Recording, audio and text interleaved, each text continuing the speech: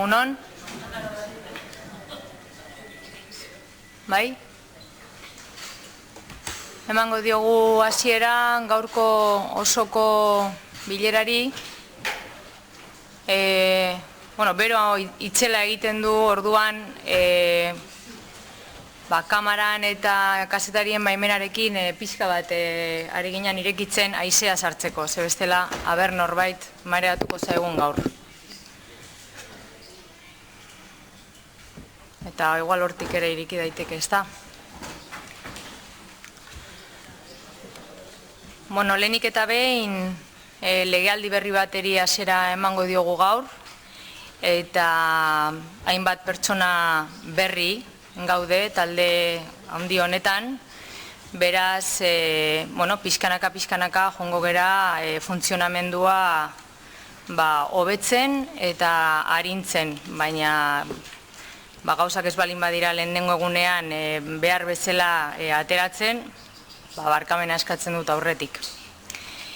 Bestalde esan, itzulpenerako badituzutela hor pinganilloak, eta honekin hasiko ginateke osoko bilkera. Aurreko akta, aprobazioa. Gai zerrendari emango diogu irakurketa. 85. puntua. Getxoko udala eratzekotan 1919ko ekainaren 15ean egindako bilerako akta onespena badago.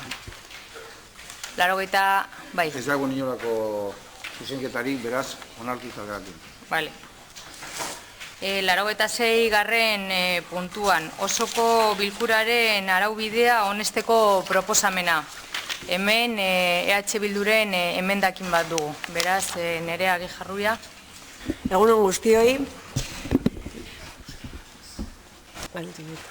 86. proposamenari emendakina. Getxoko udaleko osoko ohiko bilkurak ohikotasunez ilguztietako azkeneko ostegunetan 9:00 egingo dira lehentasunez abuztua izan ezik. EH Bilduren proposamena. Getxoko udaleko osoko bilkurak ohikotasunez ilguztietako azken ostegunetan arratsaldeko 4:00 egingo dira lehentasunez. 3 hilabeterik behin aldiz larunbat goizetan egingo dira. Zioa. Udalkudeaketa gardena eta parte hartzailea helburu izanek, ezinbestekoa da udal zinegotzien zein udal organoen jarduna herritarren beharretara egokitzea. Herritarren parte hartzea sustatze aldera. Hortaz, ezinbestekoa da herritarren lanohitura nagusiena aintzat hartzea. Udalbatzak arratsaldez eginez eta 3 hilabeterik behin udalbatzak larunbat goizean eginez.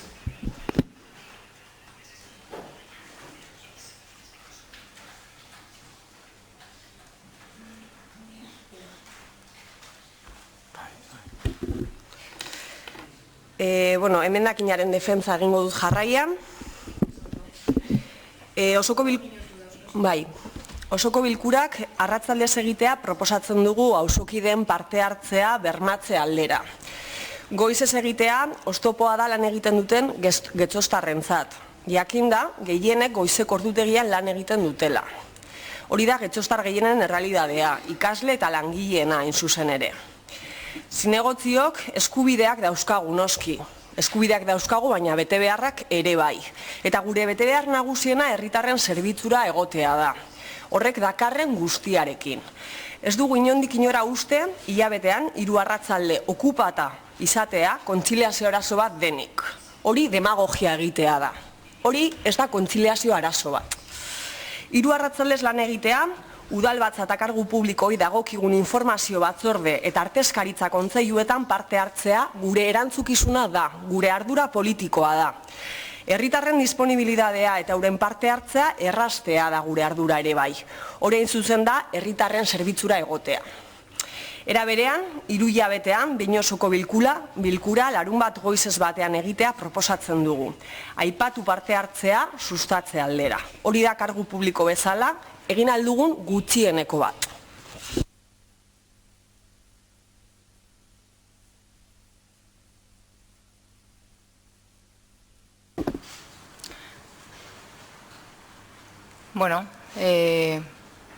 Horren hasiko gera elkarrizketa, beraz Paula Amiebak du hitza, nahi balin badu hitz egin, zuk hitz egingo duzu.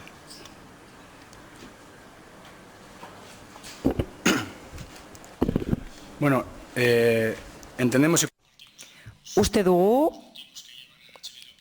EH Bilduk badituela arrazoiak proposamena egiteko. Ulertzen dugu zergatik egiten duen lana eta parte hartzea bateratzeko egiten dute proposamena. Hala eta guztiz ere kontuan hartu behar dugu batzuetan zaila dela faktore hauekin asmatzea. Hau da, pertsona batzuentzat ona dena, beste batzuentzat ez da hain ona. Horregatik ez da hain erraza jakitea zeintzuk diren ordutegi inklusiboak. Parte hartzeari dagokionez, zalantza batzuk ditugu. Izan ere, plenoak goizez egiten ziren lehen eta orain goizez egiten dira berriro eta arratsaldez egin dira bitartean, baina parte hartzea esen areagotu. Guk uste dugu garrantzitsua dela, baina agian beste ikuspegi batetik kudeatu behar dugu eta lasaitasun eta patxada handiagoz. Agian pentsatu behar dugu badaudela beste arrazoi batzuk herritarrek benetan ez parte hartzeko pleno hauetan. Agian pentsatu behar dugu nola egin dezakegun atseginagoa, politika eta inklusiboagoa. Hau da, politika hurbildu behar diegu herritarrei eta ezin diegu herritarrei eskatu politikara hurbiltzeko eta horregatik guztiagatik, azaldutakoagatik, abstenitu egingo gara emendakin honetan. Ongi, orain nahi bali badu erantzun, zure txanda izango litzateke, Carmen, ez duzu hitza hartuko. Bueno, Bilduren txandara pasatuko gara. Ez dakite nahi bali baduzu replika bat egin, Nerea Guijarrubia, Anderea? Bai, bueno, noski ordutegia ez da arrazoi bakarra parte hartzea mugatua izateko, hori argi daukagu, baina hemen ari gara proposamen konkretu bat egiten, proposamen konkretu bati, hain zuzen ere, eta ordutegia da sartzen dena jokoan. Uste dugu ordutegia beste elementu batzuekin batera, erabakigarria izan daitekela parte hartzea mugatua izateko. Eta kontziliazioa aipatzen duzuenean, uste dugu, askotan kontziliazioa aipatzen da, argumentazio edo arrazoi nagusi bezala, baina uste dugu horren atzean erosotasun eta apeta pertsonal batzuk aurkitzen direla hain zuzen ere. Gu ez gara hemen langile edo funtzionarioak, ez gara langile normalak, asko ere ez dira langile, kasu honetan, beraz uste dugu ere erantzukizun horrekin jokatu behar dugula, eta horretarako ahalik eta bide gehien zabaldu behar ditugu parte hartze hori bermatzeko. Errealitate bat da, jende gehienak, egon daitezke salbuespenak, baina jende gehienak egunez egun lan egiten du goizez, hein handi batean. Eta horrek mugatzen du ere parte hartza goizetara, jubilatuei eta langabei bakarrik ateak irekiz. Beraz, uste dugu jendartearen parte hartzea ahalik eta gehien bermatzeko, ezinbestekoa dela gure aldetik, ere instituzioaren aldetik ahalik eta neurri gehien hartzea. Eta horretan datzain zuzen ere ordutegiarena. Gero noski, moduak ere landu beharreko zerbait dira, baina uste dugu kasu honetan proposamen honek dakarrena, oztopa bat izan daitekela parte hartze aldarrikatzen dugun, askotan aldarrikatzen den parte hartze hori sustatzeko. Ongi, urrengo taldea, PPko taldea izango litzateke, espalin badute hitza hartzen, azkeneko taldea, EAJ taldea izango litzateke, ez dugu hitza hartzen. Beraz, bozketara pasatuko gineateke, aldeko botuak, aurkakoak, eta abstentzioak, PSOE eta EAJaren botuekin eta PPren botuekin bertan bera gelatzen da emendakina.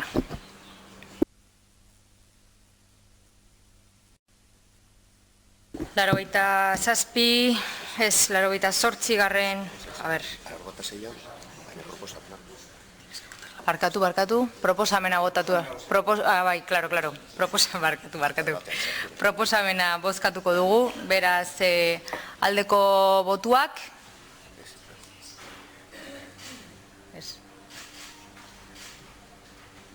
Daukaguz Podemos, EAJ, PNV, PP, PSOE eta jazta, ez da, bai. Aurka?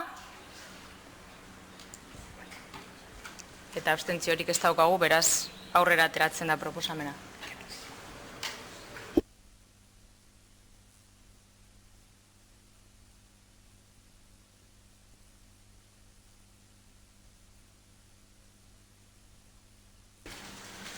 Bueno, bagoaz aurrera, pixkanaka. 87. Puntuan. Informazio batzorde iraunkorren zehaztapena eta osaketa ezartzeko proposamena. Hemen ere emendakina daukagu, 2 emendakin ditugu, bildurenak. A ti es que leer la propuesta, yo voy aceleradísima. Bai. Proposamena olea dino. Erabaki proposamena. Ondoren azaltzen diren informazio batzorde iraunkor hauek sortzea. Bakoitzari modu laburtu batean egozten zaizkion eskumen eremuarekin. Proposamen diren batzordea dire antolakuntzako informazio batzordea, hor zerrendatzen da gero bere eremua, lurraldeko informazio batzordea, herritarroko informazio batzordea eta gizarte kohesiorako informazio batzordea. Bigarrena, zeratzea informazio batzordeak udaltalde politikoen proportzioaren arabera eratzea eta osatzea, ondorengo kideak dituztela. Eusko Alderdi Jeltzaleko udaltalde politikoen aldetik 5 zinegotzi, Getxeko Alderdi Popularren udaltalde aldetik 2 zinegotzi, Euskal Herria Bildu udaltaldearen politikoaren aldetik 2 zinegotzi, PS Euskadiko Eskerra PSOE udaltaldearen politikoaren aldetik zinegotzi bat, eta Elkarrekin Podemos udaltalde politikoaren aldetik zinegotzi bat. Hirugarrena, informazio batzorde iraunkorrek ohiko bilerak egiten dituzten aldizkako maiztasuna ohiko osoko bilkuraren bilerena bera izango da. Eta bakarrik argitu gauza bat, errakuntza bateraitik ez gendun jarri antolakuntzako informazio batzordean eremuen barrean kontu orokorrarena. Hau da, informazio batzorde hau kontu orokorra kudatzen dauenean, bihurtzen da, arlo hori behartzen dau, beharrezko dan kontu orokorrei buruz informazio batzorde bat izateaz.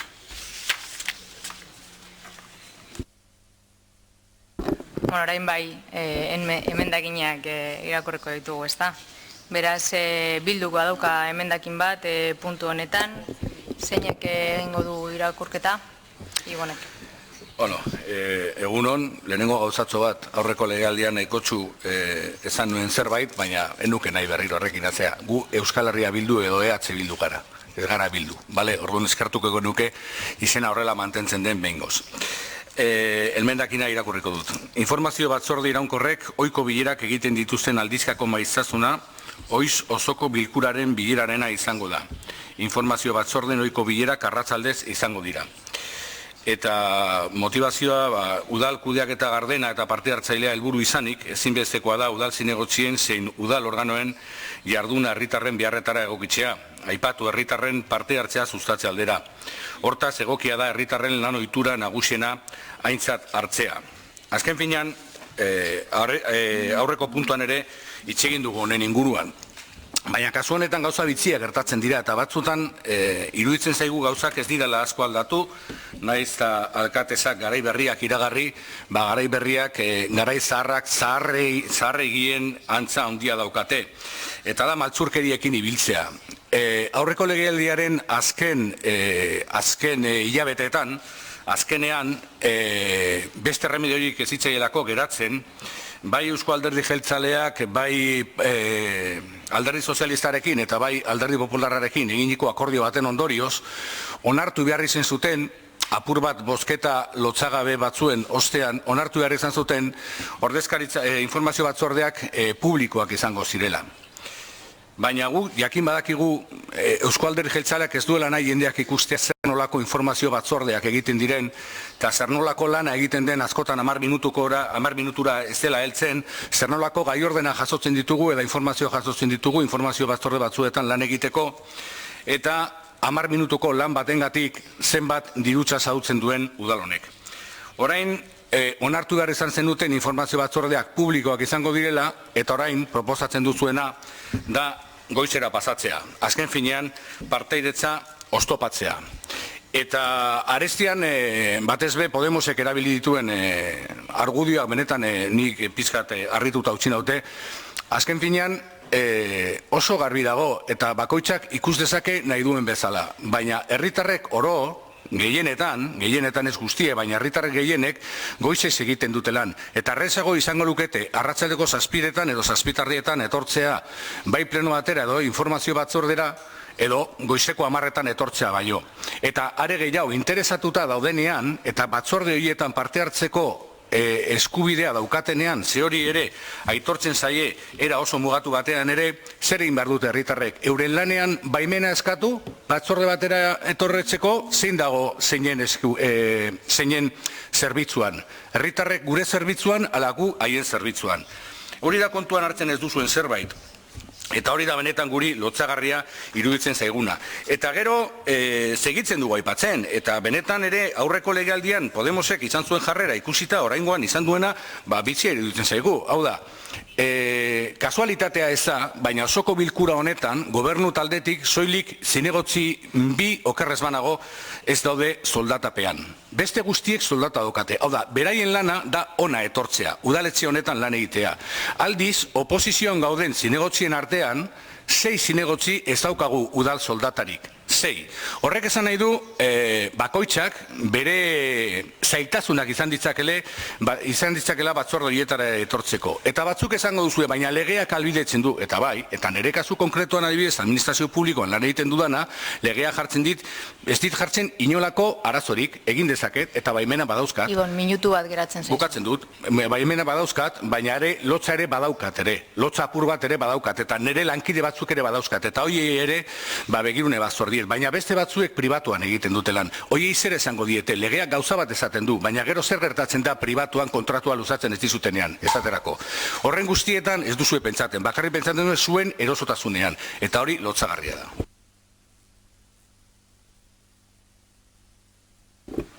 Bueno, guazen elkarrizketa egitera, Podemos taldetik hasiko gineateke. Paula Meiba, hitza hartuko duzu? Zure txanda. Bai, eskerrik asko, alkate Andrea. Bueno, buenos días a todos y a todas. Egunon guztioi, kasu honetan aurreko puntuan bezalase, bai, ulertzen dugu zergatik eskatzen den informazio batzordeak arratzaldean ospatzeko, baina herritarren parte hartzeari dagokionez zalantzak ditugu, eta horregatik sartu gara Ibonek aipatutako eztabaidan. Ziur aski aldaketa egin edo ez, agian pertsonen parte hartzea ez da areagotuko. Lehen esan den bezala batzordeak itxiak dira, ez dira atseginak eta ez dute errasten pertsonen parte hartzea eta ez dute aukerarik ematen askatasunez hitz egiteko. Izan ere, azkenengo legegintzaldian alderdi politikook ez dugu aukerarik izan parte hartzeko eta udal arautegi berriarekin ikusiko dugu nola irekiko diren udal batzorde horiek, nola egingo dira publikoak, nola egingo da publizitatea eta nola izango dira eskuragarria jendearentzat. Baina, abian jarri arte ez dakigu benetan aldaketa partziala erabilgarria eta baliagarria izango den. Ikusiko dugu horrek zer ikusia duen edo ez ordutegiarekin. Kasu honetan, abstenituko gara, gustatuko litzaigukeelako proposamena kontuan hartzea legegintzaldian zehar agian, gai honen inguruan hitz egin behar dugu berriz ere, aldaketa berri bat egiteko. Mila esker. Bueno, orain zuekideari tokatuko zitzaion hitza, ez duzu hartuko hitza, Carmen, orduan, bai, EH Bildu tokatzen zaio berriro. Bai, segituko dut. Gero bitxia iruditzen zaitere, hemen mantentzen diren jarrerak, hau da, botatzen da proposamena, eta zer esaten da, hobe da, burua eskutatzea eta zer ez esatea. Eta hori da zuek egin duzuena, ikusi dugu aurreko puntuan, eta ez dakitzeat izumatzen dugu pleno osoa berdin segituko duela, monologo bat izango baliz bezala. Baina monologo horretan segituko dugu, azken finean hori da, usten diguzuen leku apurra. En los debates de las esencias podemos... Esentzien eztabaidetan bizitza osoan egon gaitezke eta ziurazki goizera aldatzeak ez duela bermatzen herritarren parte hartzea. Argi dago, baina hala ere goizez egiteak ez du laguntzen. Hala herritarren parte hartzerako oztopoak kendu behar ditugu eta egiten dugun guztiak laguntzen du.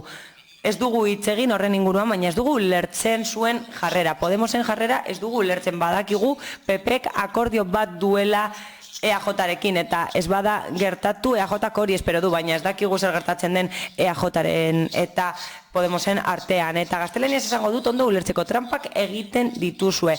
Goizera pasatu dituzue publikoak ez direlako, ez duzue onartu nahi publikoak izatea, eta hori egin duzue. Azkenean goizez izango dira jendea ezin delako etorri, eta errazagoa da pertsona batentzat oro har arratsaldez etortzea. Ziurezki salbuespenak daude, baina errazagoa da pertsona batentzat batzorde batera edo plenora etortzea 7etan, 12etan, baina horrez gain batzordeetan onartu da interesdunak etortzea. Hori da irudi juridikoa, eta horrek esan nahi du esku hartu dezaketela eta proposamenak egin ditzaketela, baina zer egingo du pertsona horrek? Baimena eskatuko du, agian administrazio publikoan emango diote, baina txanda batean, enpresa publiko bateko txanda batean, aukera emango diote proposamen bat egiteko bere etxeko patioari buruz, emango diote benetan, eskatu beharko du baimena. Hori da zuek duzuen erantzukizun zentzua, hori da zuentzat herritarrentzako zerbitzua, benetan, zuek soldata harrigarriak dituzue. Igoera bat egongo da orain, eta hala ere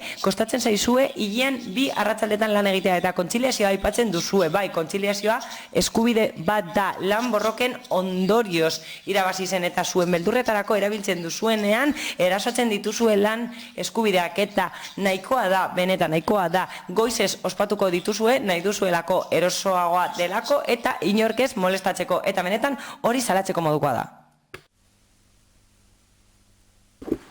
Bueno, ez daukagu ezer esateko, eta EAJ aldetik, bai. Egunon guztioi, eskerrik asko, alkate anderea. Bueno, ez da monologo bat izango. Bai. Zinegot, ez dakit esaten diat, ezin duzula hitza hartu. Lehenengo txandan parte hartzen dauena replikako eskubiderik ez dauka. Ez da replika, hau EAJaren txanda da. EAJ txanda da. Baina, txanda bat, egin da, zabaldu da behonek, ez da bai da, eta hasi da betxanda eurek zuzenketa eurena izan dalako. Aukera egon da beste guztiak parte hartzeko. Bueltatu da, ostera ona. Hori interpretazio ezberdina da, eta argitu egin barko da. Baina haiek bere txandaren igotzen balin badoaz, bere txanda izan da. Ez da horrela izaten. Orduan haiek beti bigarren txanda sartu behar dute lehenengo. Dinoiz, agortu behar da lehenengo txanda. Osa da, ordena, interbenzi, parte hartze ordena da txikitik nagusi da. Baina, zuzenketan dagozanean, aldatzen da eta lehenengoa parte hartzen dauena da zuzenketa proposatu dauena. Beraz, demagun kasu honetan. Txikiena Podemos da, baina zuzenketa EH Bildutik dator. Beraz, orden izango litzateke EH Bildu, Podemos, PSE, PP, PNV. Buelta bat eman da, eta bakarrik parte hartu du Podemos. Honek erantzun deu, berazkenengo txanda izen dana. Oraindik lehendabiziko txandan gaude 5 minututako txandan. Honek bialdiz endu berba. Proponente moduan egin du. Ez, proponente bakarri txandako ez da, eiten badau zuzenketa irakurri soilik. Eta honek zuzenketa irakurriz gain, berba egin deu, nik apunten edeko. Orduan bialdiz egin du gaizki leno. Aurrera egingo dugu. Proposamena... Bertan jartzen dauena. Bai. Proposamena, orduan proposamenera pasatuko gara.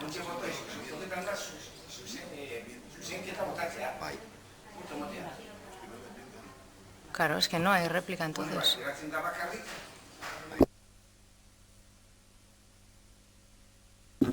Geratzen jako bakarrik parte hartu dauen lehenengo txandan, bigarrengo txandan, okera bakarra honek deki.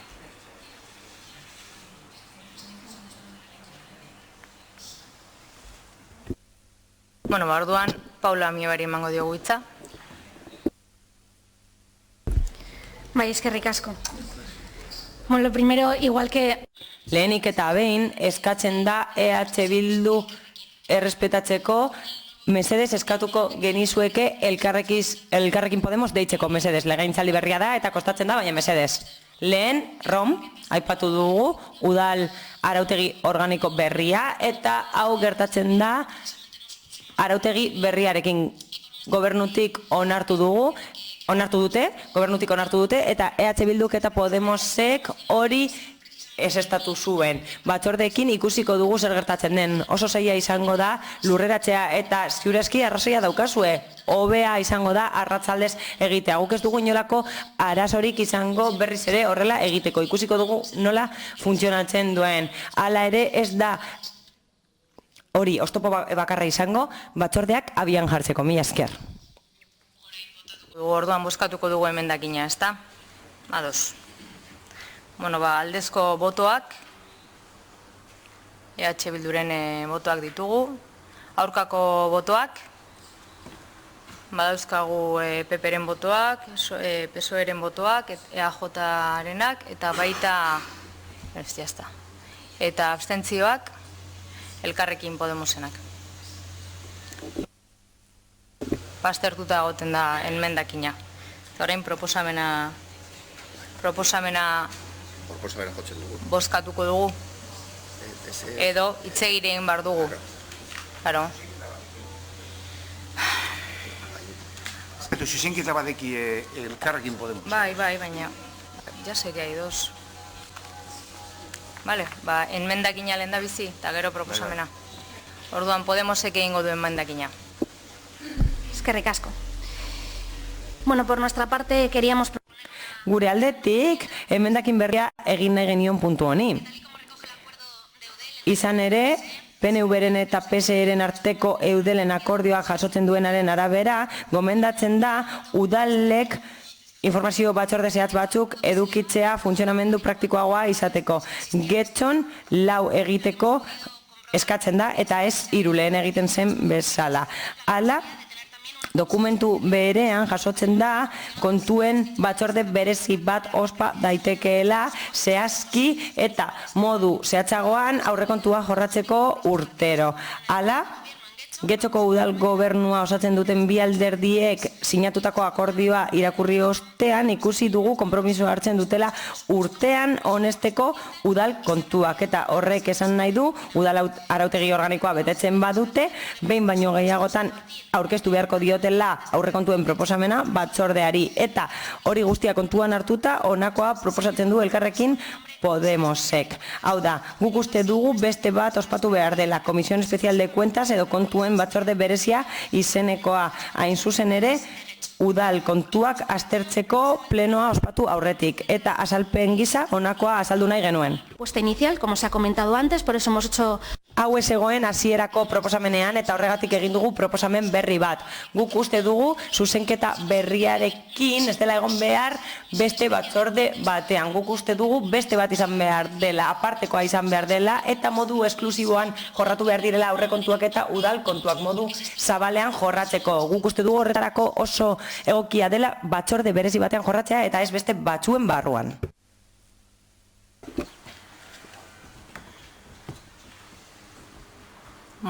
Elkarrizketara pasako dugu orain, ezta? Azalduko duzu? Elkarrizketa ontze debatea, tokauko litzaioke lehenengo Partido Sozialistari, urrengoa Bildu, urrengoa PP, eta gero EAJ, hori da. Beraz? Zuria. Bitxingo dugu, behitu. Bitxia da, osea, bapatean, batzordeak arratzaldez pasatzea ez du laguntzen parte hartzeari, orduan ez ditugu arratzaldez pasatuko, agian aurrerago egin dezakegu, goizez mantenduko ditugu, abstenituko gara, abstenituko zarete, gogoratu nahi dut, abstenitzen zaretela gure proposamenetan, baina gero gobernu taldearen proposamenetan baiezkoa ematen duzue, ez zarete abstenitu adibidez plenoaren kasuan. Eta orduan, horrek ez du laguntzen partaidetzari, aldiz, batzorde berri bat sortzea goizez, horrek laguntzen dio partaidetzari, azalpen horrek, argumentazio horrek agian azalpen luzetzoago beharko luke, guk horrela ikusita, pentsaten duguna da, kontraesan nabaria dagoela aurretik erabili duzuen argudioekin eta orain erabiltzen duzuen proposamenakin. Baina ez gara sartuko horrekin, gure asmoa, egia zateko oraindik ez dakau garbi zen horako bozka emango diogun proposamen honi. Baiezkoa eta abstentzioaren artean gaude. Baiezkoa eta abstentzioaren artean. Baiezkoa ematen bagenio da txarto ikusten ez dugulako, eta agian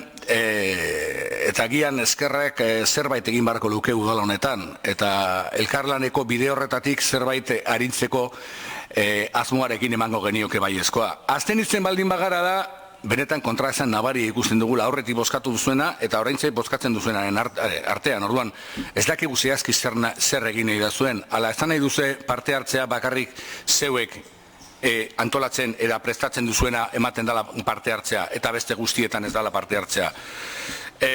Pentsatuko dugu, ikusiko dugu zenolako erantzuna ematen diguzun, nola azalpen luzea, ezateko zerraitik honek laguntzen dion parte hartzeari eta gardentasunari eta aurrekoak ez, eta horren arabera erabakiko dugu gure bozka.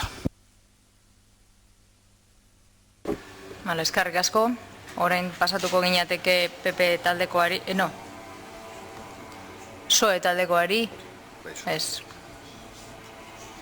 PP taldekoari, ez. Eta EAJ-ari, bai. Eskerrik asko, alkate sandaria, horretan bai, ez da? Guretzat nahikoa izan da hasieran idazkari jaunak emandako azalpenarekin eta ontzat ematen dugu beraz eginiko proposamena, beraz mediakinari ezezko bozka emango dugu. Beraz, enmendakina bozkatzera pasatuko gara, bai? Edo bigarren ronda, seguna. Bigarren txanda ingo dugu 3 minutukoa. A ber, Paula.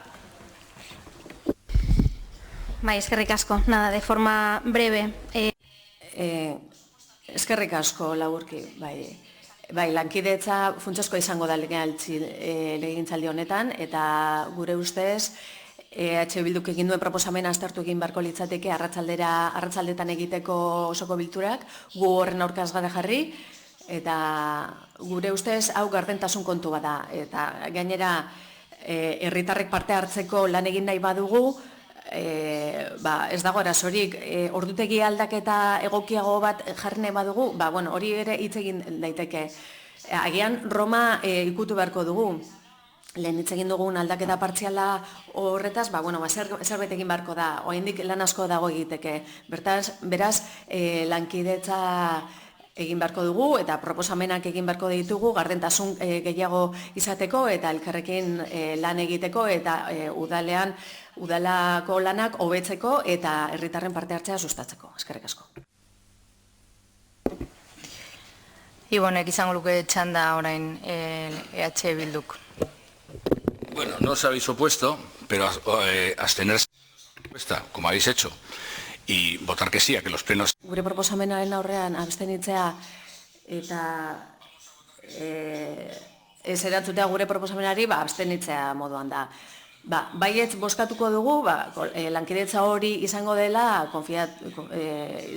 konfiatuz, eta aurreko legegintzaldian esan dugun tratu txarrak, berriz ez errepikatzeko konfiantzarekin. Beraz, zuen proposamenaren alde bozkatuko dugu, baina ikusiko dugu, gero zer bozkatuko duzuen zuek EAJ-ak ordutegien gainean egiten duen proposamenaren gainean. Ze horrek ere gauza asko zaneko du, beraz, itxarango dugu.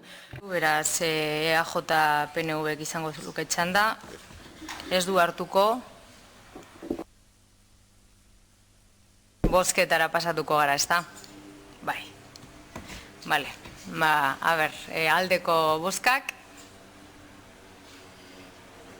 Elkarrekin Podemos eta EH Bilduk ditugu. Aurkako bozkak, dauzkagu PP, PSOE Euskadiko Ezkerra, EAJ PNV, eta abstentziorik ez guneke izango. Orain proposamena bozkatzera goaz. Bai, banoa pizkanaka. Orduan, informazio batzordeko iraunkorraren zehaztapena eta osaketa eratzeko proposamena... Hitz egin nahi duzu? Proposatzeko ez, gero txanden bozera main txando bai. Proponenterik ez litzateke egongo, orduan elkarrizketara joango ginateke.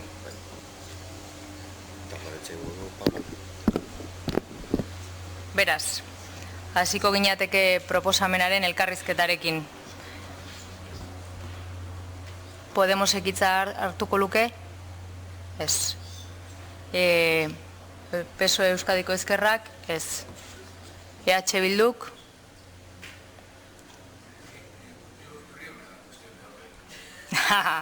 Zergatik ez duzue irakurtzen reglamentua? Lo estáis incumpliendo desde el principio. ez arete betetzen ari. Ez arete betetzen ari. Horrek ez badu hitz egiten, gainontzekoek ezin dugu hitz egin. Ez da horrela, haina azaldu zeko. Proponenterik ez balin badago, debatera pasatzen gera zuzenean.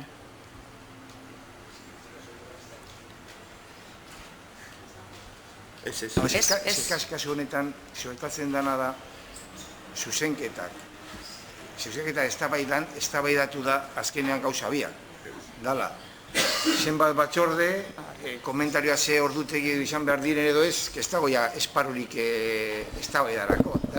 Ez, gauza bat da, emendakia bat, eta bestea gauza proposamena bera. Proponenterik ez dago, baina debatea egon daiteke proposamenean, ez da? Egon daiteke, baina hemen pasatu dana da, momentu debatea zabaltzen da, baina taldeak uste dabe, batzuk uste dabe, amaitute dagoela debatea. Momentutxu bat, behar badani erratu naiz, lehendabiziko aldian emendakinak proposamen bezala hartu ditut, eta horregatik ronda gaizki egin dut. Eta orain nire ulermena da, proponenterik ez balin badago, bai dagola ronda. Eta nik uste AJ-PNV-ek ronda horretan bai daukala hitz egiteko aukera bat, eta horretara gindua zen. Bai? Beraz, ez dute hitza erabili. Gu badaezpadan orain hitza erabili nahi dugu, gero PNV-ek erabiltzen baldin badu ezin diogu baina minutuak aurrera doaz, zuei, hori, bale. Badaezpadan hitza hartuko dugu, jarri duzuen araudi berri horrekin, orain hitza ez badugu hartzen eta gero PNV-ek edo beste edonork edo zer esaten baldin badu guk ezin dugu erantzun. Orduan, hitza hartzen dugu gero erantzuteko aukera izateko. Orain PP-ek izango luke hitza, ordenaren arabera, eta orain AJ-PNV-ek 5 minutuko hitza. Bueno, alkate esan dara, eskerrik asko, apurka joten gara truko hartzen. Bueno, apunto honetan eta proposamen honetan gure ikuspuntua emango dugu. Laneko eta etxeko eginkizunak bateragarri izan daitezen posiblea izatearen esandako ordutegia akordio proposamena egiten da, horretarako. Kontuta luki behar da, ondo dakizunez moduan, zede berdinarekin udal langileek eskubidea daukate goizeko 9:30 sartzeko beranduenez. Eta normalean ez dute lanik egiten gainera arratzaldean. Eta gure ustez ere langileen eskubideak ere bermatu egin behar dira. Y además, también se ha sacado, durante este pleno, eta gainera, osoko bilkura honetan, hitz egin da, eta bezke bilkura batzutan ere esan da, herritarren parte hartzea. Eta egiaztatu da, herritarren parte hartzea ez dela handitzen osoko bilkurak arratsaldez eginez. Streamingak ere funtzionatzen du. Beraz, osoko bilkuretan funtzionatzen du. Eta batzordeetan, streamingan zen ere sar daiteke. Eta gero, eta hau garrantzitsua da, zinegotziek uztartu dezakete legez beren lana propioa eta kargu publiko bezala duten lana. Babes legal bat dago, edozein kargu publikok lan egin dezan beren eremu pribatuan edo publikoan dagokion tokian, eta gero gainera eremu publikoan. Eta gainera, kargu publikoko lana egitea. Eta hori legez babestuta dago. Eta uste dugu hori aprobetxatu behar dela, eta udalkide guztiek hori defendatu beharko luketela edozein lanpostutan, eta edozer arazo izan ez gero, jakineraz egin beharko lukete laguntza, udalak laguntza eman diezaien. Eta hori defendatu egin beharko litzateke. Eta lehen esan dudan moduan, familia eta lana uztartzea,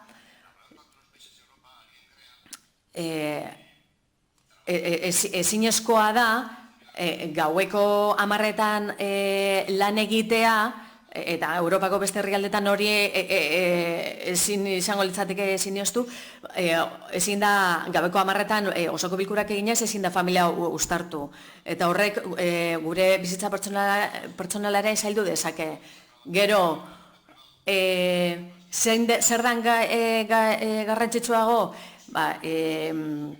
eremu partikularrean lan egiten du zinegotzi batek dietak kobratzea edo langile guztiak beren etxeetara ordu arrazitzuetan joan alizatea zer den garrantzitsua, hor ja erabaki beharko da.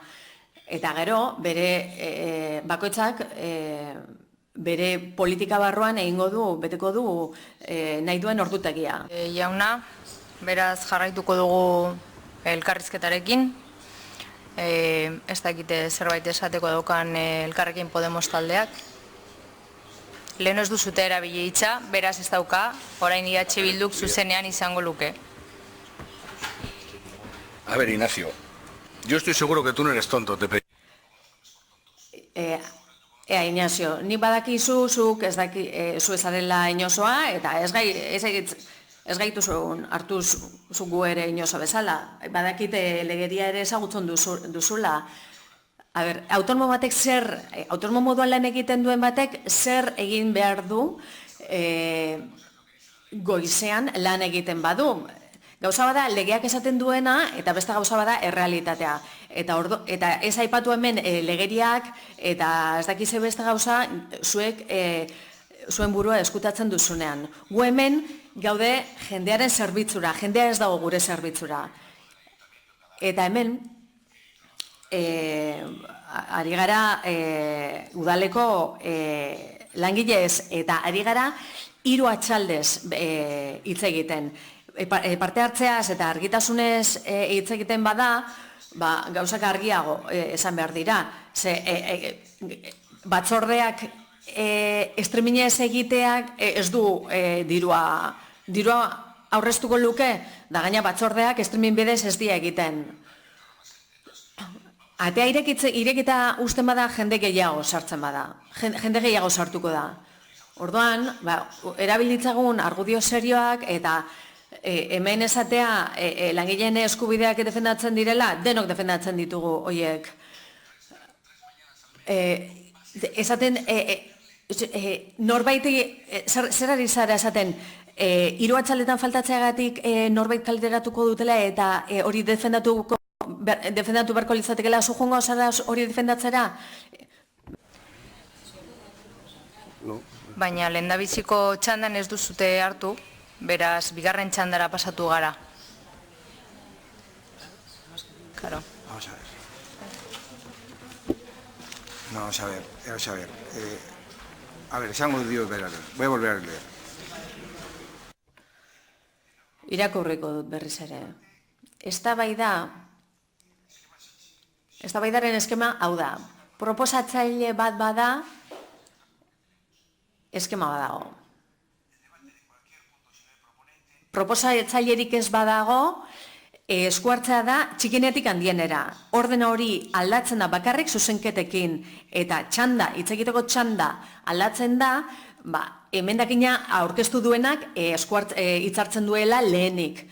Kasu honetan zuzenketa aurkeztu du EH Bilduk, orduan EH Bilduk hitzartzen du lehenik, eta gero, eta orduan ja zuzenketak amaitu dira. Eta gero ja, hasten gara proposamenarekin. Eta proposatzailerik ez dagoenez, hitzartzea da txikinetik handienera. Taldeai galdetzen hasi zarete, ez dute hitzik hartu, eta EH Bildukoak esan du, hitzartu du, esateko, hasieratik hartuko dela hitza, gero ez duelako aukerarik eukiko. Beraz, replikan, edo bigarren txandan, bakarrik hitza hartu dezakete lehenengo txandan hitza hartu dutenak. Legeriak hala esaten du argi eta garbi. Talde politiko batek ez badu hitza hartu lehenengo taldean bere postura finkatzeko, ezin izango du hitza hartu bigarren txandan. Ez dut logika azalduko, nahiko argia delako. Hori hala da. Beraz, oain, bigarren bueltan izango ginateke, replika txandan, eta lehenengo txandan taldek hitzartu dutenez, bigarren txandan, bi horiek izango dute eskubidea hitzartzeko. EH Bilduk egin du jada, eta PNVk orain izango luke bere bigarren hitzartzeko aukera. EAJ PNVren txanda izango litzateke. Bueno, ja, zorionak guzti ja erritmoa hartuta daukagula eta ja da najarrean joango da.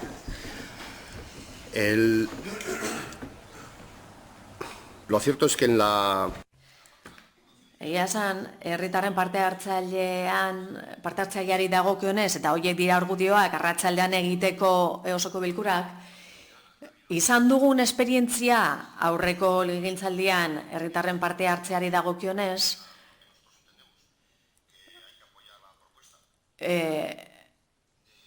eta gure ustez ikusi da ez duela parte hartzea sustatzen, eta horregatik eraman dugu osoko biltzurak goizetara. Hori da gure proposamena. Herritarren parte hartzea oso urria da, bai goizez, bai arratsaldez, normalen bakarrik etortzen dira osoko bilturen eratzeak egiten direnean. Baina normalean orokorrean ikusten da parte hartzean dirik ez dela izaten, gaur ere ari gara ikusten. Ez goizean, ez arratsaldez. Eta uztartzea, lana eta bizitza eta familia uztartzea oso garrantzitsua da gure ustez. Langile guztien bizitza uztartzea. Bai, udal honetako langileenak eta beste langileenak. Eta legeriak usten die langilei beren bizitza pertsonaleko arlo publikoko lanak eta kargu publikoak uztartzen, eta norbaitek horrekin arazo bat badu, esan beharko luke. Baina harritzen hau, eta asko harritzen hau, lan eskubideen bandera ateratzen dutenek etengabe, gero olako neurri baten aurrean atzera egitea eta horren kontra azaltzea. Gure ustez hori defendatzea oso garrantzitsua da, eta gure ustez, pertsona bakoitzak eta batez ere kargu publiko batek bere eskubideak defendatu behar ditu. Eta besteek lagundu behar diote. Asko harritzen hau eta oso jarrera kontrakorra hartzen dut. Eta harritzen hau EH Bilduk jarrera horri hartzea, baina horiek iritzi pertsonalak dira.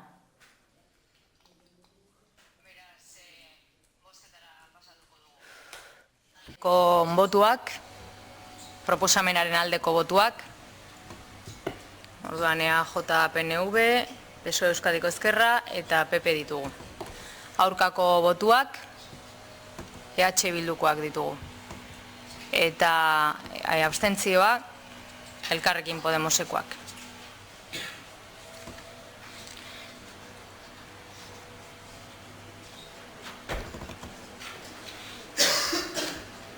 Beraz, proposamen aurrera ateratzen da.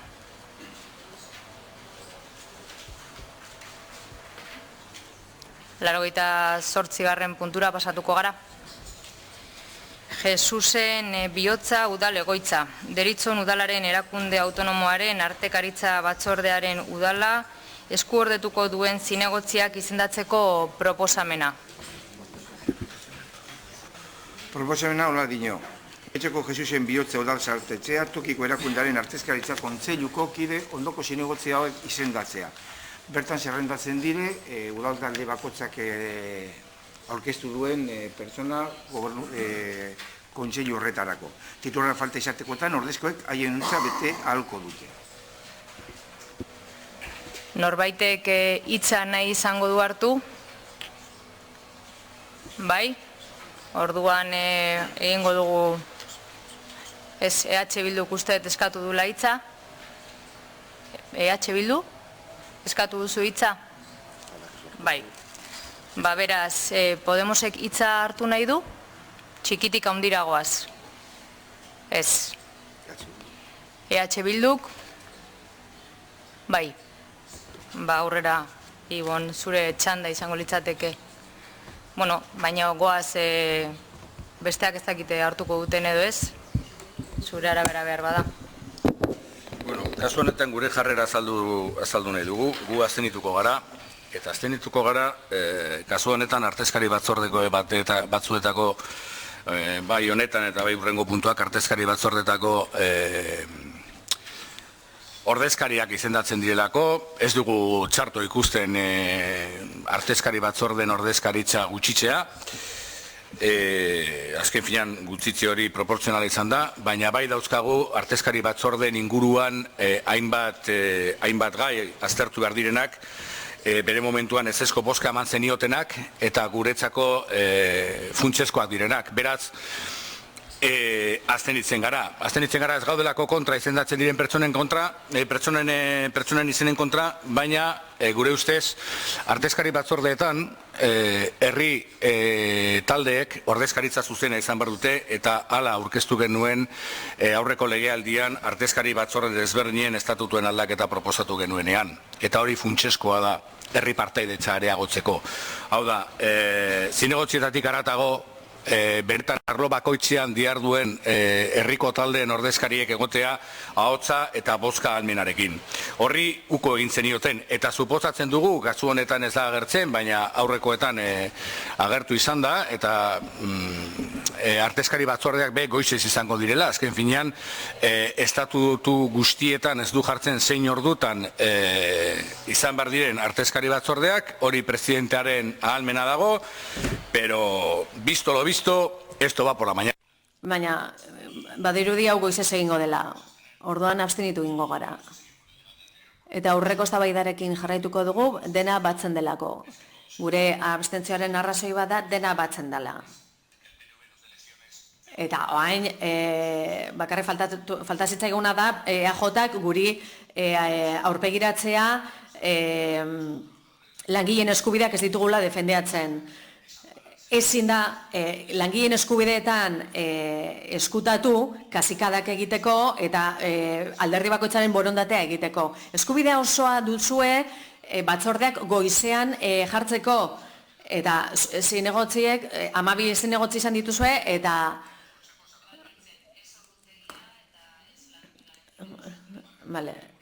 Ahora no es el tema de debate. Arrazoia, bi arrazoi nagusi dauka. Batetik, ados gaude izan jatzen diren pertsonekin, eta bestetik kontra gaude bere momentuan egintzen aldaketarekin eta artezkari batzorde hauek izango duten ordutegiarekin. Beraz, honen inguruan esaten duguna, honekin lotuta dago. Gure argudioarekin lotuta dago. Dena den bukatuko dut Arin. Lo tenéis todo el pleno derecho a poner las comisiones a la mañana, a repartir las cosas como queráis. Eskubide osoa duzue batzordeak nahi duzuen orduan jartzeko, baina eskertuko litzateke elkarrizketak bultzatuko bazenute eta zuen burua eskutatuko ez bazenute. Baina langileen eskubidetan eskubideak erabiltzea zuen erabakiai aurrez egiteko, beste motivazioak dituzten zuen erabakiai aurrez egiteko, lotzagarria da benetan. Gehiengo absolutua izan duzue, eta, erabili zuen eskubideak, baina argitasunez, ez inorren gainatu. Honek ez du zerikusirik lana eta familia uztartzeaz beste gauza batzuez ari gara. Eta lan eskubidez beste egun batean hitz egingo dugu nahi baduzu. Asko, pasatuko gineateke PP-ra, ez dakite zerbait izatea nahi duten? Si? No. Beraz, EAJ-PNV-ra, erez. Beraz, bozketara pasatuko gineateke. 88. puntuaren aldeko bozkak. Baditugu PP, badaukagu PSOE Euskadiko Ezkerra, eta badaukagu EAJ-PNV. Aurka, ez daude bozkarik, eta abstentzioak, Elkarrekin Podemos eta EH Bildu ditugu. Beraz, proposamena aurrera aterako litzateke.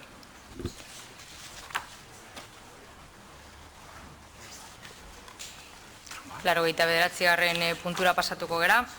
Getxoko kulturetxea deritzon udalaren erakunde autonomaren artekaritza batzordearen udala eskuordetuko duen zinegotziak izendatzeko proposamena. Proposamena hori dino, Getxoko kulturetxea tokiko erakundaren artekaritza kontseiluko kide ondoko zinegotziak izendatzea. Bertan agertzen dire, zinegotziak, ordezkoak, talen bezala titularrak falta izatekotan, ordezkoak haien utza betea halko dute. Beraz, ez dakit udal talde politiko batek hitza hartu nahi izango duen, beraz, bozketara pasatuko gara. Proposamenaren aldeko bozkak, baitugu PPkoak, PSOE Euskadiko Ezkerra eta EAJ PNV. Proposamenaren aurkako bozkak ez daude kasu honetan. Eta abstentzioak badaukagu EH Bildu eta Elkarrekin Podemos. Beraz, proposamena aurrera aterako litzateke.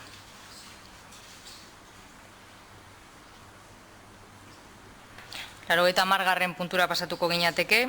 Andres Isasi Musika Eskola deritzon udalaren erakunde autonomoaren artekaritza batzordaren udala eskuordetuko duen zinegotziak izendatzeko proposamena.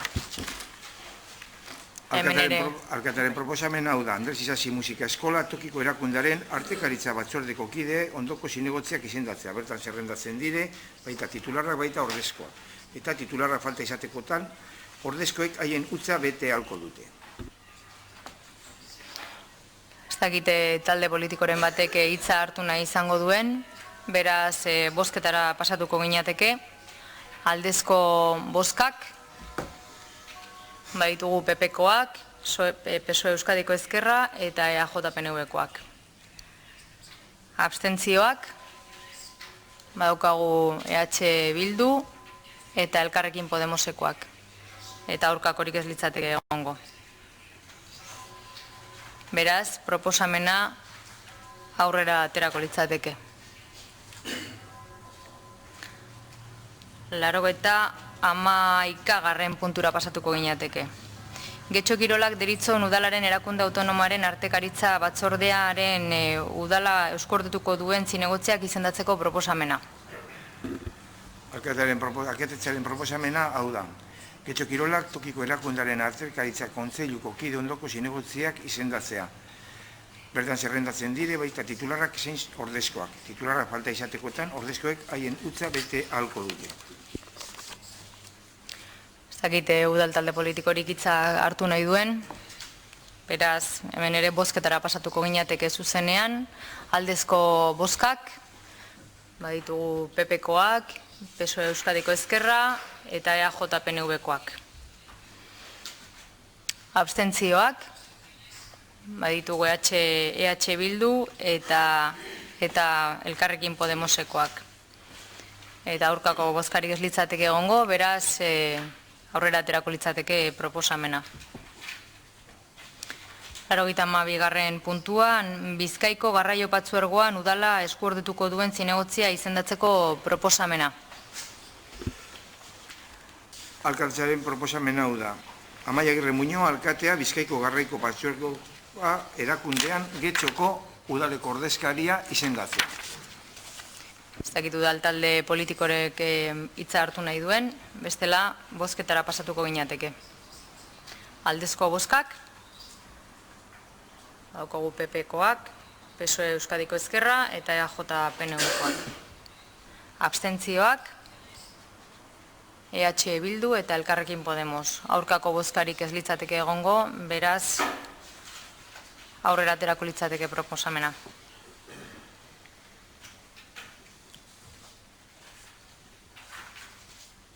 93. puntura pasatuko ginateke. Bilbao Bizkaia Urpatzuergoan udala eskuordetuko duen zinegotziak izendatzeko proposamena. Proposamena irakurriko dut eta dau zuzenketa bat EH Bildukoa. Proposamena hau da, Bilbao Bizkaia Urpatzuergo elkartean Getxoko udaleko urrengo ordezkari korporatiboak izendatzea. Titularra Joseba Arregi Martínez, Eduardo Andrade eta Carmen Díaz. Eta ordezkoak Janire Ocio, Francisco Javier Elorza eta Gonzalo Aio. Orain EH Bildu bere zuzenke emendakina irakurtzea pasatuko litzateke. 93. proposamenari emendakina. Bilbao Bizkaia Urpatzuergoan udala eskuordetuko duen zinegotzia izendatzeko proposamena. Gure proposamena. Bilbao Bizkaia Urpatzuergo elkartea, Getxoko udaleko urrengo ordezkari korporatiboak izendatzea. Titularrak, Joseba Arregi Martínez, Eduardo Andrade Aurrekoetxea, Ibon Rodríguez Larrinaga. Zioa. Oraingoan proposatzen ez den bezala, Urpatzuergoan ordezkaritza izan dute Getxoko lehen 3 indar politiko nagusiek. Hortaz, oraingoan EH Bildu talde politikoari dagokio 3. ordezkari erdiestea. Ordezkaritza maila izan da orain arteko irizpide izendapen horiek egiteko. Beraz, justifikazio nahikorik egon ezean, horrela izaten jarraitzeko eskaria egiten dugu. Bestalde, Bizkaiko udalez gaindiko eremuko erakundeak, araupetzeari buruzko martzoaren 30/1985/3 foru arauan oinarrituta eta bereziko 9D artikuluan eta 32. araubideak azaltzen duen bezala, proportzionaltasuna gorde behar da. Beraz, elkarrizketara pasatuko ginateke, txikiena hasiko litzateke, bera. Bera, ez da? Bai, bera. Bai, berak defendatzeko 5 minutu izango luke. Bueno, esan bezala, oraingoan, proposatzen ez den bezala, azken urteetan urpatzuergoan ordezkaritza izan duten talde politikoek, Getzoko lehen 3 indar politikoak izan dira. Beraz, kontuak ez bazaizkigu ies egiten, EH Bildu talde politikoari dagokio 3. ordezkari hori izatea. 3. indarra baikara. Ordezkaritza maila izan da orain arteko irizpidea, gaien duen irizpidea, eta uste dugu ez dagoela inondik inora justifikaziorik hori beste modu batean izateko.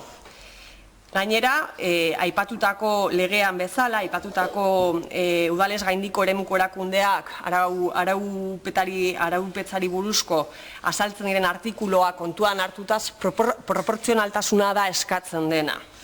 Eta hori ez da gordetzen, proportzionaltasuna hori ez da gordetzen inondik inora, gaur bozkatzera dakargun edo dakar zuen proposamen horretan. Proposamen horrek erabat baztertu egiten duelako udalerri honetako 3. indarra den EH Bildu taldea. Orain arte, esan bezala, Patzuergoan lehenengo 3 indar politikoa, baina oraindik zergatik ez da horrela, zein da arrazoi nagusia. Ez gara tontoak, badakigu akordio politiko bat erdietzi dela, legegintzaldi osora zabaldu dena, baina horrek inondik inora ez du justifikatzen EH Bildu taldea 3. indar politikoa baztertzea. Akordio politiko baten ondorioz baztertu egiten gaituzue, eta hori da, azken finean gertatu dena proposamen honetan, izen ere PSeri ordezkaritza ematen diozue, gu baino 1891 boska baino gutxiago dituen arren. Osoko bilkura honetan, EAJ eta PSren boskak batuz putxerazo bat ematen ari zarete. Eta ongi dakizue, erabaki horrekin egiten duzuen bakarra dela, herritarren borondatea lapurtzea udal hauteskundetan babesa eman diguten 6.311 getxostarrei hain zuzen ere. Evidentemente, eso es una respuesta de anulación política. Noski, anulatu nahi gaituzue, hau da, baztertu nahi gaituzue molestatzen dugulako espazio batzuetan, horrelako proposamenak ekartzen dituzue plenora, eta bozkatzera ekarri dituzue, baina mezu politikoa argi dago, eta zuek helarazi nahi duzuen mezu politikoa argi dago, baina kontuan hartu mezu politiko guztiek dutela euren erantzuna. Eskerrik asko, aurrera egingo dugu, txanda Elkarrekin Podemos taldeari tokatuko litzaioke, Inazuk hartuko duzu hitza.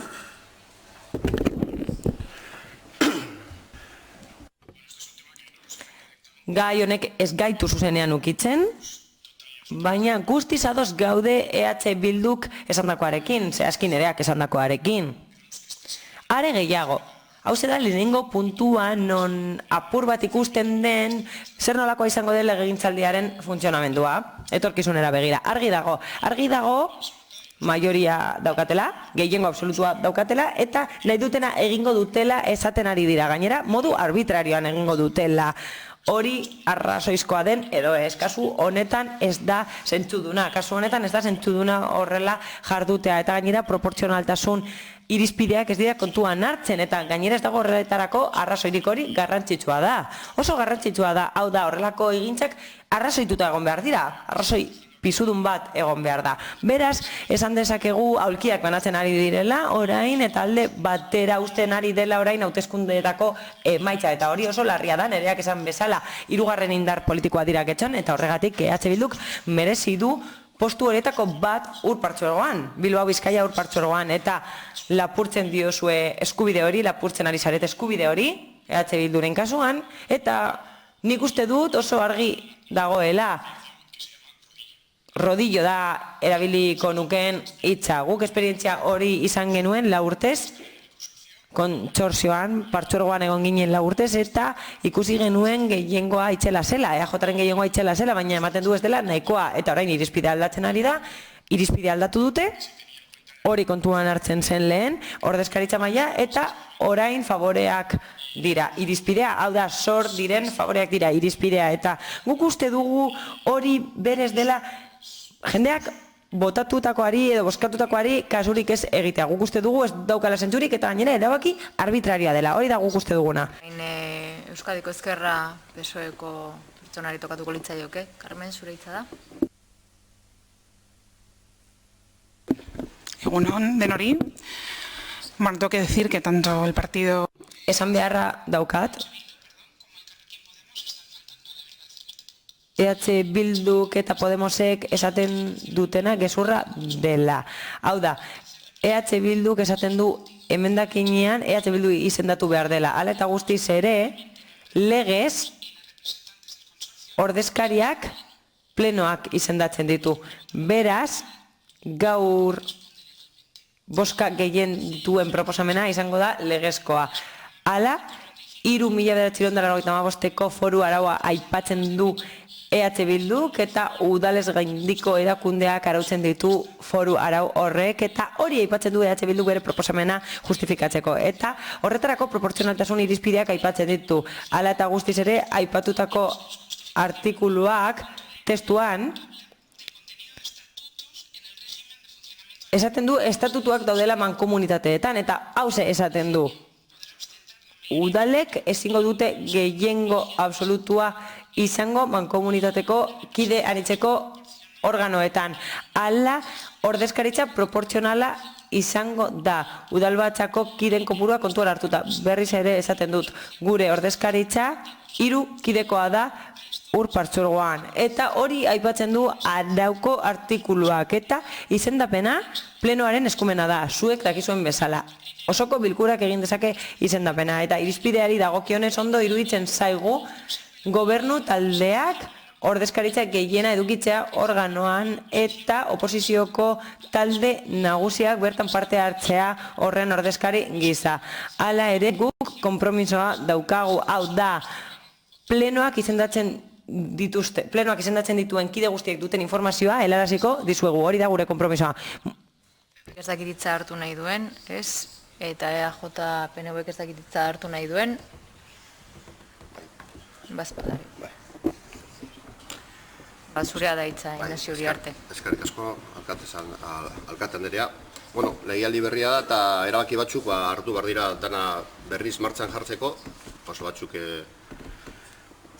hor erdigildirik egon direnean, transizio horretan, eta argi eta garbi izango du. Proposamenean ekartzen dena oso argia da. Osoko bilkura horretatik 3 zinegotzi joan behar dira. Eta Carmenek oso ondo esan duen moduan, hori izango da legeak babesten duena. Osoko bilkura honek onartzen duena. Proposamen bat ekarri da, emendakin bat egon da, emendakina bertan beroztela. Bueno, erdi galdutan nengoen. Orain ari gara emendakinari buruz berbatan. Eta emendakina horretan, proposatzen da, ekarrikatako proposamena aldatzea. Bueno, guk uste dugu, ekarritako proposamena zuzena dena, eta oinarritzen da, baserta oinarritzen da, EAJ alde batetik, PP bestaldetik, eta gobernuak berak, beste zinegotzi bat, erabakitzen du zein izango den zuzenean. Hori argi eta garbi da, eta hori kriterioa da. Beraz, guk gure esesko botoa emango diogu emendakinari. Eskerrik asko. Ez dakite Podemosek erantzun nahi duen, txikitik handira jarraitzen dugu. EH Bilduk erantzun, gero Podemosek. Bai, baina txikitik handira, claro, txikitik handira. De menor a mayor. Vale, bueno, Lehenik eta behin argi dago zein den irizpidea, ulertzen dugu, ulertzen dugu zergatik dakar zuen ona, baina horrek ez du esan nahi kritika politikoa egiteko gaitasunik eta aukerarik ez daukagunik, tontoak ez gara eta badakigu honen atzean, erabaki honen atzean eta proposamen honen atzean, zein gainerako proposamenen atzean akordio politiko bat dagoela, legegintzaldi osoko akordio politiko bat. Baina horrek ez du esan nahi inondik inora hori ulertzen dugu, horretara heltzen gara, gaitasun apur hori badaukagu.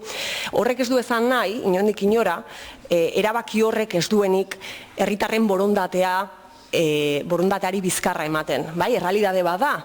Izan ere, zuek erabaki dezakezue akordio politiko baten bidez, kasu honetan udal gobernu osatzen duen bigarren taldeari, PSR-a entzuzen ere, hirugarren ordezkaritza hori ematea, baina esaten duguna da, orain arte erabilitako irizpideekin apurtzen dela. Orain arte erabilitako irizpideekin apurtzen duzue. Eta nolabait ere legeak aipatzen duen proportzionaltasun hori ez da kontuan hartzen. Ez da kontuan hartzen, zezuek 3 zarete. Eta gu 4. Egongo zarete udal gobernuan eta zinegotzigo bat izango duzue, ez dago zalantzari, baina proportzionaltasun printzipio horrekin apurtzen duzu eta putzerazo bat ematen duzu, eta hori da aldarrikatzen eta salaketa egiten dugun salaketa. Argi dagoena da EH Bildu espazio horretatik kanpo utzi nahi duzuela eta akordio politiko bat egin duzuela horreri heltzeko. Ez dago inolako zalantzarik. Uste dugu koldarkeria politikoa ere albo batera utzi behar dela eta gauzak argi eta garbi esan behar direla eta horrela esan behar dela, hau da, akordio politiko bat egin dugu eta erabaki dugu zuek kanpo ustea. Horrela da. Eta ere herritarrei gardentasuna, sortzaien gardentasuna ere erakustea. Uste dugu hori dela bidea eta ez gainerako arrazoi argumentu edo dana dalakoa. Noski eskubidea daukazu eta legitimitate osoa daukazu hori egiteko, baina guk aldiz eskubide eta legitimitate osoa daukagu kritika politikoa egiteko eta esateko iruzurra egiten ari zaretela herritarren zati handi bati. Kasu honetan, 6.311 bozkatzaile, EH Bilduren bozkatzaileei zuzen ere. Eskerrik asko, beraz, orain bai Podemosek izango luke hitza, Elkarrekin Podemos, barkatu. Bueno, no hay mucho más que... Digo que no. Ez dago gehiegi gehitzerik. Legea aipatzen ez badugu ere, badakigu zer gertatzen ari den, ikus daiteke oso erraza da ikustea. Beti izan dira bozkatuenak, 3 alderdi bozkatuenak, eta nola ez, arrazoi batzuk aipatzen ari dira aldaketa egiteko, baina ez dira irmoak, ez dago motivazio nahikorik hori egiteko. Horregatik, neurriak iragarri dira, organoa gardena izan dadin, gustatuko litzaiguke jakitea zeintzuk izango diren, hartuko diren neurriak iragarritako gardentasuna bermatzeko eta informazioa eskuratzeko. Orain PSOE Euskadiko Ezkerra Carmenek izango du hitza.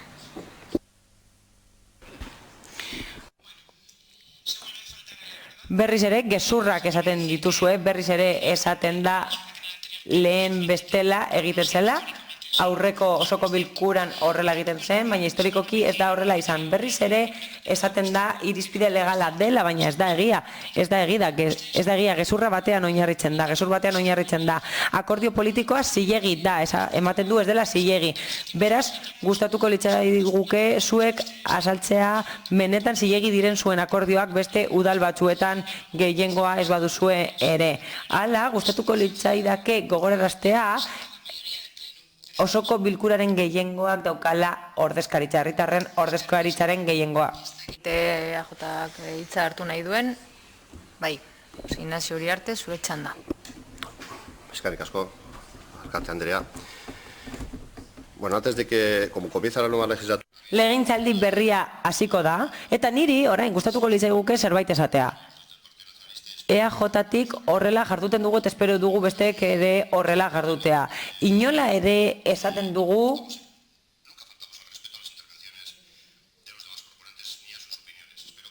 iritziak ez direla baliodunak, espero dugu besteek berdin jardutea, guztiok berdin jardutea eta errespetuz tratatzea guztiak, pertsona guztiak. Gardentasuna eta zilegitasuna oso argiak dira. Osoko bilkurak erabaki behar du nortzuk izango diren urpartzurgoko ordezkariak eta lehen azaldu dut zein den motivazioa. Oso argia da, ez gara luzatu behar. EH Bilduk oso ondo ulertu du. Logikoa delako. logika da, eta zilegi da gure logika, eta gainera osoko bilkurak babesten badu, zilegi izango da, eta legezkoa izango da. Gainera, bozken batuketa izango da, bost alderdien bozken batuketa. Agian, 14 botorekin aterako da, 19 botorekin aterako da, ez dakigu, baina horrela bada, hau da, 14 boto baditu, zilegi izango da, eta 19 baditu, are gehiago. Hala, horrelako arrazoien aurka egiteak ez dauka zentzurik. Gainera, narriatzen eta asaldatzen du egoera eta gardentasunaren aurka doa. Hala, argudioak ematen dira proposamenaren aurka egiteko eta hori gardentasunaren aurkakoa ere izan daiteke. Hau da, gardentasuna ez dugu guk bakarrik bermatu behar, zuek ere bai. Beste punturen bat badago pleno honetan eta publikoki esaten dena gardena izan behar da. Ez soilik plenoan bertan, baizik eta beste espazio batzuetan ere egia izan behar da, batzuetan, hitzaldi politikoetan, jendeak gauzak aldatzen ditu bere eremura eramateko gauza, baina kasu honetan proposamena argia da, eta hurrengoak ere argiak izango dira, oso zehatzak izango dira, plenoko beste puntu batzuetan ere gogorarazi egingo dut, gogorarazi egingo dut osoko bilkurako beste taldeek gardentasuna bermatzeko bete beharra dutela, herritarrei ematen zaien informazioari dagokionez, eta hori guztioi dagokigu, baina oposizioari ere bai.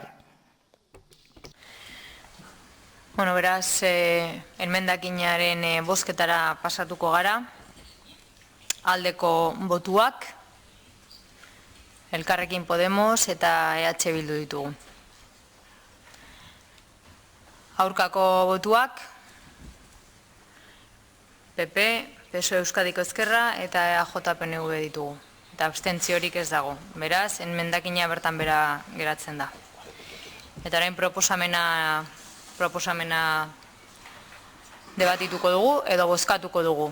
Norbaitek hitza hartu nahi du 83. proposamenean? Beraz, orduan Nerea Guijarrubia... Bueno, aprobetsatuko ditute... Nerea, momentu bat. Beraz, aukera eman behar dut Podemosek bazpadare. Aukera eman duzu guzti. PSOE Euskadiko Ezkerrak hartuko duzu hitza. Beraz, berak hartu beharko luke hitza lehen da bizi. Txikitik haundira. Carmen, zure txanda izango litzatek. Ez duzu nahi hitza? Orduan Nerea tokatzen zaio. Bai. Bueno, besterik gabe, uste dut oso argi geratu dela gure posizioa, oso argia izan da, guk ez dugu plen honi eta udalbatza honi inondik inora zilegitasuna kentzen, legitimidadea kentzen, uste duguna dela, da, akordio politiko horren bidez nolabait EH Bilduri eta errepikatzen dut EH Bilduren kasu honetan EH Bildu taldea baztertzen saiatzen zarete, eta hori da agerian geratu dena proposamen horrekin. Uste dugu lehen mezu honek erantzun bat, lehen mezu honek oso helburu argia zeukala, eta horren bidetik esaten dugu, argi dagoena da herritarrei nolabait beraien borondatea, eta orain arte irizpide argiri gabe eta hautaskotasunez erabakitako zeo zer badela oraingoan, akordio politiko bat atzean dago, ez dut, eta esaten dut argita garbi, ez dugula gure interbentzioetan gezurrik ezan inondik inora, proposamen honek ez diolako erantzuten proportzionaltasun arauari, proportzionaltasun printzipioari.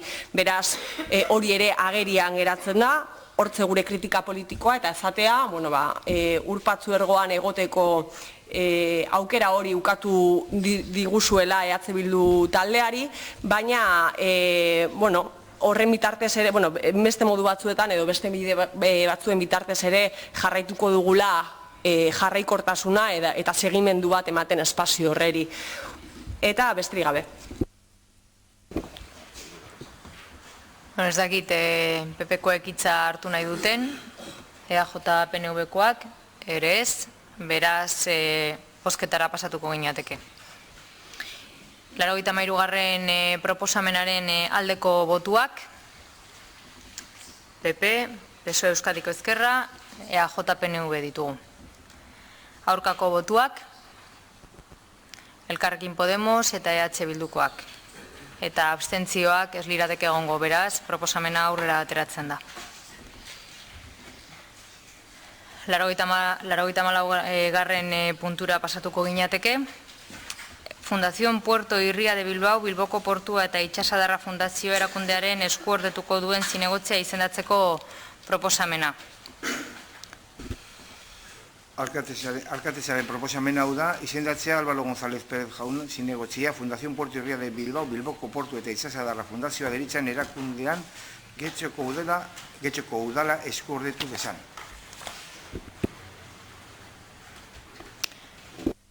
Beraz, hemen ere, aukera eman behar dut hitza hartzeko norbaitek nahi balin badu, eta bestela, bozketara pasatuko gineateke. Bozketara pasatuko gara. 84. proposamenaren aldeko botuak, PP, PSOE Euskadiko Ezkerra eta EAJ ditugu. Aurkako botuak, Elkarrekin Podemosekoak dira. Eta abstentzioak, EH Bildu. Beraz, proposamena aurrera aterako litzateke. 85. puntura pasatuko gara. Korporatiboak izendatzeko proposamena. Izendapena Punta Begoña Fundazioko patronatuko kide izatekoa da. Alkatetzaren proposamena hau da, Fundazioen patronatuko kide berriak udalbatzeko kideetatik izendatzea. Kideak izango litzateke Álvaro González Pérez, Gonzalo Zorrilla de Querica, Peñeda, Nerea Guijarrubia García, Asunción Olaeta Pérez de Mendiola eta Paula Amieba Clemente. Hone direkideak fundazio horreko presidente alkatea da estatutuaren arabera. Hemen ere hitza eskaini behar dut, talde politiko batek hitza hartu nahi balin badu, bai, Podemos taldeak hartuko du hitza, Paula Amieba, zurea da. Eskerrik asko.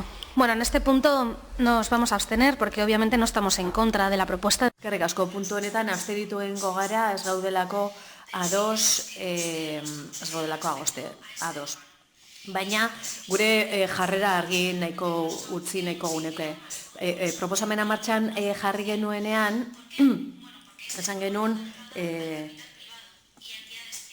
hobeto zela kontsortzio bat martxan jartzea, fundazio bat jartzea baino, bata pribatua delako. Diru ematen jarraitzen da organoei jakin gabe diru hori nora doan. Gu argiak izan nahi dugu. Guk beti kudeaketa publiko garden baten alde egingo dugu, jendeak parte hartu ahal izateko eta eskuragarria izateko. Horregatik lan egingo dugu hori bete dadin. Eskerrik asko. Eskerrik asko, Paula Amieba anderea. Norbaitek gehiago hitza hartu nahiko balu? Ez? Beraz, bozketara pasatuko gineateke. 85. puntuaren proposamenaren aldeko botuak, PP, PSOE Euskadiko Ezkerra eta EAJ izango ditugu. Aurkako botuak, ez daudez, eta abstentzioak, Elkarrekin Podemos eta EH Bildu ditugu. Abstentzioa, bai. 86. puntura pasatuko gineateke, udaleko behin-behineko plantilla honesteko proposamena. Alkatetzaren proposamena da, lehenengoa. Honako lanpostu hauetarako behin-behineko langilea jartzea. Alkatetzako 3 aholkulari eunetik euneko lansaioan eta beste bat euneko 50 lansaioan. Osoko bilkura osatzen duten talde politikoek euneko lansaio duen aholkulari bat, edo bestela euneko 50 lansaio duten 2 aholkulari, 3 udalkide baino gehiago dituen talde politiko bakoitzeko. Administrazio behin-behineko langileak alkatetzerako lanpostu bat eta 2 udalkide edo gehiago dituzten udal talde politikoei atxikitako 5 lanpostu. Erabaki honek gaur egunera arte zauden behin-behineko langileen lanpostu automatikoki amortizatzea. Dakar eta zerrandatzen dire ze kodigoak ezabatzen dira. Bigarrena, lanpostuen zerrendan txertatzea alkatetxe arloari atxikitita lanpostuak aurreko apartatuan adierazitako postuei dagozkioen koedekin. Honeko hauek dira, alkatetzako 3 aholkulari euneko lansaioan, eta beste bai gehiago euneko 50ko lansaioan, osoko bilkura osatzen duten talde politiko euneko lansaio duen aholkulari bat, edo bestela euneko 50ko lansaio duten 2 aholkulari, 3 udalkide baino gehiago dituen talde politiko bakoitzerako. Administrazioko behin-behineko langileak alkatetzarako horniketa bat eta 2 udalkide edo gehiago dituzten udaltalde politikoi atxikitako 5 horniketa, erabaki honek gaur egunera arte zeuden behin-behineko langileen lanpostuen zerrendakoak automatikoki amortzatzea dakar, eta hor, zerrendatxe diren koduek. Langile aholkularien lansaioaren hasierako erregimena edo euneko 2, gaineko edozein aldaketak horretarako legitimatutako talde politikoen aldetik lanpostuen zerrenda automatikoki aldatzea ekarriko du eskaera horri jarraikiz eta horren berri emango zaio osoko bilkurari. Lehen erazkinen gisa bidali da erabaki honen sede den behin-behineko langileen lanpostuen zerrenda, bai eta hasieran eskatutako dedikazio erregimenak ere. Hirugarrena, urteroko ordainsari gordin hauek ezarriko dira lansaio osoko behin-behineko langileentzat. Aholkulari kategoria, 57.014,25 euro, hileroko 14 ordainketatan banatuta. Alkatetzako administrari kategoria, 31.818,47 euro, hileroko 14 ordainketetan banatuta. Talde politikoen administrari kategoria, 29.546,49 euro, hileroko 14 ordainketetan banatuta. Lansaioaren euneko 50 dedikazioak aipatutako ordainsarien euneko 50 jasoko du. Aurreko apartetutan finkatutako ordainsariek alkatetzaren dagokion dekretuan adierazitako izendapenetik aurrera izango dituzte ondorioak. Laugarrena, erabaki hau osorik argitaratuko da Bizkaiko aldizkari ofizialean, baita iragarkitolan eta udal webgunean ere. Bosgarrena, alkateari bere kargoa dela eta eskuduntza emango zaio erabaki hau betetzeko beharrezko neurriak hartzeko. Eta bero, agertzen da lehen zandakoa taula lanpostuen zerrendarako.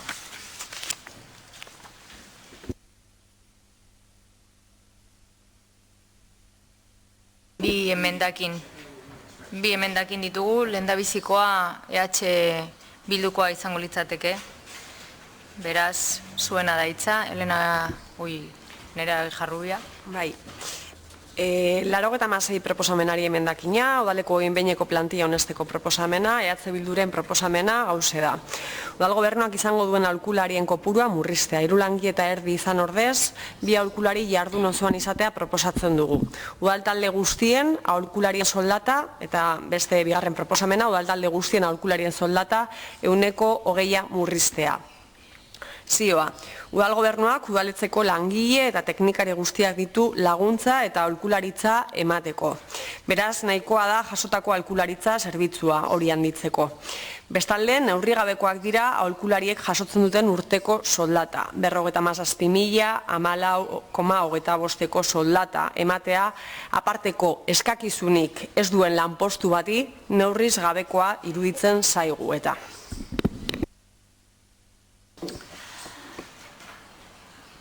Erabiliko duzu txanda, ez da, 5 minutukoa? Bai. Bena, elkarrizketari hasiera emango diogu orduan. Aholkularien soldatak esan dugun bezala, emendakinean azaldu dugun bezala, neurriz gabekoak direla deritzogu. Neurriz gabekoa zen aurreko legegintzaldian eta neurriz gabekoa da oraingoan ere. 3.000 euro baino gehiagoko igoera proposatzen denean. Ez dugu zalantzan jartzen, alderdi politiko bakoitzak bere taldea osatzeko aukeratutako pertsonen egokitasuna. Baina dakigun bezala alderdiok gure pertsonala kontratatzeko askatasun osoa daukagu. Ez dago inolako exigentziarik, inondik, inora. Zentzu horretan, urtean, 57.000 soldata, 2008ko soldata ematea aparteko eskakizunik ez duen lanpostu bati neurriz gabekoa iruditzen zaigu. Horregatik proposatzen dugu jaitziera hori. Horrekin batera, neurriz gabekoa iruditzen zaigu ere, gobernuak izango duen aholkularien kopurua. 3 lanaldi osoan eta pertsona bat lanaldi erdian. Gobernuak udaletzeko langile eta teknikari guztiak dauzka, laguntza eta aholkularitza juridiko emateko.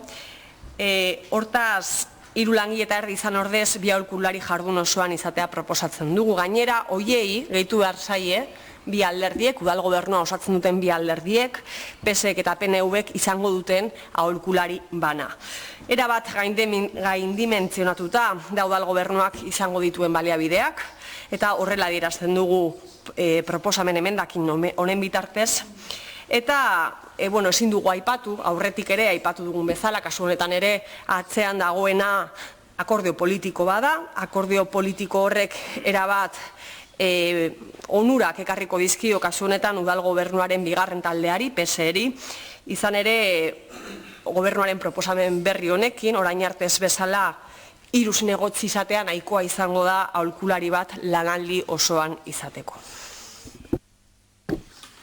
Eskerrik asko, Eragi Jarrubia anderea, eta orain, elkarrizketari jarraituz, Elkarrekin Podemosek izango luke hitza.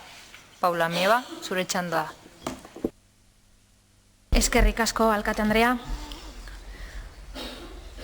Una vez leída proposamena irakurri ondoren, erabat ados gaude EH Bilduren proposamenarekin, batez ere, proportzioz kanpokoa delako gainerako taldeekin alderatuz.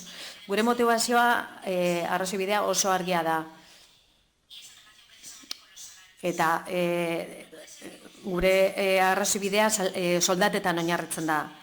Ezin gara soldata privilegiatu batzuekin, ezin dugu soldata privilegiatu batzuekin funtzionatu.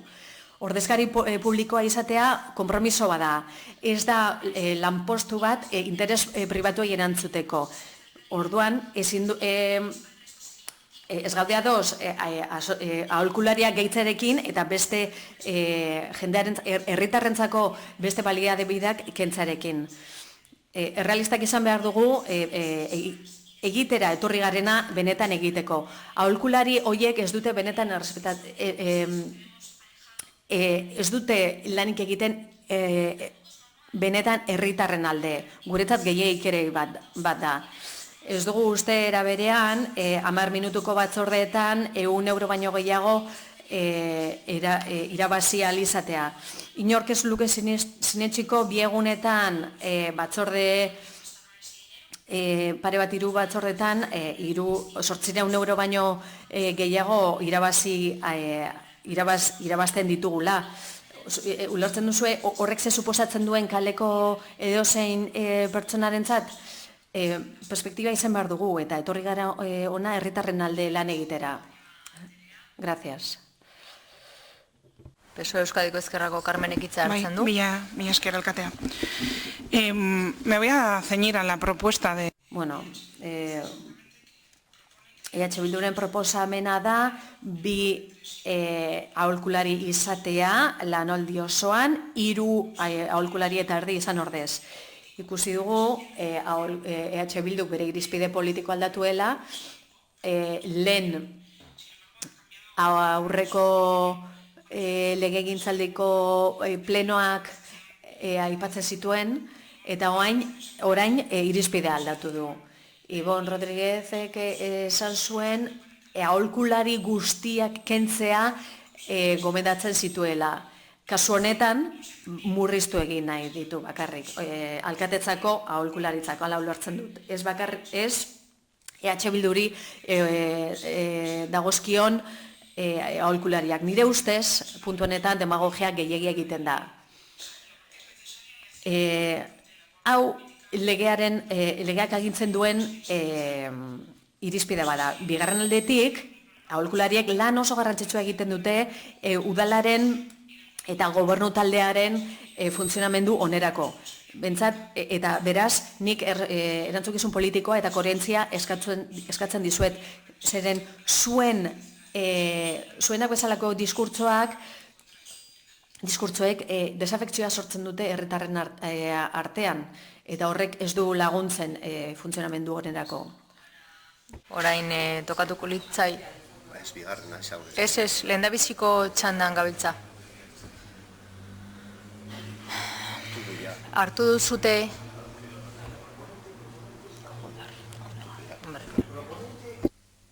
Proponentes bakarrik dago en las propuestas. Ez da zuzenketetan proponentea. Eta ez da mozioetan, bez, proponentes, cuando se proponen en los temas de resolución un día.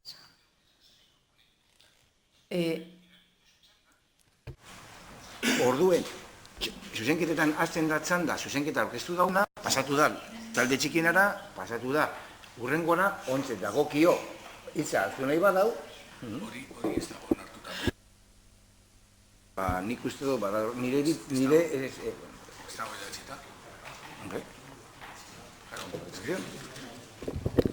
Nik uste dut lehendabiziko txanda, lehendabiziko ronda egiten ari gera, eta gero 3 minutuko ronda daukagu. No, es una cuestión de orden. Orduan... Es que no hacen en la modificación del RONA... Roamen aldaketan, ez da aipatzen nola bideratzen diren proposamenak. Egin dugu orduan berdin jarraituko dugu, inporta ez balin bazaizue, denak eukiko dugu aukera hitz egiteko. Beraz, Peperi tokatuko litzaioke hitza, ez du hitz egingo, EAJak hartuko luke hitza. Bai. Eskerrik asko, Arkate Anderea.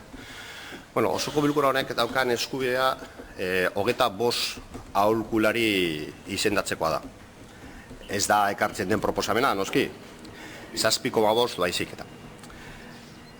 Hala ere, EH Bilduk eskatzen duena kopuru hori murriztea da. Are gehiago, berriz, langile horren eskubideak, kasu honetan soldatare murriztea. Eta horrekin nahikoa da. Pero lo que me deja descolocado, y no sé si obedece a algo que se pierde, es que después hay una enmienda al Elkarrekin Podemos, que no sé si la va a... Baina gero, harritu nau, Podemosek eskatu du aldi baterako langile bat gehiago izatea bere taldearentzat. Eta nik ez dut ulertzen ze lotura dagoen zuzenketarekin eta eman duzuen, esan duzuenarekin, zuen hitzaldean. Une honetan, erabat ados zaudete aholkulari kopurua murrizteaz, eta gero eskatzen duzue dagoena mantentzea, eta gero beste bat gehitzea zuentzat. Orduan, hori ez dakit nola ulertu. Ez dut ulertzen. Egia, argi dago, ezin dela eskatu aldi berean zinegotzi kopurua murriztea eskatu, eta beste alde batetik zinegotzi kopurua gehitzea eskatu talde batentzat bakarrik. Momentuz nahikoa. Orain 3 minutuko txandara pasatuko gineateke. Nerea Jarrubia, zurea duzu hitza. Bueno, eskerreko indarri oztopoak titular hori erabiliko nuke. Argi dago hori da bilatzen duzuena, ez baitago lege mugarik oposizioaren lan baldintza egokitzeko edo parekatzeko. Bestera batera esateko lanaldi osoan liberatzeko aukerak gordetzen dituzue. Gainera aurreko lege aldiko arauak aldatu dituzue eta horrela ere Podemosi kasu honetan liberazio erdia ematen diozue bi ordezkariekin. Gogoratu behar dizuegu aurreko legealdian ematen diozue bozeramaileari eta kentzen diozue aholkulari izateko aukera. Baina gogoratu nahi dizuegu aurreko legealdian Ciudadanoseko ordezkari bakarra liberazio osoa zuela. Beraz, argi uste dugu zein den argi geratzen dela asmoa uste dugu. Diru publikoa erabiltzen duzuen uste dugu kasu honetan peseren morroitza ordaintzeko eta oposizioak kaltetzeko, eta grazia egiten dit Carmenek koherentzia niri eskatzea. Bere alderdiak, gain dela 4 urte, nolabait utzi egin zuen, bakarrik onartu egin zuen udalgobernuan liberazio bakarra izatea. Liberazio bakarra izatea da onartu zuena, eta momentu honetan, beraiek, zuek, PSek lortutako 4.550 bozkekin, 3 zinegotzitatik 2 liberatuko dituzue. Liberatu bat lanaldi erdian ere izango duzue, eta gainera ere izango duzue kasu honetan liberazio erdia aholkularientzako. Beraz, koherentzia eskatzen diguzu guri, zuk zure alderdiak egindakoa orain dela 4 urte ez duzuenean izan. Beraz, lehenik eta behin, ez begiratu zeure buruari, beste hori koherentzia eskatu aurretik, eskatuko genizuen. Eta ez dugu uste inondik inora, aldarrikapen eta salaketa hauek egitea politika kaltetzen duenik. Inondik inora kontrakoa, politika duintzen du.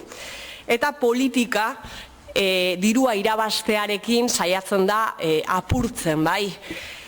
Ez dugu uste langile baldintzak okertzen dituenik gure proposamena inondik inora. Bestela, atera gaitezke kalera, jaitzi gaitezke herrira, eta galdetu aldiogu jendeari, ea zer iritzi daukan honen inguruan. Uste dut guri ezatea, egostea langileen baldintzen aurka goazela, ez dela zuzena, ez da etikoa ere ez. Eskerrik asko. Beraz, orain txanda... Bai, Paula Amiba, zure txanda da, beraz? Bai, eskerrik asko. Bueno, aprender a leer... Bueno, irakurtzen eta interpretatzen ikastea ona izaten da. Izan ere, esaten digute inkoherenteak gaerela, eta bueno, argiago azalduko dut. Koherentzia eskatzen dut, alkatetzari esleitzen zaiona murrizteko, eta horregatik gaude ados EH Bildu planteatzen duenarekin. Eta horregatik uste dugu murrizketa bat eskatzea egokia izango litzatekela. Baina proportzionaltasuna sartzea eskatzen dugu. Zentzu gehiago izatea eskatzen dugu eta proportzionaltasun pixka bat gehiago izatea. Horregatik gaude ados EH Bildu proposatzen duenarekin alkatetzan, hau da, alkatetzan 3 aholkulari terdi izateko aurkakotasunarekin. Hitza hartuko, Pepek ere ez, eta PNV-Jak bai, beraz, Inazio Uriarte, zurea da hitza. Bai, sí. Bueno, hablando de proporcionalidad, pues se pueden sacar números. Mira, el EAJ-PNV tiene 11 concejales sobre 25, que es el 44%. Sin embargo, solamente se adjudica y en la propuesta que hay un único asesor. El EAJ-PNV solo tiene un asesor. Le correspondería el 44% en proporcionalidad. Esos son números, es una evidencia. Y esto es la realidad. Luego aquí la gente hace sus números y hace los cálculos y hace su discurso como le da la gana. Pero vuelvo a insistir, es exigible la transparencia y para eso hay que decir lo que es real también a la oposición. Y claro, cuando se viene con argumentos que no son reales, pues se puede manipular el discurso. Pero la realidad es que el EAJ-PNV tiene 11 concejales sobre 25. Es cierto, ¿no? Nos contamos 11 sobre 25. Es el 44%. Un concejal no es desde luego el 44%. Es bastante, o sea, un asesor no es el 44%, son bastantes menos. Pero es que Elkarrekin Podemos tiene el 8% de los concejales. Si son 7,5, que yo sepa no le da ni para uno. Y luego hay dos labores diferentes. Una cosa son los grupos políticos y otra cosa es el gobierno municipal. ¿Alguien discute que el gobierno municipal no necesite, además de que su grupo municipal tenga algún asesor, el gobierno municipal no pueda disponer de asesores? Pues 3,5 son los que dispone. Como he dicho antes, este pleno podría autorizar hasta 25. Se proponen únicamente 7,5. Pero los cálculos son importantes. No solamente hay que saber leer, gracias por el consejo, creo que la portavoz del Elkarrekin Podemos estaba refiriendo a mí en cuanto a la lectura, también hay que hacer números, y son esos. Con el 44% de la representación del Pleno, únicamente se pide un único asesor, el mismo que tienen los demás grupos municipales con bastante menos representación, y luego pues no llega para más. Esos números hay que hacerlos, hay que creérselos y yo creo que hay que defenderlos ante la ciudadanía para potenciar esa transparencia. Porque la responsabilidad de la oposición, la transparencia y la veracidad de lo que se cuenta es al menos tan importante como la del gobierno municipal. Y es legítimo que el gobierno municipal y los partidos que lo estamos sustentando reiteremos y pidamos constantemente esa lealtad a la verdad también en la oposición, para que la transparencia sea por fin algo que tenga éxito, porque la manipulación de la información va también contra la transparencia. No únicamente el emisor y quien es el actor debe responder por esa transparencia, sino también las personas que están en esa otra parte. Es fundamental para que el relato sea el correcto. Entonces, cuando se está hablando de proporcionalidad, cuando se está hablando de transparencia, os pido que todos seamos coherentes en ese sentido. Eskerrik asko. Beraz, enmendakinaren bozketara pasatuko gara. Bokatu duzute, ja. Barkatu, irakur dezaket zer esaten duen artikuluak, eske esaten du, si el proponente no replica, se pasaría a la votación. Esaten du, proposatzaileak erreplikarik ez badu, eztabaidara pasatuko gara. Hori da artikuluak esaten duena. zuzenketa ez da aldatu lehenko beste. Hau ez da reglamento barri osoa. Modificación parcial. Deroga exclusivamente como 14... Aldaketa partziala, 24 artikulu indargabetzen ditu. Eta udal araubideak esaten du nola bideratzen diren proposamen partzialak. Proposatzailea da figura bat kontemplatzen dana, non departamentu batek proposamen bat egiten duen, eta turnoa kontsumitu gabe proposamena planteatzen den. Eta hor, eztabaida egiten da proposatzailearen eta alderdi politikoen artean. Baina hori ez da emendakina proposatzen diren puntuen edo proposamenen parekoa. Bozketara pasatuko dugu, puntu hau argitu ondoren. Bozketa emendakinaren aldeko bozkak, EH Bildu eta Elkarrekin Podemosekoak izango lirateke. Aurkako bozkak, PP, PSOE Euskadiko Ezkerra eta EAJ PNV-ren bozkak izango lirateke, eta abstentziorik ez litzateke egongo. Beraz, emendakina bertan bera geratzen da. Orain bigarren emendakina daukagu, beraz Paula Amieba andereak irakurri egingo du. Eta gero elkarrizketara pasatuko gara.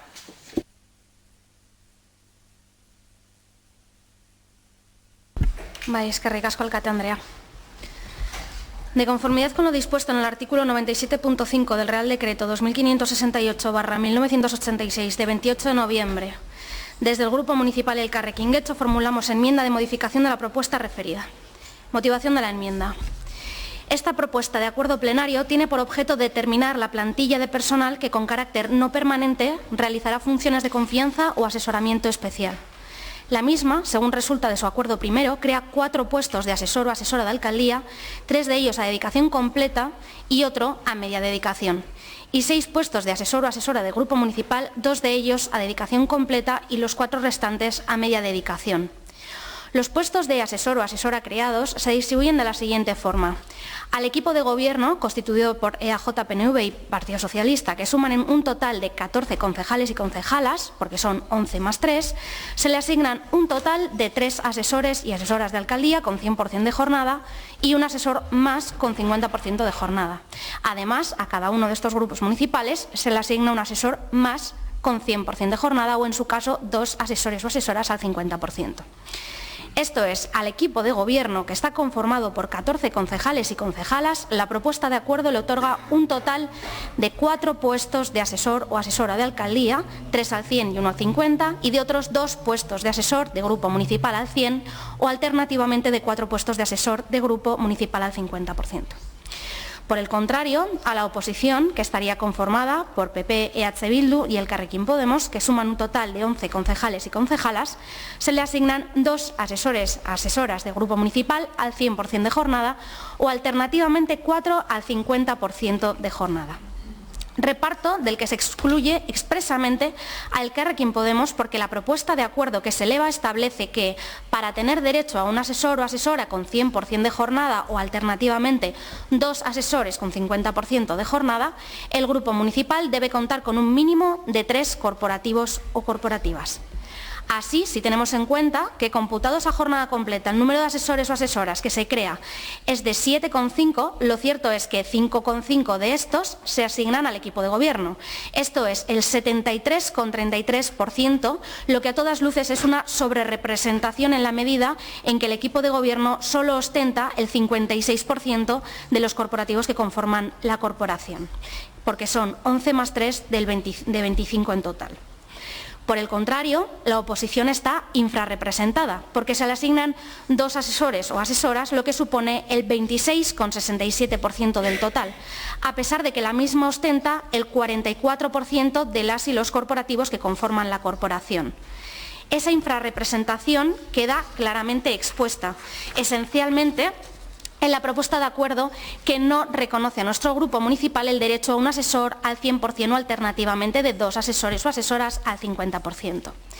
Desde el Elkarrekin Podemos hemos examinado el expediente plenario para poder conocer en qué medida justificaba la alcaldía presidencia ese reparto y más en concreto los motivos y razones por los que se reconoce a todos los grupos municipales, a excepción del nuestro, a un asesor del grupo municipal. Pues bien, en el mismo no se encuentra ninguna motivación o justificación de ese proceder, más allá, claro está, del más puro arbitrio de la alcaldesa en fijar el límite de ese derecho en que el grupo municipal cuente con al menos 3 corporativos o corporativas. También se han examinado los 2 informes jurídicos que acompañan a la propuesta. Uno de ellos elaborado por la técnica de régimen jurídico de personal, que nada dice o apunta sobre el criterio de reparto del personal eventual. Y otro tanto sucede con el informe elaborado por el secretario general, pues el mismo nada dice o apunta sobre el criterio de reparto del personal eventual. Por todo ello, es evidente que el acuerdo carece de motivación, pues en el mismo nada se dice o razona sobre los motivos que llevan a la alcaldesa presidenta a proponer fijar el límite del derecho a asesor o asesora a que el grupo municipal cuente con un mínimo de 3 corporativos o corporativas. Esa falta de motivación, unida a que ese límite es justo el que cumple su socio de gobierno, el Partido Socialista, y que a la vez permite excluir al Elkarrekin Podemos de un medio humano que sí se reconoce al resto de grupos municipales, nos lleva a concluir que la propuesta de acuerdo que se eleva es arbitraria y, por tanto, constitucionalmente prohibida porque se presenta sin fundamentación objetiva, como incongruente o contradictoria con la realidad que ha de servir a toda decisión y ajena a toda razón capaz de explicarlo. Y es que si atendemos a los criterios de representatividad a los que se refiere, por ejemplo, el acuerdo para la gobernabilidad municipal y el libre ejercicio de su cargo por concejales y concejalas y alcaldes y alcaldesas vascas de Eudel, se comprueba fácilmente la quiebra de la prohibición de la arbitrariedad, del principio de igualdad y del derecho a la participación política si comparamos los derechos conferidos al Elkarrekin Podemos con los conferidos al Partido Socialista, pues mientras a nuestro grupo municipal se le deniega el derecho a tener un asesor, al Partido Socialista se le reconoce. Más grave incluso es lo que sucede con EAJ-PNV, pues mientras a este, conforme a su cuota de representación, le corresponderían 3,3 asesores o asesoras, lo cierto es que con la propuesta de acuerdo que se eleva al Pleno se le confieren 4,5, esto es 1,2 asesores más de lo que le corresponde. En definitiva, la propuesta de acuerdo que se eleva al Pleno es contraria a derecho, pues la misma, en lo que a la asignación del derecho a asesor se refiere, no tiene en cuenta la representatividad del Elkarrekin Podemos y, en consecuencia, de manera arbitraria, desigual y con quiebra de nuestro derecho a la participación política, se nos niega lo que nos corresponde a la luz de lo que se reconoce al resto de grupos municipales. Por ello, y con el ánimo de evitar que esa arbitrariedad se apruebe, con lo que ello conlleva, desde la perspectiva del principio de igualdad y del derecho de participación política, elevamos al Pleno la siguiente propuesta de acuerdo para la sustitución de los puntos primero y segundo en los siguientes términos. Primero, dotar a la plantilla de personal eventual de las plazas siguientes. Alcaldía, 3 asesores de alcaldía con 100% de jornada y una más con 50% de jornada. Grupos políticos integrantes del Pleno, un asesor con 100% de jornada o alternativamente 2 asesores con 50% de jornada para cada uno de los grupos políticos que cuentan con un mínimo de 2 corporativos. Y personal administrativo eventual, una plaza para alcaldía y 5 plazas adscritas a los grupos políticos municipales que cuenten con 2 o más corporativos. Segundo, incorporar en la relación de puestos de trabajo con adscripción al área de alcaldía los puestos con sus códigos que se corresponden con las plazas expresadas en el apartado anterior, a saber, alcaldía, 3 asesores de alcaldía con 100% de jornada y una más al 50%, grupos políticos integrantes del Pleno, un asesor con 100% de jornada o alternativamente 2 con 50%, para cada uno de los grupos políticos que cuentan con un mínimo de 2 corporativos o corporativas. Y personal administrativo eventual, una plaza para alcaldía y 5 plazas adscritas a los grupos políticos municipales que cuenten con 2 o más corporativos. Eskerrik asko. Beraz, elkarrizketara pasatuko gineatek. Hartuko duzute hitza, Podemos Elkarrekin, Paula?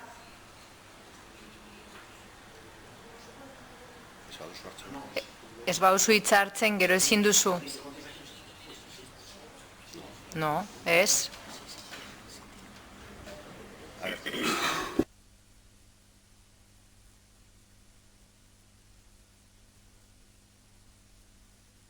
Bueno, vamos a hacer uso de la palabra en este primer turno, no va a ser que con la confusión que está existiendo hoy luego no...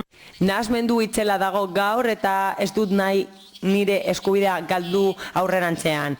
Esan bezala, nire azalpenean zein EH Bilduren emendakinari buruz egindako azalpenean esan dudan bezala, gure helburua da zurruntasuna eta proportzionaltasuna eskatzea. Hau da, motivazioari dagokionez. Esan bezala, aztertu egin ditugu dokumentuak, espedienteko dokumentuak, eta ez dugu aurkitu inolako arrazoi juridikorik. Ez da bestelako arrazoirik ere behar bezala ulertzeko eta horrelako emendakinik ez aurkezteko. Horregatik eskatzen dugu proportzionaltasuna aplikatzeko, emendakina onartzeko eta hasierako proposamena aldatzeko. Mila esker. Muchísimas gracias, Paula Amieva. Nahi balin badu hartu, PSOE Euskadiko Ezkerrarentzat izango litzateke. Hartuko duzu? Bai. Mila esker.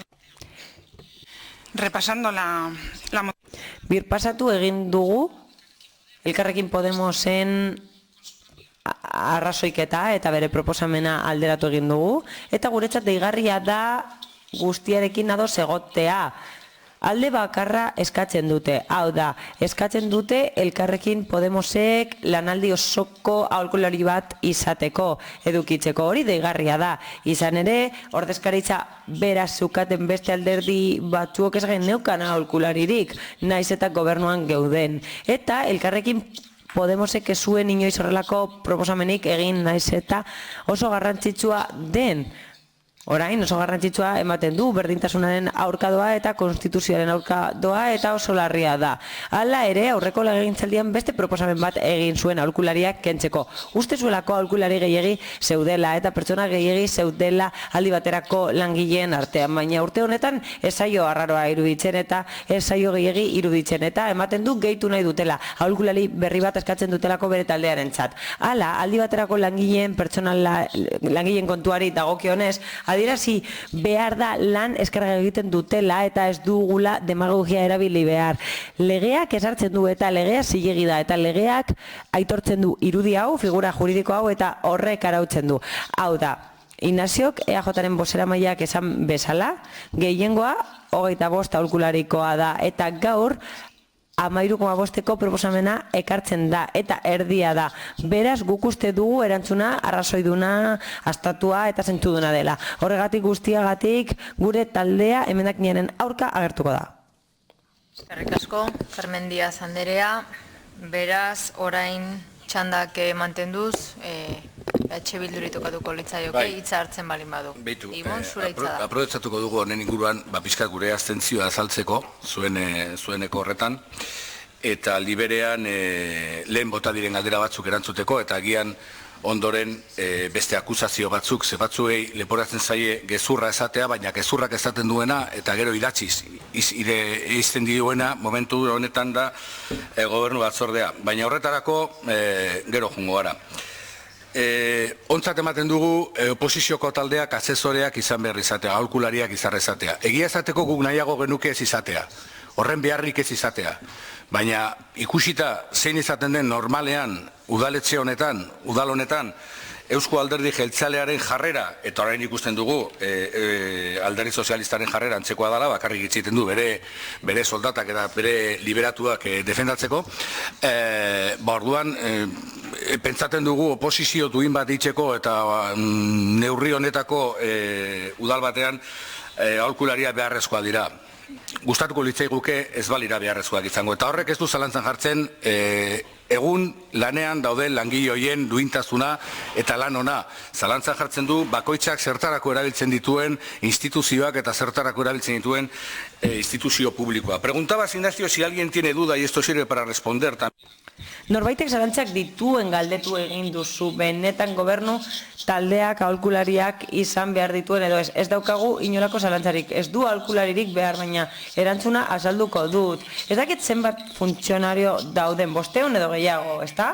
500 funtzionario edo gehiago udal honetan, agian jendeak ez daki, eta gardentasuna aipatu duzu, eta gardentasunari eginez nola lan egiten da funtzionarioekin. Hau da, oposizioko zinegotziok baimena eskatu behar diogu arduradunari, zinegotzi arduradunari, berarekin biltzeko, berak baimena eman behar digu, eta bileran arduradunak, hau da, zuen alderdietako zinegotziek, arduradunek, aukera daukate bertan egoteko, bileran egoteko. Hori da gardentasuna, benetan?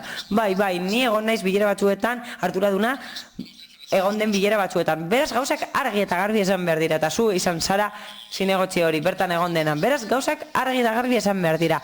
Hala, gobernu taldeak ez du aholkularirik behar.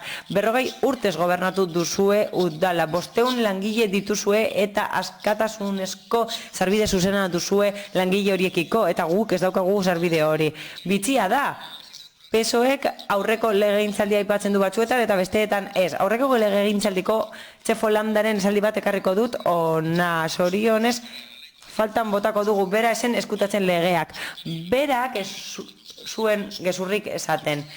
Guk bat geneukan, aholkulari bat geneukan alderdi politiko izateagatik eta bat gobernu taldean egoteagatik. Beraz, Txefo Landak esan zuen aholkulari bat behar zutela, baina lotza ematen dit bi liberatu izatea bi garelako. Txefo Landa aipatzen ari gara eta legegintzaldia aipatzen ari garenez, mesedez, bere ideologia jarraitu nahi duzuenean hartzen duzue euren ideologia eta ez duzuenean ez. Beraz, abstenituko gara.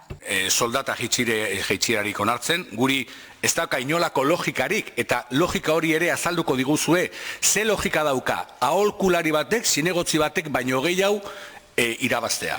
Zinegotzia herritarrek aukeratu dute. Aholkularia alderdi bakoitzeko agintariek aukeratzen dugu. Gure erabakiz, gure ereduz, ez dauka beste inolako babesik, baina zinegotziak aukeratzen dute herritarrek. Eta zuek proposatzen duzuena, arestitik ere badator, da aholkulariak zinegotzia baino gehiago irabazten dutela. Hori da baita da demokrazia ikuspuntua. Eta bakarri bukatu nahi dut, hori ere argitzen bazarete, zezuk esan duzue 24 aholkulari edo 25 aholkulari izendatzeko eskubidea daukazuela eta bakarrik 4 izendatzen edo 7 izendatzen dituzuela eta besteak esan du 13. Orduan ia zenbat izendatzen dituzuen, ze ez gara asko enteatzen. Baina eskertu nahi dizue zuen zorroztasuna diru publikoarekin eta zuen eskuzabaltasuna 25 izendatzeko aukera izan da bakarrik 13 izendatzen dituzuela. Hori bai, gehienak zuentzat, baina hori beste kontu bat. Eskerrik asko, Ibon, Rodríguez, beraz, PP-ek ez dakite hitza hartu ez. Eta EAJ-PNV-ek, labur. Bai, labur. Bai, eskerrik asko. Lo he mencionado anteriormente. Aquí llega una enmienda del grupo Elkarrekin Podemos que lo que pide exactamente es, primero, como ha dicho la portavoz del Partido Socialista, Carmen, lo que pide es, primero, refrenda cuál es la propuesta que llega al Pleno, la ampara totalmente y pide que se añada una persona más de personal eventual, un asesor más, concretamente para el grupo que es el que está haciendo esta enmienda, para Podemos. En definitiva, el Elkarrekin Podemos lo que está pidiendo es que se pase de 7 asesores y medio, que es la propuesta que llega, 3,5 para el gobierno municipal y 4 para los partidos políticos, que se pase a 8,5 y que ese adicional sea para ellas. Es exactamente lo que pide Podemos. Bueno, es legítimo que lo pida. Entendemos que no tiene ninguna coherencia con todo el argumentario que ha estado esgrimiendo y mucho menos con el que ha manifestado en la enmienda anterior que ha apoyado, en la cual lo que pedía en la enmienda de EH Bildu era que se redujera el número de asesores. Podemos ha apoyado una enmienda. Elkarrekin Podemos ha apoyado una enmienda que pide que se reduzca el número de asesores con su voto a favor y en la siguiente enmienda pide que se aumente, pero el que se aumente sea para Elkarrekin Podemos. Esto es importante que lo sepa la ciudadanía, por transparencia. Desde luego, en el mensaje que ha dicho Elkarrekin Podemos y el mensaje que ha dicho EH Bildu, que no le correspondía, que quedara claro, pero que es partícipe en las enmiendas, era Elkarrekin Podemos el que tenía que dejarlo claro, porque es quien está interesado, al parecer, en tener un asesor más. No ha quedado claro esto, pero yo lo vuelvo a repetir para que quede claro. Elkarrekin Podemos quiere tener un asesor y sin embargo ha votado hace nada que se reduzca el número de asesores. Eso sí, primero vota que se reduzca el número de asesores y luego pide que se ponga un asesor más para el grupo político Elkarrekin Podemos. Esto no lo entiende nadie. Es muy difícil de entender que el interés particular de un grupo sea defendido en el Pleno, oye, como si fuera legítimo, que legítimo pues se puede llegar a entender, pero incoherente lo es todo también. Yo creo que, insisto, que la línea de ser transparentes, lo vuelvo a decir, lo he dicho ya en 3 o 4 ocasiones, pero es que me parece fundamental y creo que a lo largo del Pleno va a tener que decirlo más veces, porque si no nos entendemos bien.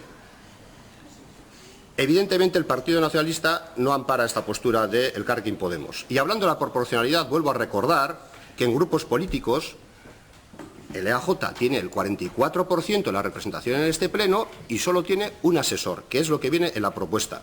Si pedimos proporcionalidad, oye, pues asignemos más al EAJ, ¿no?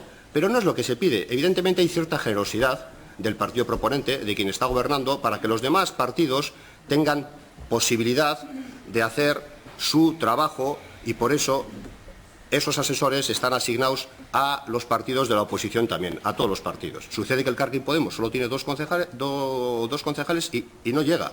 Si se hubiera opuesto el Elkarrekin Podemos a la enmienda anterior, pues podría tener cierta coherencia. Pero es muy difícil de entender, además, que después de haber votado a favor de que se reduzca el número de concejales, en la siguiente enmienda, presentada por el grupo Elkarrekin Podemos, lo que se pida es que se aumente el número de concejales el número de asesores en 1 y que ese sea para ellas. Yo esto creo que lo va a entender por mucho que reflexione sobre ello. Igual es que no tengo capacidad para comprenderlo, pero también creo que a cualquier tercero que lo observe desde fuera, neutro, va a compartir más fácil lo que yo estoy argumentando ahora que la perorata que se ha soltado al principio la portavoz de Elkarrekin Podemos, que ha sido de difícil comprensión. Por eso lo he querido aclarar. Eskerrik asko, Ignacio Uriarte, beraz, Paula Amieba, zure txanda izango azkeneko txanda agortuko zenuke. Bai, zure txanda. Bai, eskerrik asko. Bueno, brevemente al Partido Socialista, claro que se hablaba... Labur, alderdi sozialistari esan nahi diot, bi zinegotzi zituztela aurreko legegintzaldian, eta ez dugu gauza bera eskatzen, ukitutako taldeak eskatu behar duela, zuek eskatu behar zenuten, eta ez bazenuten egin, ikusiko dugu, edo pentsa dezakegu zeintzuk izan ziren arrazoiak. Agian ala izan zen, gobernu taldean zendetelako, eta privilegio desberdinak zenituztelako.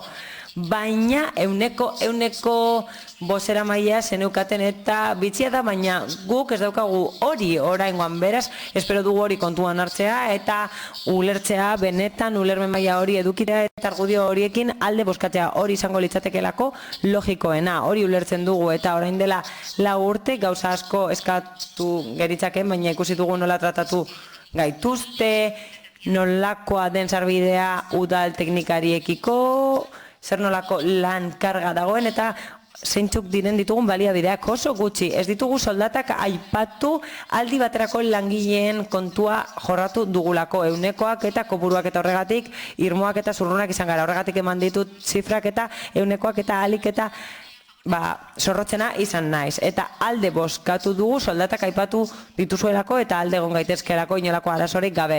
Baina gure emendakinean eskatzen duguna, eskatzen ez dugu legerik urratzen izan ere, tarte hori esarrita dago eta gobernu taldeak hori aipatu du. Ez dugu ezer salto egiten, hau da, ez dugu ezer alde batera usten.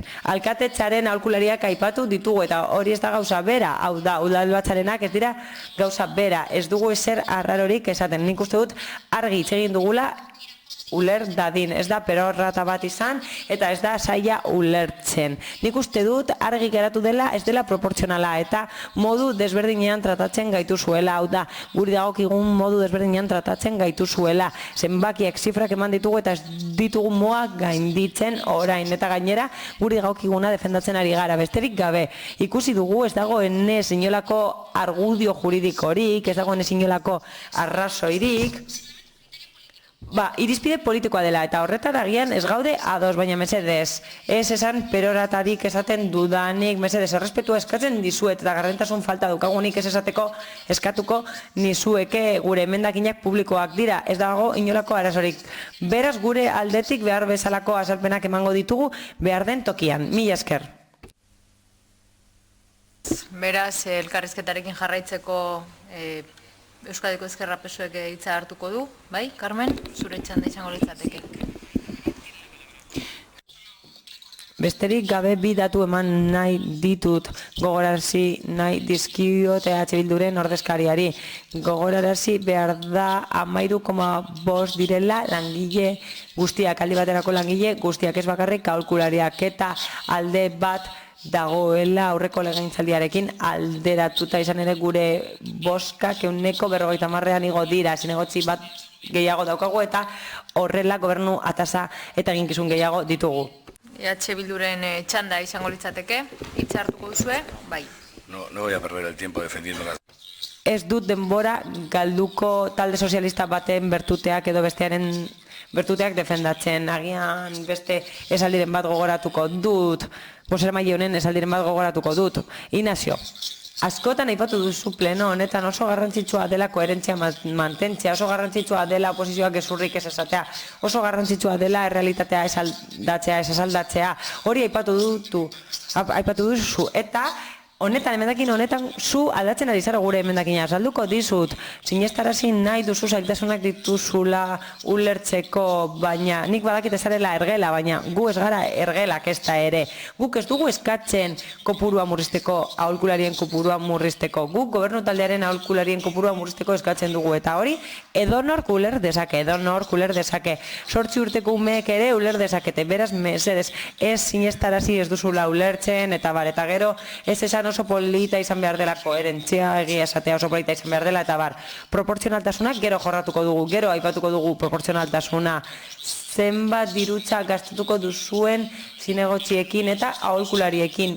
1.600.000 euro inguru gastatuko dituzue horretan, eta zer nolako proportzionaltasuna aplikatu duzue lortutako botoen arabera, hori ere aipa dezakegu, proportzionaltasuna horretara bagoaz, 56 euros leitu zaizkio EAJaren boto bakoitzari. PPren botoei 30 ikusi gora bera. 25 EH Bilduko boto bakoitzari. PSren boto bakoitzari 52 eta Elkarrekin Podemosen boto bakoitzari 19 euro inguru.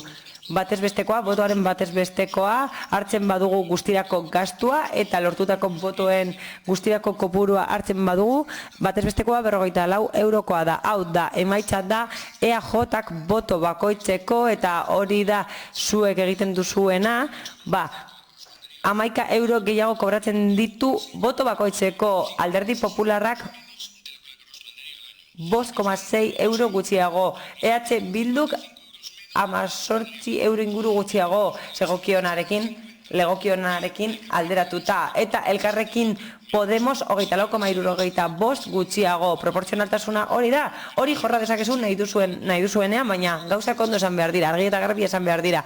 Guk bakarra daukagu gobernu taldearenak ez dira gureak ez. Guk proposatu duguna da gobernu taldearen aholkularien kopurua murrizteko. Mesedez ez esan gezurrik. Beraz, PPek txanda ez luke eukiko, ez dugu ez errazan aurreko betatean, eta esango du Inaziok hitze egingo du, JPNVek hitze egingo du. Bai, labur eta bakarrik azaltzeko, Ibon. Ezberditzen duzunean, nahi duzunean, gobernu, aholkularien kopurua murrizterakoan, ezberditzen duzu gobernua zer den eta alderdia zer diren. Eta ateratako kalkulu guzti horiek, nahazten egiten duzuana. Claro, ez da, zuk nahi duzunean, eta hori da nik lehen esan dudana, argi azaldu behar dire, gauzak oso argi azaldu behar dira, eta orduan, gauza baterako, zure interesean, zure kalkuluak ateratzeko, nahazten duzu. Eta gero nahi duzunean ezberdintzen duzu. Eta nik garbi esan du lehen, que la proporcionalidad, vuelvo a decirlo, el EAJ-PNV que 54 dauka eta aholkulari bakarra dauka. Eta hori da 25, hori da proportzionaltasuna. Eta esku zabala gobernu taldearen eskutik, kasu honetan EAJaren gobernuaren aldetik. Eta hori datu objektiboa da. Eta... Hori zuen gauza da. Nik ez dut nahazi hori egingo.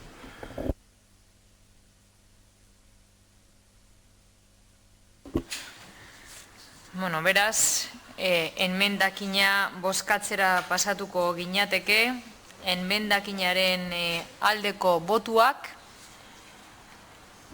Elkarrekin Podemosekoak izango dira, aurkakoak, PP, PSOE Euskadiko Ezkerra eta EAJ-PNV-koak, eta abstentzioa EH Bilduna izango litzateke. Beraz, enmendakina ez litzateke aurrera aterako. Eta orain proposamena bozkatzera pasatuko gineateke. Beraz, 86. puntuan, proposamena talde politiko batek hitz egin nahi du, proposamenaren inguruan, beraz, bozketara pasatuko gineateke. Barkatu, ez zaitut ikusi. Orduan, Podemos hasi beharko litzateke. Podemosek txanda uzten balin badu, PSOE Euskadiko Ezkerrak, EH Bildura. Egin duzuen Romaren aldaketa honekin aukera asko dauden, baitetik sartzeko, edo hori nahazteak sortzeko, nahazteak aipatzen zen dituen Inazio, behitu, nahaztea ez dakit, irakurri, guk ez dugu nahazten, behitu, egiten ditugu proposamenak eta emendakinak egiten ditugu zeuen proposamen bakoitzari. Beraz, zuek egin duzuen proposamen bat, eta guk proposamen horri egiten diogu emendakina, eta hori da egin duguna, da gobernu batzordeko aholkulariak. Eta ez dugu nahazte, baina gero bai, proportzionaltasunari buruz hitz egingo dugu, udal honek gastatukoen diru publiko guztia, udal hau aurre ateatzeko, nola banatzen dan, diru publikoa bere osotasunean. Eta nik uste dut nahikoa dela zuren generositatea hola aipatzen. Que sois generosos, no sois generosos en absoluto. Ez arete eskuzabalak. Hartu zu erabaki bat, eta zilegia da, berriro esango dugu, zilegia da, legitimitate demokratiko guztia daukazue. Gero bakoitza pentsatuko du benetako demokraziaren inguruan zer nolako zileitasuna daukan horrek. Baina boskek ematen dizu erabaki hori hartzeko aukera. Eta hartu duzu, mezu bat bidali nahi duzue. Ezkerreko indarrek egiten duten lana oztopatu nahi duzue. Perfecto, oztopatu dezakezue. Mesua bidali duzue, mesua jasoa, hartuko dugu. Baina mesuek bidaltzen dute gero, bidaltzen dira normalean gero erantzunak izateko. Erantzunak izango dira. Ez orain, erantzunak izango dira. Beraz, ez gezurrik esan gauzak behar den moduan, osea, Carmenek argi esan du, gure ustez lan gehiago izango dugu, bale, ez dugu ontzat ematen, baina behintzat aurpegi ematen du, ezkezuk beti zaitzen zara gauzak besteon ez lepoetan jartzen, ez, zeuen ardura da, zeuen erabakia da, hemen egiten den aholkularien banaketa. Eta ez dugu nazten, baina argi dago PNV-ek 11 zinegotzietatik 10 dauzkala liberatuta, gero ikusiko dugun bezala. Eta horrek 4 aholkulari dauzkala, eta 2 idazkari. Lau aholkulari eta 2 idazkari. Bale, esango dezu, batzuk gobernu taldean daude, baina gobernu taldea ez da un ente perdido. Gobernu taldea zeu bezaldete. De hecho, nik orain ez dakit, norekin ari naizen hitz egiten. Gobernu taldearen ordezkariarekin, ala PNV-ko bozera maldearekin. Hori ere argitzea elegok etxarto momenturen batean. Eskerrik asko.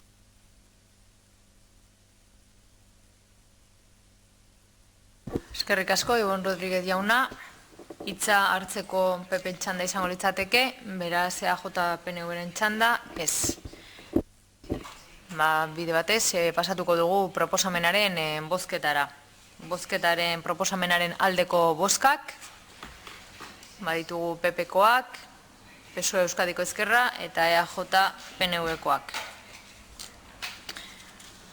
Proposamenaren aurkeko bozkak, EH Bildu eta Elkarrekin Podemosekoak ditugu, eta abstentziorik ez litzateke egongo. Beraz, proposamena aurrera aterako litzateke. Eta 87. puntura pasatuko gineateke. Arduraldi esklusibo eta partzialeko erregimenean egiten diren karguak zehazteko eta horien ordainsariak bertaratzen eta kalte ordainen zenbatekoak eta udalkien akordio ekonomiko osagarriak finkatzeren proposamena. Alkatearen proposamena honela dino. Lehenengoa, ondoko udalkarguei dedikazio oroubidea hoitlaitzea. Alcalde presidente, Osoa. Miembros de la Junta de Gobierno local hasta máximo de 6, exclusiva. Concejal designado por el principal grupo de la oposición, artículo 33 de Instituciones Locales de Euskadi, exclusiva. Portavoz titular de grupo municipal de más de 2 corporativos, exclusiva. Portavoz titular de grupo municipal de 1 o 2 corporativos, parcial 50%. Grupo municipal de más de 4 miembros, un corporativo en exclusiva. Concejales delegados de servicio dependientes de área, máximo de 3, parcial 50%. Ardualdi esklusibo edo partzialeko erregimenan egiten diren karguak zein horiei esleitetako ordainsaria Bizkaiko aldizkari ofizialean, iragarki taulan eta udal webgunean argitaratuko dira. Dedikazio araubide oso eta partzialean lan egiten duten karguek ezin izango dute jaso inolako dietarik udaleko organoetara edo udalaren administrazio instituzionaleko organoetara joateagaitik. Dedikazio partzialeko araubideen betetzen diren karguek gutxieneko dedikazio bat daukate. Ondoko izango da, udal langileen urteko lansaio normalizatuaren erdiaren baliokidea. Bigarrena, dedikazio osoa edo eta alde batekoa duten udalbatzako kideen ordainsariak ondoren azaltzen denari jarraiki finkatzea. Alkatea, urteko ordainsaria, 83.013,41 euro. Gobernu batzordeko zinegotzia, urtean 70.175,89 euro. Talde politikoen bozera maile den zinegotzia, 70.175,89 euro. Talde politikoen bozera maile den zinegotzia euneko 50 70.097,85 zentimoko euro.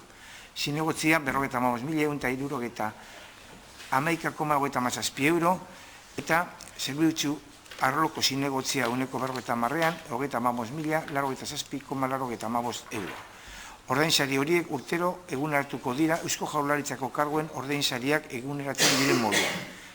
Aipatutako zenbatekoetan ez dira sartzen 3 urtekoen zenbatekoak.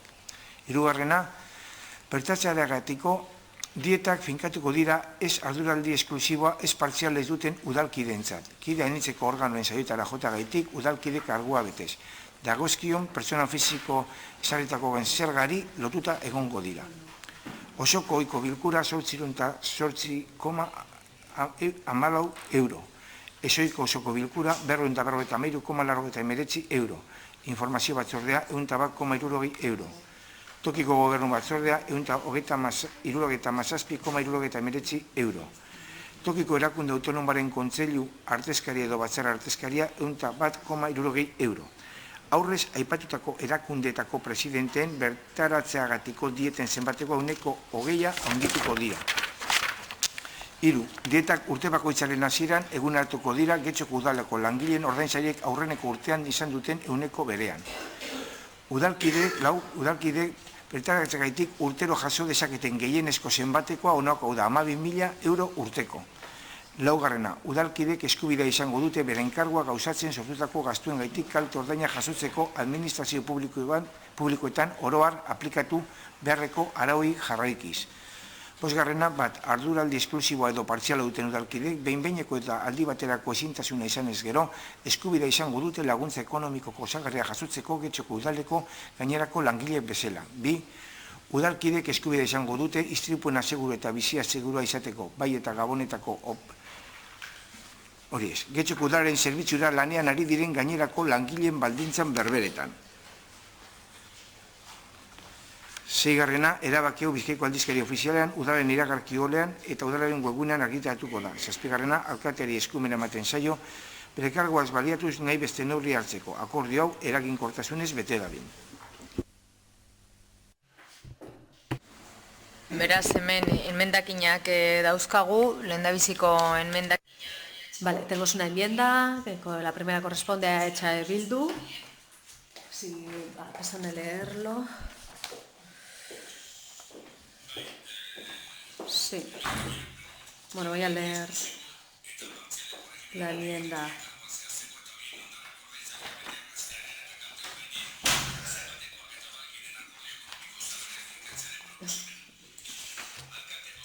Propuesta de determinación de los cargos que se ejercen en régimen de dedicación exclusiva o parcial y su fijación de retribuciones. Que en el caso del Consejo Asesor, las dietas sean por día y no por comisión. Que las dietas de plenos se reduzcan también. Se están utilizando de forma abusiva los recursos del ayuntamiento, pero en nuestra opinión tendría que ser proporcionales. Al fin y al cabo,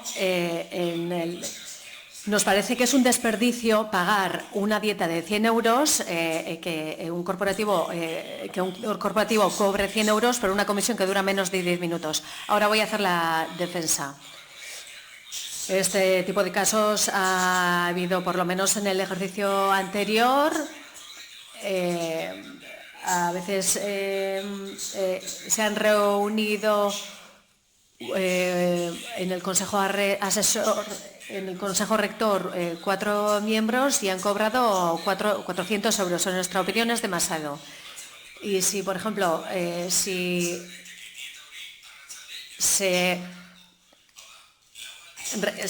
en lugar de pagar 4 veces, se podría pagar una vez si se organizara el Consejo Rector, por ejemplo, una mañana o una tarde, en lugar de que tengan que asistir los corporativos varias veces y cobran así 4 veces. Nos parece demasiado y creo que eso se puede reducir. Y ni qué decir con respecto a los salarios. Ustedes están proponiendo aumentarlo. Algunos en la calle dicen que no han sabido nada de eso. Ustedes proponen aumentarlo como si ganáramos poco. ¿Pero quién ha dicho que ganamos poco? Proponer 80.000 euros para el alcalde y a mí personalmente lo peor no me parece el salario del alcalde. Me parece mucho peor los salarios de los portavoces o de los miembros de la Comisión de Gobierno. Me parece eso mucho más desproporcionado. Pero claro, un salario de 70.000 euros, pero claro, ¿quién no querría un salario así? ¿Quién no querría ser concejal en el Guecho en el Ayuntamiento de Guecho? Por eso proponemos reducirlo. Y luego en la reducción que se hace, y seguimos con el debate anterior, aquí se piden datos. Pues vamos a dar datos que son muy fáciles de entender.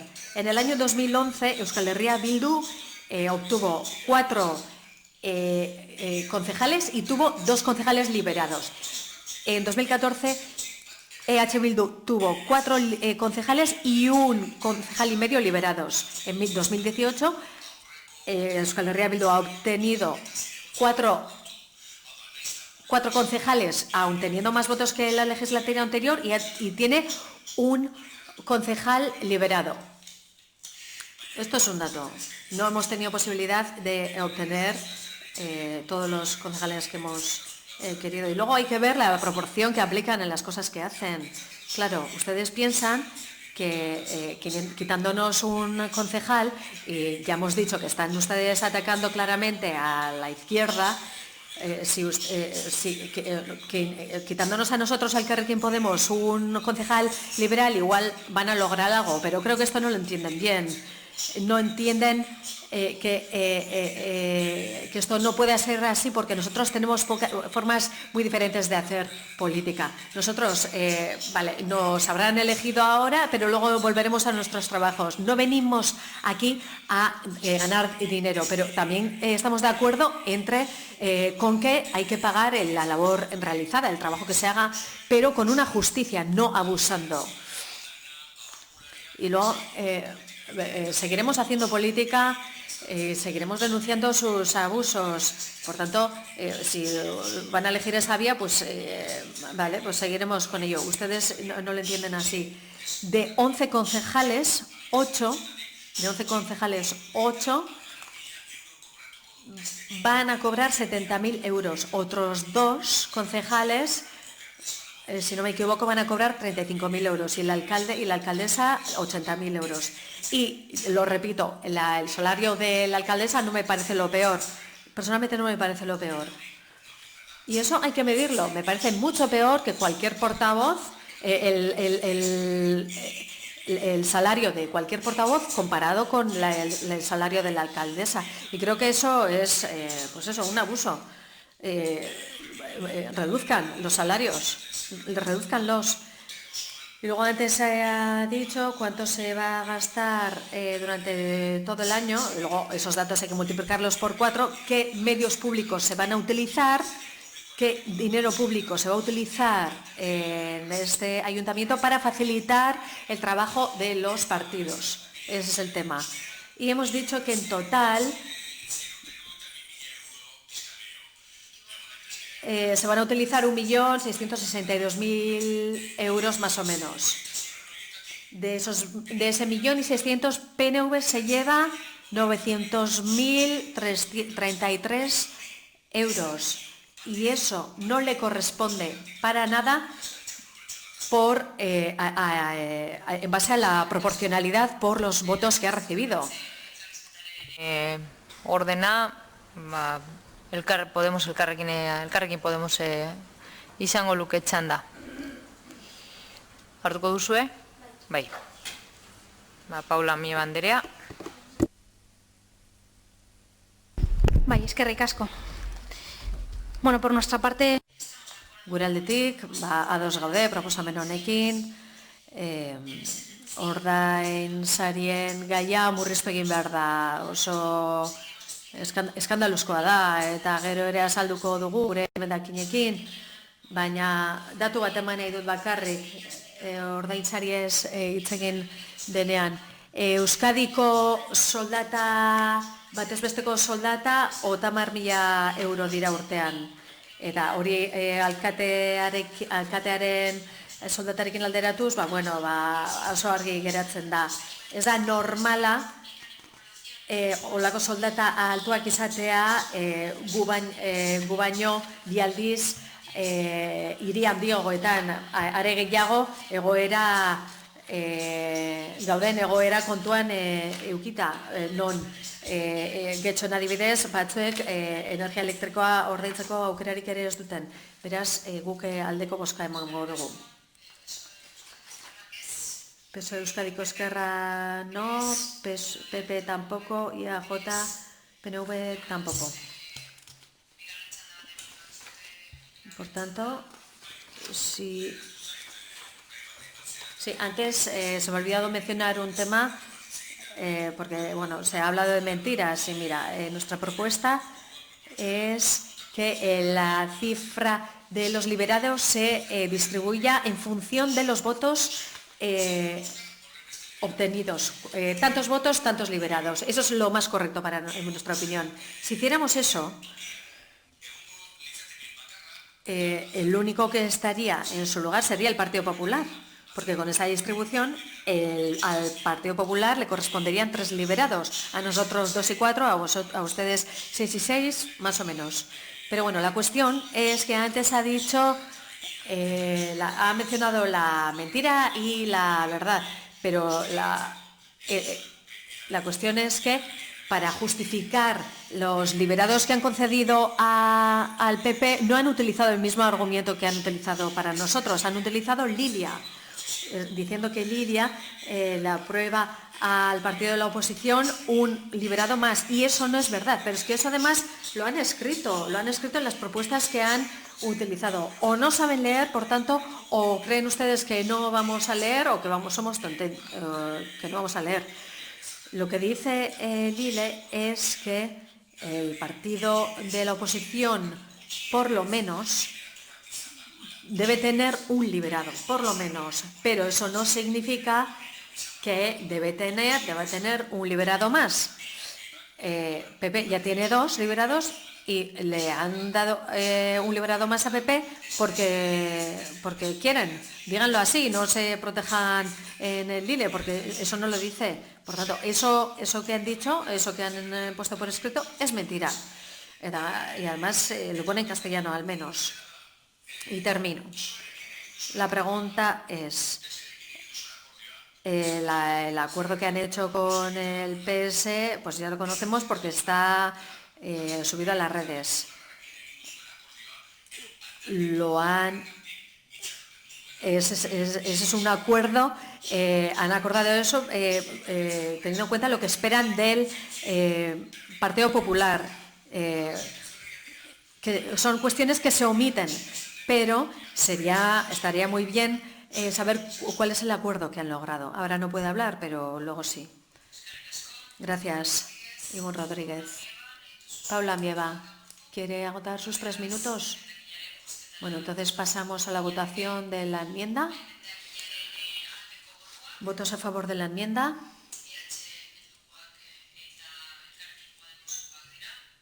EH Bildu y Elkarrekin Podemos. ¿Votos en contra? PP, PSOE Euskadiko Esquerra y EAJ-PNV. Abstenciones, no hay abstenciones. Por tanto, decae la enmienda.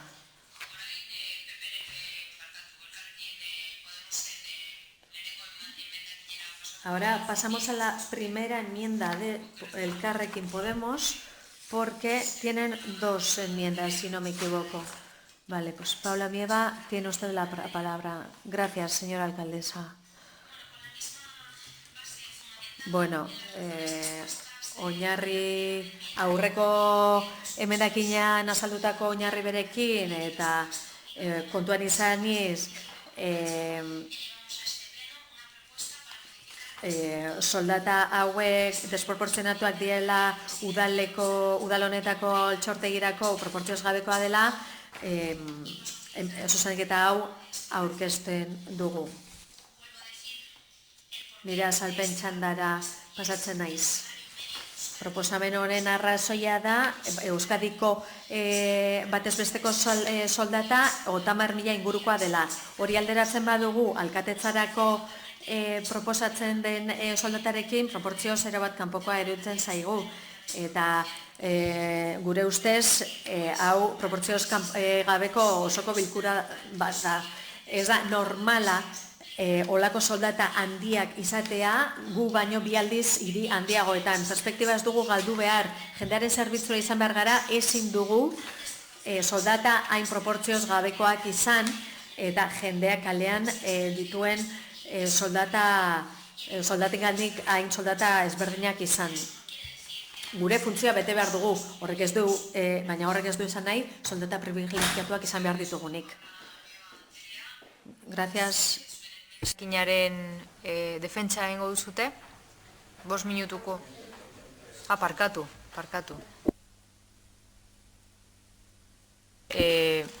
PSOEkoak ez duk hartuko, EH Bilduk hitza hartzen balin badu.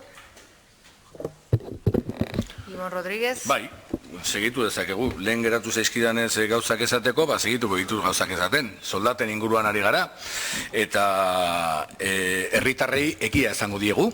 Orduan, herritarrei esaten badiegu, lehen esaten nuen, zenbat diru gastatuko duzuen, eta hau erderaz esango duze, gero webean horrela ondo geratzen da. En total vais a gastar al año en recursos públicos en sueldos entre asesores y concejales. Guztira, aholkularien zinegotzien eta zinegotzi liberatuen artean, alderdi guztien artean, 1.672.000 euro ordainduko dira.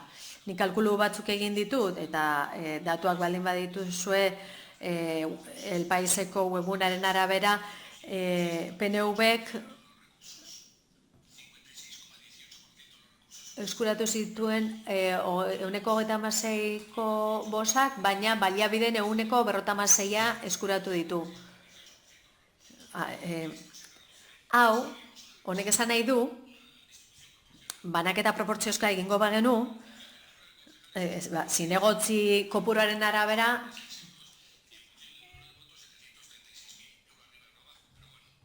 beste kopuru batzuk egokituko litazkiola PNV-ri. 900.000 euro esleitzen dizkiozu ezauen buruari 153.000 euro gehiago dagozkizuenak, baina diru hori nondik ateratzen da? Irizpide bera erabiltzen badugu, bosak eta zinegotziak, PP-ri eman dizkiozue 38.000 euro inguru gutxiago, zinegotzi bakoitzagatik zegokiona baino.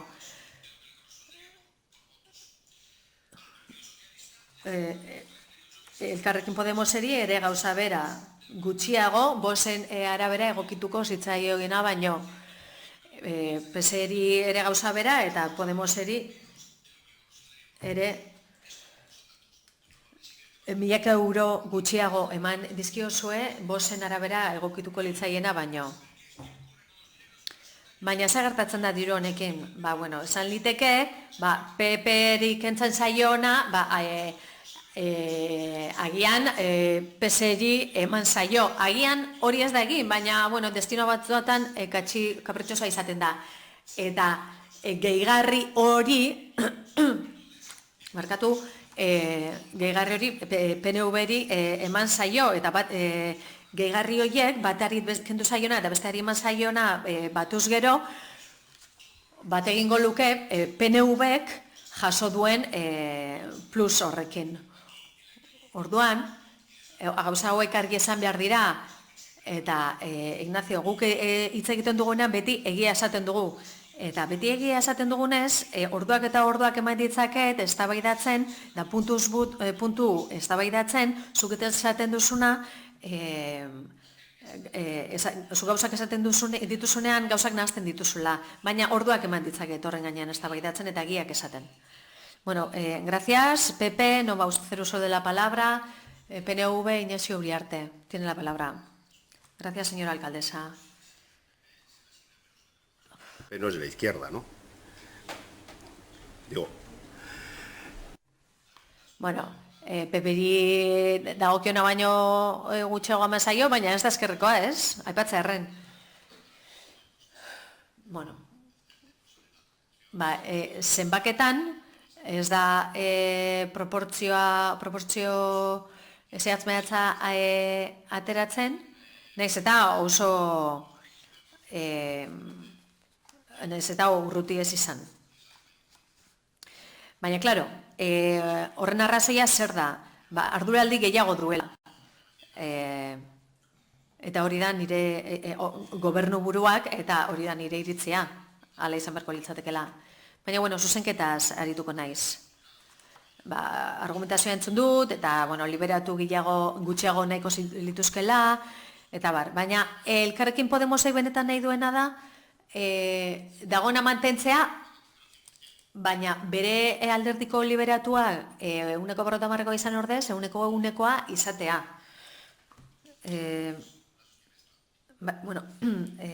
Nahazten ari naiz zuzenketak, baina hildo beretik doaz. Gero erantzungo dut. Nahaztu egin naiz, barkatu. Ignacio Uriarte, eskerrik asko. Beraz, hitza, bigarren txandako hitza, norbaiteke hartu balin ebali baduzue, zuena da hitza. Paula Mieba Andrea. Eskerrik asko, alkate Andrea. Parece que hoy no...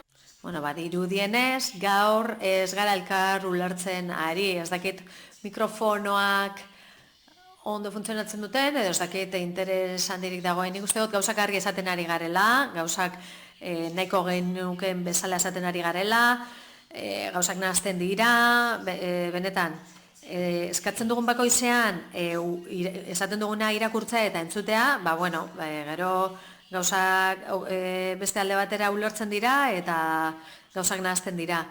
Pena bada zuzenketa hau honen gainean zergatik uste duten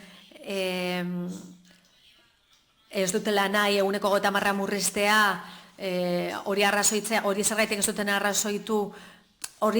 duten arrazoitu, pena bada, zergatik mantendu dituzten soldata horiek, eta zergaitik mantentzen diren jarrera horiek, pena da, baina jarrituko dugu. Gracias. Eskerrik asko. Da izango litzateke, txandak mantenduz. El PP no es de izquierdas.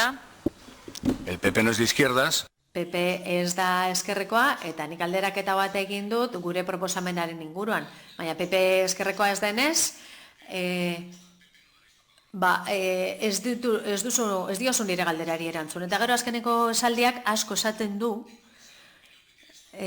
asko esan nahi du, zuk oposizioko alderdien gainean duzun iritziari buruz. Esatea, gobernu burua zarelako gehiago kobratzea dagokizuela hori zure iritzia da, oposiziokoek ere lan asko egiten dugu, nik aktak eta gai zerrendak ditut, informazio batzordeena,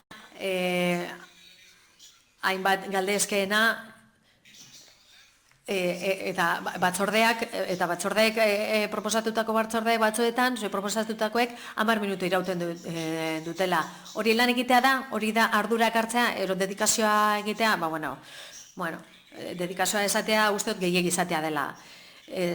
Uste dut gure dedikazioaz ez dakizula gauzan dirik. Nik gure alderdiak duen dedikazioaz, hitz egin dezaket. Ahaztu dut esan behar nuena. Hori zen gehien bat. Azkenean,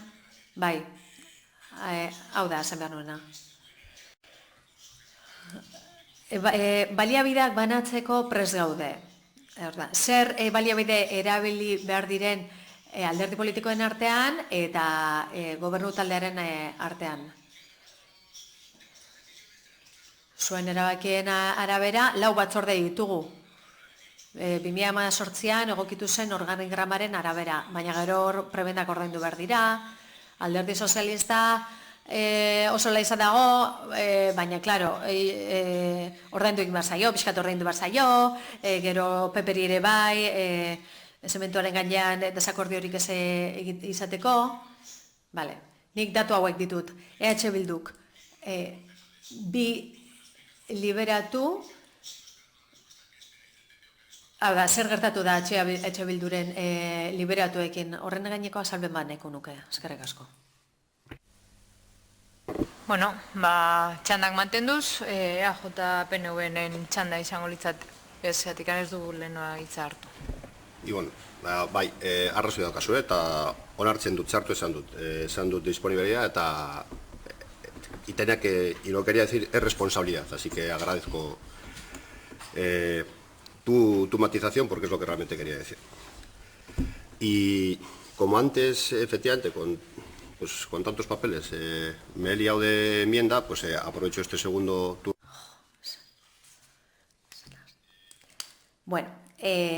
Txanda hau erantzuteko erabili nahi dut bakarrik.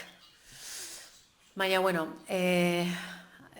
arrazoi bidea berdina da, aurrekoaren berdina da. Gaur, osoko bilkura honetara ekarri den proposamenak, alkatetzak ekarri dituenak,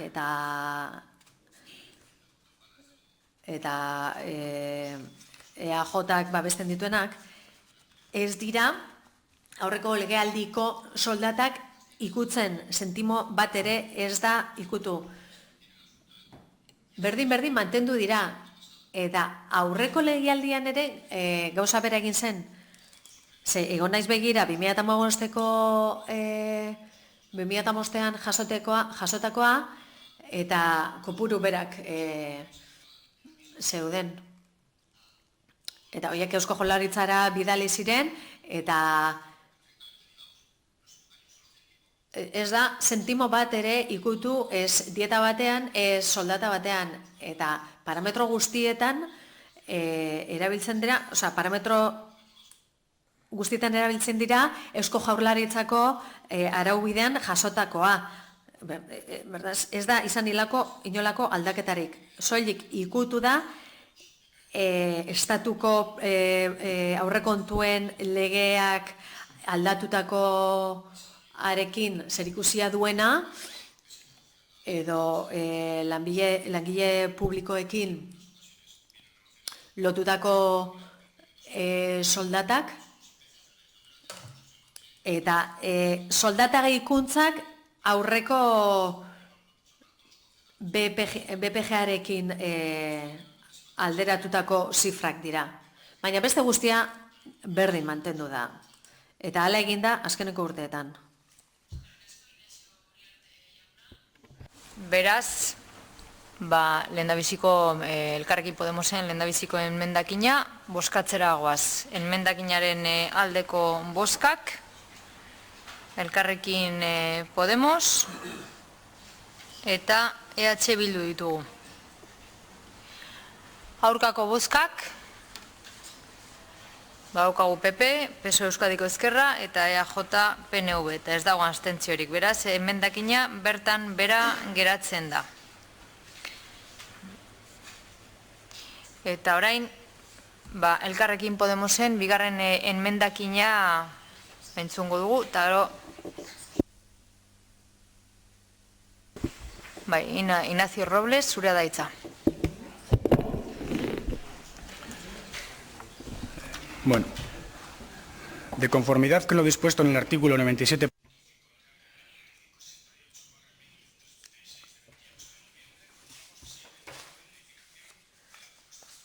Honako aldaketa zuzenketa proposatzen dugu. Proposamen honen helburua da lanaldi osoko, esklusiboko edo partzialeko karguak hobeto definitzea. Lanaldi esklusiboa eguneko eguna, alkatea, 6 zinegotzi, tokiko gobernu batzordeko 6 zinegotzi, oposizioko taldeko zinegotzi nagusia,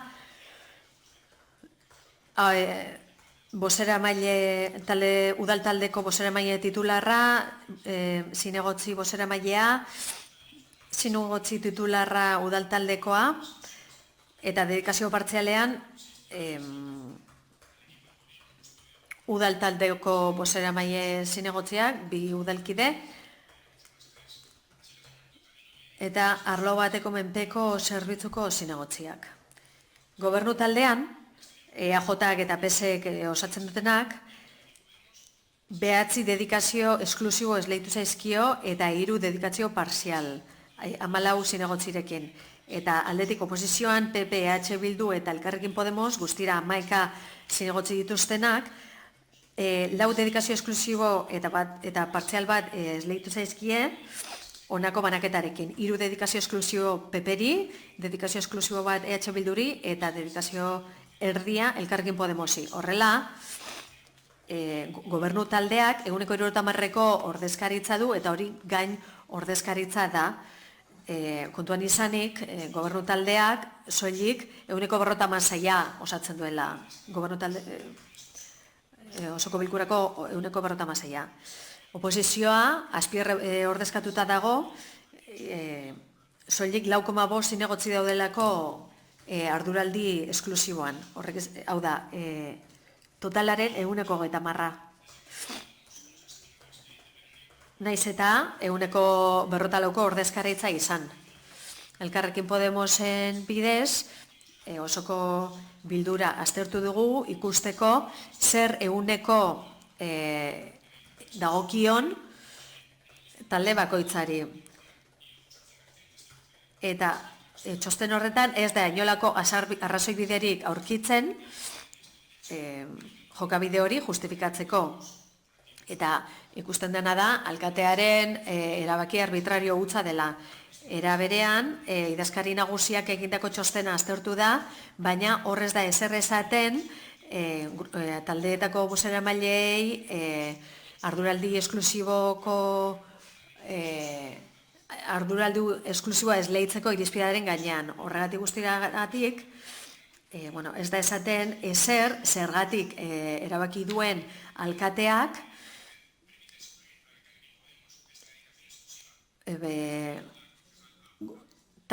taldeko bozeramaileak 3 udalkide izatea. Gure ustez hori erabaki erabat arbitrarioa da. Eta konstituzionalki hori debekatuta dago. Ez daukalako arrazoibide objektiborik eta ez da inora ere koherentea eta kontraesan araubidea kontraesaten du. Beraz, kontuan izaten badugu dagozkigun ordezkaritza eta eudelen jasotakoa egiaztatu daiteke arbitrariotasuna erabat debekatzen dela eta berdintasun printzipioa mantendu bela eta Elkarrekin Podemosen parte hartze eskubidea zaindu behar dela. Hau da, guztira 25 zinegotzi badaude eta 15 arduraldi esklusibo argi dago gure taldearen ordezkaritzari dagokionez, arduraldi esklusiboko ordezkarit bat egokituko zitzaigula. Eta era arbitrarioan ukatzen zaigu gure ordezkaritza eskubidearen arabera egokituko litzaigukeen ordezkari kopurua. Beraz, berdintasune printzipioaren arabera osoko bilkurari eskatzen diogu gutxienez udalkide bidituen taldean esatea gutxienez udalkide bat izan behar duela. Bai? Txanda daukazu 5 minutukoa. Vale, lo primero que quería es felicitar a todas. Lehenik eta behin zorionak liberatu guztiei dauzkaten soldatengatik. Carmenek aipatu du guk herritarrekiko lotura deusestatzen dugula. Eta nire galdera da zer nolako iritzia izango duten herritarrek soldata hauek ikusterakoan. Desafekzioa ere sortuko du horrek. Guk gure kalkuluak egin ditugu eta 25 bider 15 zati bi da 1,25 eta proportzionaltasunaz ari bagara guri liberazio bat dagokigu. Aukera hori kendu zaigu, modu arbitrarioan erabaki da hori eta besterik gabe korte bat egin da eta gobernuko bazkidea den eta kidea den alderdi sozialistaren lekuan kendu da ja irizpide hori, eta horrela ez daukagu parte hartze politikorako eskubidea, eta guk badaukagu ordezkaritza maila bat hori edukitzeko moduka, baina ez digute hori bakarrik kendugu, gure zenbakiak ditugu, badaukagu Excel bat, zuen antzekoa izango da, ziurazki, eta saiatu gara alderaketa bat egiten, saiatu gara ikusten zera aldatu den aurreko legegintzalditik ona, eta guk ikusi ahal izan dugu, benetan, baliabide guztia kontuan hartut, administrariak eta baliabide orokorrak lehen genituenekin alderatuta 20% gutxiago ditugu. Hau da, aurreko legegintzaldian, Ciudadanosek zituenen baliabide gutxiago ditugu. Zinegotzi bat zegoen bakarrik, eta guk haiek zituzten baliabideen 20% gutxiago daukagu. Eta gogoratu behar dut, zinegotzi bakarra zuen Ciudadanosek. Berak, norbaitek azaldu aldit zer nolako proportzionaltasuna dagoen horretan?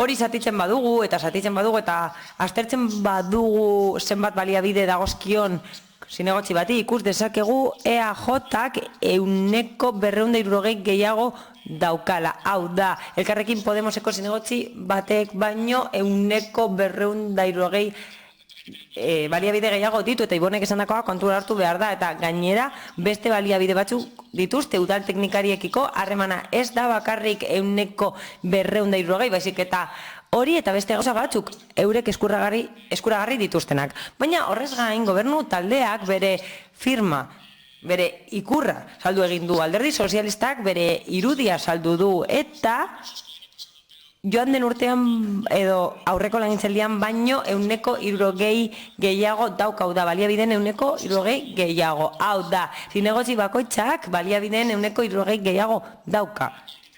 Aurrekoarekin alderatuta eta kontuan hartu behar da, aurrekoan ere gobernuko kideak zirela, asko aldatu ez dela ematen du, eta bai, Carmenek esaten du gobernu eginkizun gehiago dituztela, eta esan du boto gehiago eta zinegotzi bat gehiago dituztela.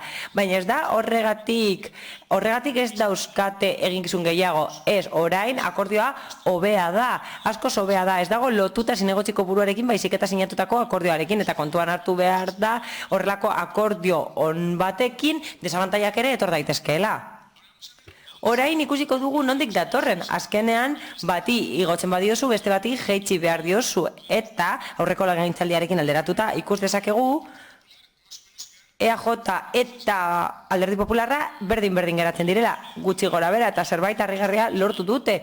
Osoko bilkura asko ikusi ditut eta oso gutxitan Eduardo Andrade egonda osoko bilkura osoa hitz egin gabe. Eta hori lortu dute, hau da, isilarazi egin dute, aurreko legegintzaldian zeukatena mantendu. Zara eta guztiz ere, Bilduri 10% murriztu egin zaio bere baliabide kopurua, zinegotzi bakoitzeko kasu honetan, eta guri 6an jaitsi zaizkigu baliabideak eta inguru abarrak aldatu gabe, orain daukagu alderdi sozialista berriz ere gobernu taldean, eta Elkarrekin Podemos oposizioa, eta alderdi sozialistari 60 igo zaio eta Elkarrekin Podemosi 26 inguru jaitsi egin zaio.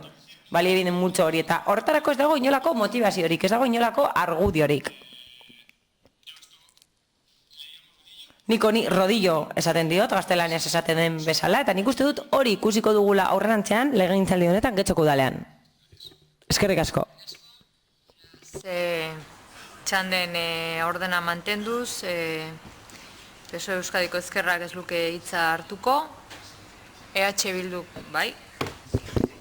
Beraz, Ibon, Rodríguez, zure txanda da. Oingo emendakinari gu baiezko garbia emango diogu, eta baiezko emango diogu batetik gure proposamena dala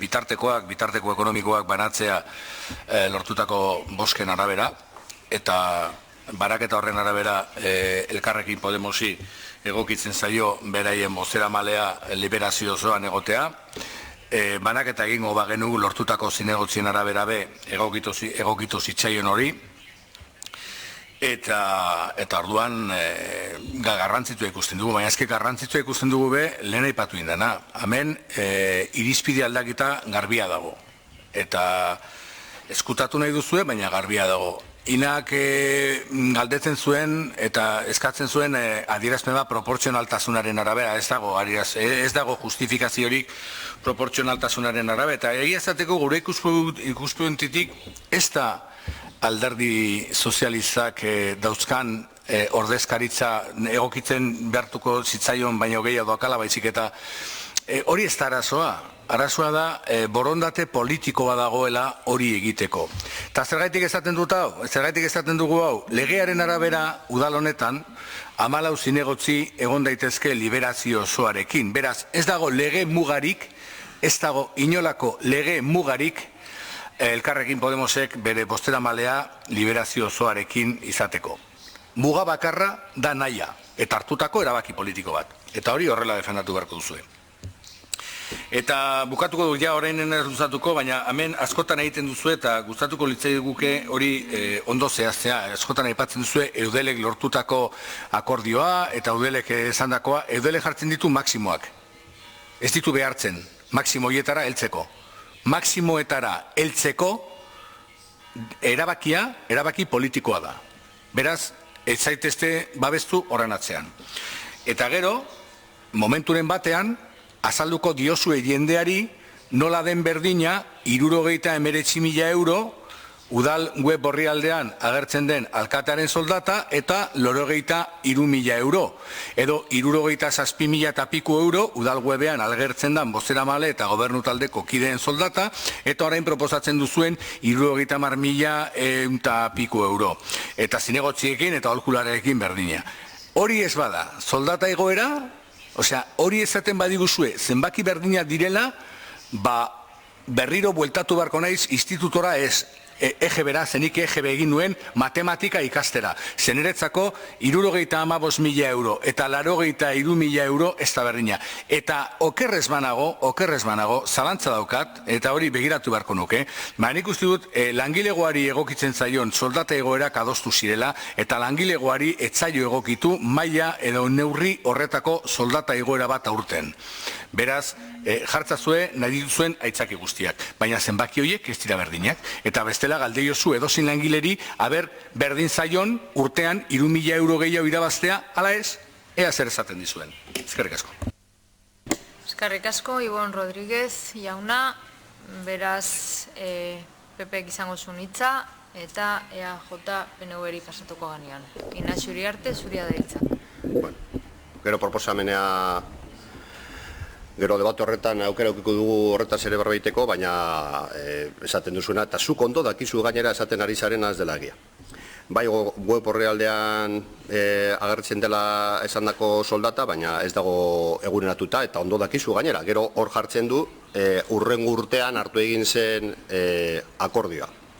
Bueno, horretaz eritze ingo dugut. Gainera, baina mentxarren ala zuk ondo dakizula, baina ala ere nahi duzula esan zurerara. Baina ondo dakizu egia zein den, ondo dakizu. Eta azalduko dizut, gero proposamenen debatean. Orain beste une bada, orain da la enmienda del Elkarrekin Podemos. Mira, en la Junta de Gobierno hay 9 concejales. Gobernu batzarrean 9 zinegotzi daude, alkatea barne, eta 2 bozeramaile dira, eta kontuan genezake 7 direla, 6 gehi alkatea gobernuarenak. Hori kenduta, gainerako 8 alderdien artean banatzen dira 8 bidereuneko 8, 0,60 eta hori da arduraldi erdia edo liberazio erdia kasu honetan, eta hori da proportzio zehatza. Argi eta garbi, gero 4 orrialde idatz daitezke, baina 8 bider 8, 64, beraz 0,64, 0,50 da zenbaki borobila, eta hori da proportzio zehatza. Hala da, eta oso simplea da. Gainerako pertsona gobernatzen ari dira gobernu batzarrean, eta kanpo utzi ditut 2 bozeramaileak. Beste 2 bozeramaileak zenbatu beharko lirateke, eta horiek banatu beharko dira beste alderdiekin, eta arrazoi hori argia da. Oso argiak dira arrazoi eta zifra horiek. Erantzun hori benetan baliagarria da, proportzionaltasun bezala? Hori da, hala da. Biderketak elkarrekin egin ditzakegu, eta hala da. Liberazio erdia, eta hori da Elkarrekin Podemosek duena. Hala eta guztiz ere, Elkarrekin Podemosek kritika luzea egin dizkie liberazioei, eta ez du bakarrik proposamena babesten. Ez, horrez gain,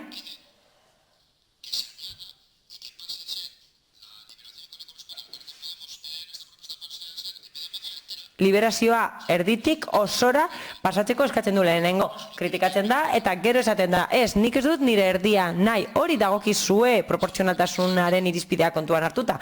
Hori egin ezean, osoa eskatzen duzue aholkularien kontuarekin, ikus dezakegu ez dagoela koherentzia handerik. Dana kritikatzen dugu, baina gero niri dagokidanean gehiago eskatzen dut. Eta gero bai hitz politikekin jartzen dugu, 3 orrialdekin, eta zenbakiak jartzen ditugu, zifrak jartzen ditugu, baina horiek dira. 0,64, 0,5, hori da zenbaki borobila. Liberazio erdia, oso zenbaki argia da, baina zuek bat eskatzen duzu, liberazio bat eskatzen duzu, eta ez dago arrazoirik, ez dago motivaziorik, ez da ezer arrazoitzen. Zuen nahia da, ala, erdia dagokizue eta bat eskatzen duzu, ez dakigu zergatik, agian interes partikular batengatik, baina hori ez da proportzionaltasuna. Uriarte jauna, beraz, bigarren txandari ekingo diogu, 3 minutukoari. Ignacio Robles, zure izango litzateke hitza.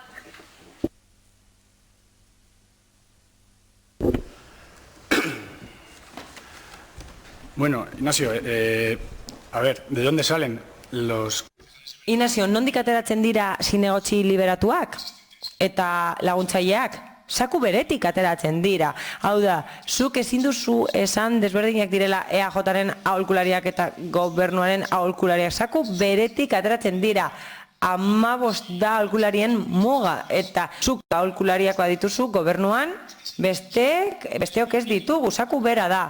Zinegotzi esari naiz, kasu honetan oso polita da zifrak interesatzen segun bezala erabiltzea, baina kasu honetan ez da horrela.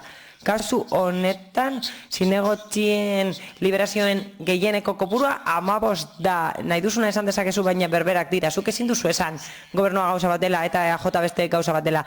Hauek ditut gobernua naizelako, zergatik ez dituzue guztiak jarri gobernuan zaudeterako. Gero, bakarrik bat banatzen dugu proportzionaltasunagatik peperi ematen diogu, dagokiolako, 5 direlako, eta 25 zinegotzi garenez, berari dagokio, hau da, peperi dagokio arbitrarioa da. Zinegotzi hori iruditu zaizue, hori ondo iruditu zaizue, eta zuek ez dituzue zenbatu nahi, baina zaku beretik ateratzen dira esan dudan bezala. Gero, zer egingo dugu guk? Zer egingo dugu guk gure liberazioekin? Guk dagokiruguna eskatzen dugu, eta zuk ez diguzu esan behar zer egin behar dugun edo zer egin dezakegun horrekin. Izan ere, Elkarrekin Podemosen bereizgarri bat hori izan da.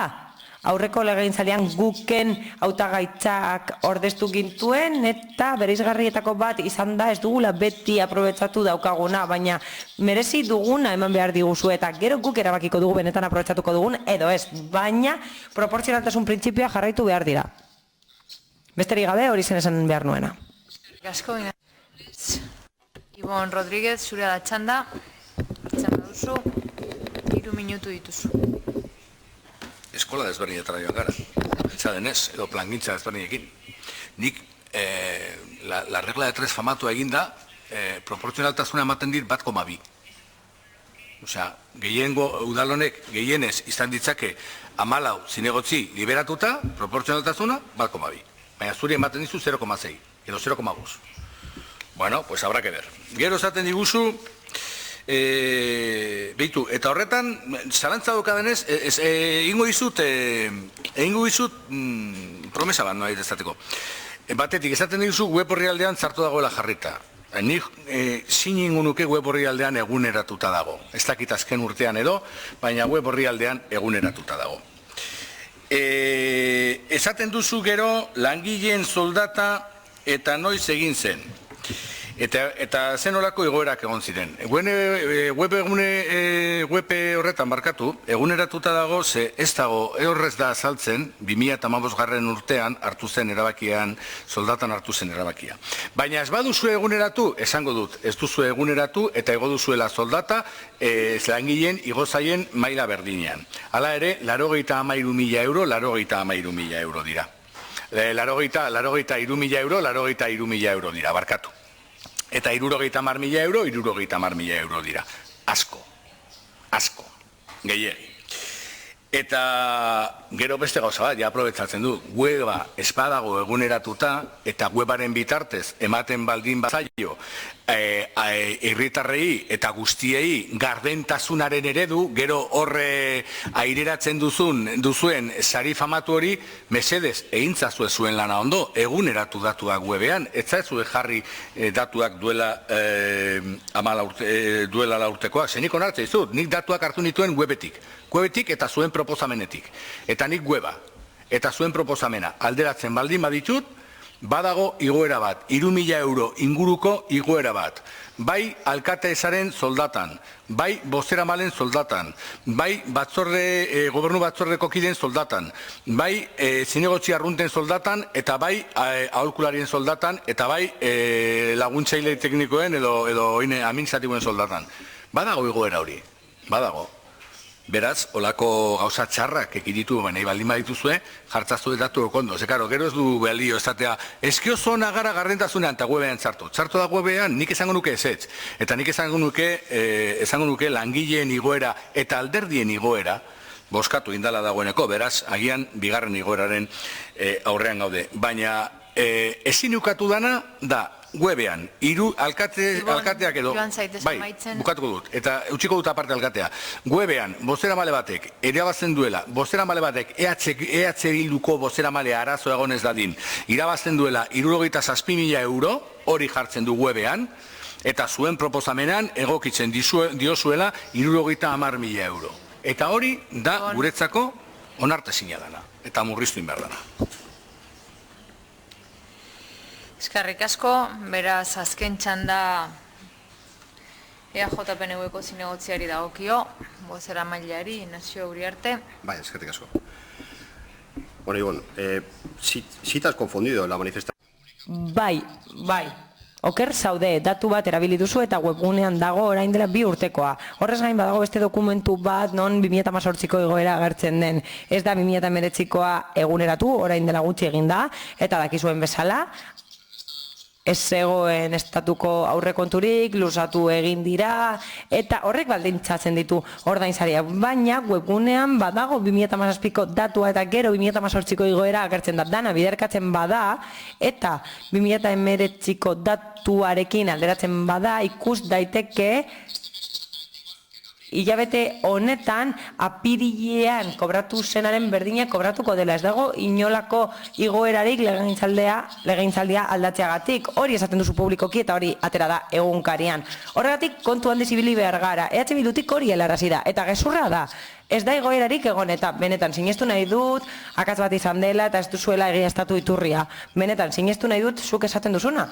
Sinestu nahi zaitut eta hor garatuko naiz. Benetan, bai, igoera bat egon zen legegintzaldiarekin alderatuta, 1,75koa, igoera desberdinak egin dira, mailaka, 1,75era heldu arte, eta udaleko funtzionarioei egin zaien igoera bera egin da, eta hori markatu egin da administrazio publiko guztietan, baina hori ez da bakarrik hemen egin, ez hori informazio batzordeetan jakinarazi da, akordioetan dago, dekretuak daude, eskuragarri daude, eta informazio hori zuretzat eskuragarri zegoen, ez duzu egiaztatu nahi izan, eta horretara joan zara, agian webgunean ez zegoen ondo jarrita, baina informazio horrekin nahikoa zen, ondorio estatzeko soldata ez dela aldatu, ez alkatearena, ez zinegotziena, ez dietena, hori ez da aldatu, ondo egiazta zenezakeen, eta benetan sinestu nahi dut, ez duzula egiaztatu, eta hausnarketa harina egin duzula, baina gero publikoki esan duzu, eta egunkarietan agertzen da gezurra dena, ez duzu frogatu, ez dituzu datu errealak frogatu ziurtatu, baina horiek eskuragarri daude,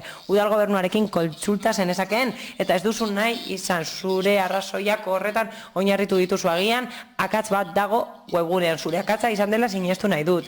Asmorik gabe egin duzula, ez duzula nahi eta egin, ez duzula informazioa manipulatu. Datuak oso argiak direlako, orain aipatu dizkizut eta hori egiazta daiteke dekretuetan, edo zein dokumentutan ere egiazta daiteke 1000 lekutan dago argitaratuta eta oso argia da, baina argitzearren, agian pertsona batzuek ez dakite, baina ez da igo, ez da bat ere igo inoren ordainsaria. Legegintzaldi batetik bestera ez da aldaketarik egon, eta argi gera dadin hori esan behar dut.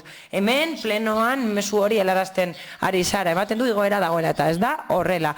Ez da egia, oso bat da, udal gobernu taldea, gobernu batzarra, bi organo desberdina dira, osoko bilkura, gobernu batzarra eta alkatetza.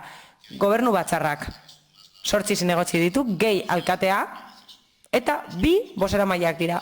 Beraz, gobernu batzarrerako 6 gehi bat, 7. 8 daude 15 arte, eta horiek banatu behar dira alderdi politikoen artean, udaltalde politikoen artean, eta 8 horietatik, esan bezala, 8% bada zuen ordezkaritza 0,74. Hau da, liberazio erdia oso erraza da, hori ulertzea, mi esker.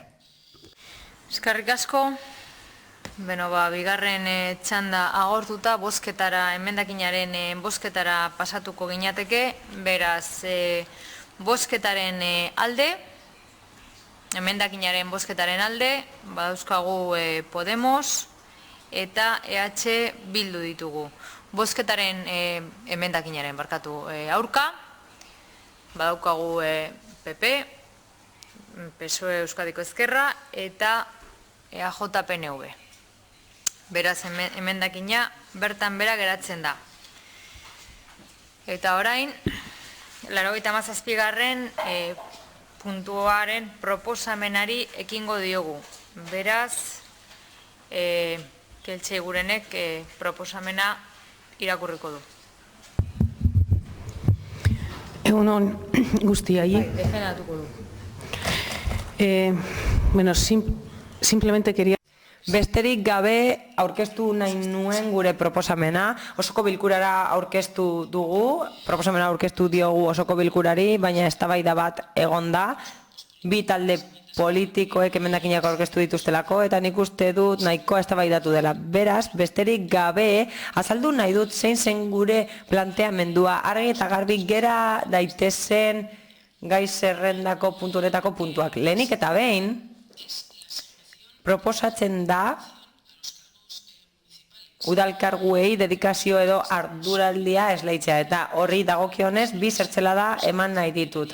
Osoko bilkurari aurkezten zaiona legezkoa da, ez da zuzenbidearen aurkakoa, eta gainera kuadroan agertzen den bezala oso argi agertzen da jasota ez duela legezko muga gainditzen, hau da 15 pertsona da muga, eta hori guztiek izan lezakete arduraldia. Alderdi politiko batzuei hobeto edo okerrago irudituko zaien, noski hori eztabaida daiteke, baina zilegi da iritzi desberdinak edukitzea. Hala eta guztiz ere hori izango litzateke lehenengo puntua, arduraldi esklusiboaren araubidea esleitzea. Bigarren puntuari dagokionez, hau da gai zerrendako bigarren puntuari dagokionez, helburua da arduraldi araubide horiei ordainsariak esleitzea. Hau da, arduraldi esklusiboa edo partziala izango dutenen ordainsariak ezartzea. Eta nik uste dut asko nabarmendu dela, baina berriz ere azpimarratu nahi dut honakoa. Bai, udalbatzako kideen ordainsariak, bai alkatearen ordainsariak, arduraldia esklusiboa edo partziala izan, mantendu egiten dira eta ez dira aldatuko, eta aurreko legegintzaldian kobratzen zituzten ordainsari berberak kobratuko dituzte oraingoan. Berriz ere esan behar dut, ez da inolako igoerarik egon, ez Udalbatzako kideen ordainsarian, ez alkatearen ordainsarian. Hala, bigarren kasuan, esan beharra dago, horrez gain, esleipen horien barruan, osoko bilkuretara joateagatik kobratzen dituzten dietak mantendu dira. Hau da, arduraldi esklusiboa ez dutenek dieta berbera kobratuko dituzte. Ez da, ezer aldatu. Hala ere, badago salbuespen bat, eta salbuespen hori proposamenean agertzen da. Hau da, badago legezko muga bat, eta urtean gehienez ere 12.000 euro kobra daitezke. Hau da, Udalbatzako kide bakoitzak gehienez ere 12.000 euro kobra ditzake urtean. Lehen esen hori jasotzen, baina oraingo legearen aldaketarekin muga hori jasotzen da. Eta era berean, esan beharra dago, udal talde politikoen esleipenak ez direla aldatu, ordainsariak ez direla aldatu, ez da igo ere. Ez taldi baterako langileen soldatak ere, eta hori jadani jorratu eginda osoko bilkura honetan. Eta bukatu baino lehen ez ditut beste puntuak ahaztu nahi. Izan ere, gai zerrendako puntu honetan agertzen dira, eta ez dira zuzendu ez da eztabaidatu ere egin osoko bilkura honetan. Hau da, zeintzuk dira Udalbatzako kideok ditugun eskubideak? Adierazi behar da, proposatzen da, aitortu behar dela 100 arteko osagarria jasotzea, adibidez, norbaitek lan baja hartzen badu edo aldi baterako ezintasunan badauka, 100 osagarria izan behar duela esartzen da. Hau da, aseguratuta egon beharko gara. Hori beste baldintza bat da, eta istripua egotekotan edo heriotzaren kasuan asegurua behar dugula esartzen da. Eta bestalde proposamenean zehaztuta ez dagoen arren, aipatu nahi dut, lehen bazegoela beste eskubide bat, opari bat edo sari bat jasotzeko Gabonetan, otxara bat jasotzen zen Gabonetan, eta askotan gatazkatzua izan da, eta eztabaidagarria izan da, eta orain inork ez du jasoko otxara hori. Mila esker. Eskerrik asko, Keltxe Iguren, beraz elkarrizketara pasatuko gara, ordena jarraituz, Elkarrekin Podemosek ez dakititza hartu nahi duen, bai? Beraz, Ignacio Robles, zurea da hitza.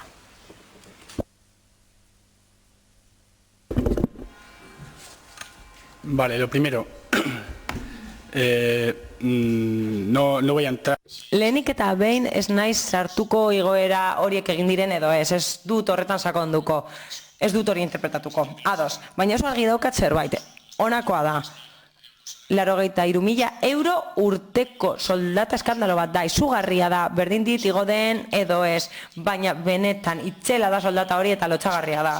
Batez ere, hortik esaten baduzu harritzekoa da, eta ni orain hemen nagoenetik jendearekin komentatzen dut eta desafekzioa aipatu da, baina nik jendearekin hitz egiten dut eta oso harrigarria da ikustea getxostarren artean horrek desafekzioa sortzen duela. Agian ez zaizue inporta ulertzen dut, baina hemen hori aipatu da eta ematen du batzuentzat kezkagarria dela desafekzio hori. Beraz, horretan zalgaitezke soldatek sortzen duten eragin horretan, hau da, soldatak jakiteak sortzen duten harridura horretan. 15 liberazio daude eta 25ekin zatitzen badira eta bider bi egiten badira, 1,2 liberazio dira.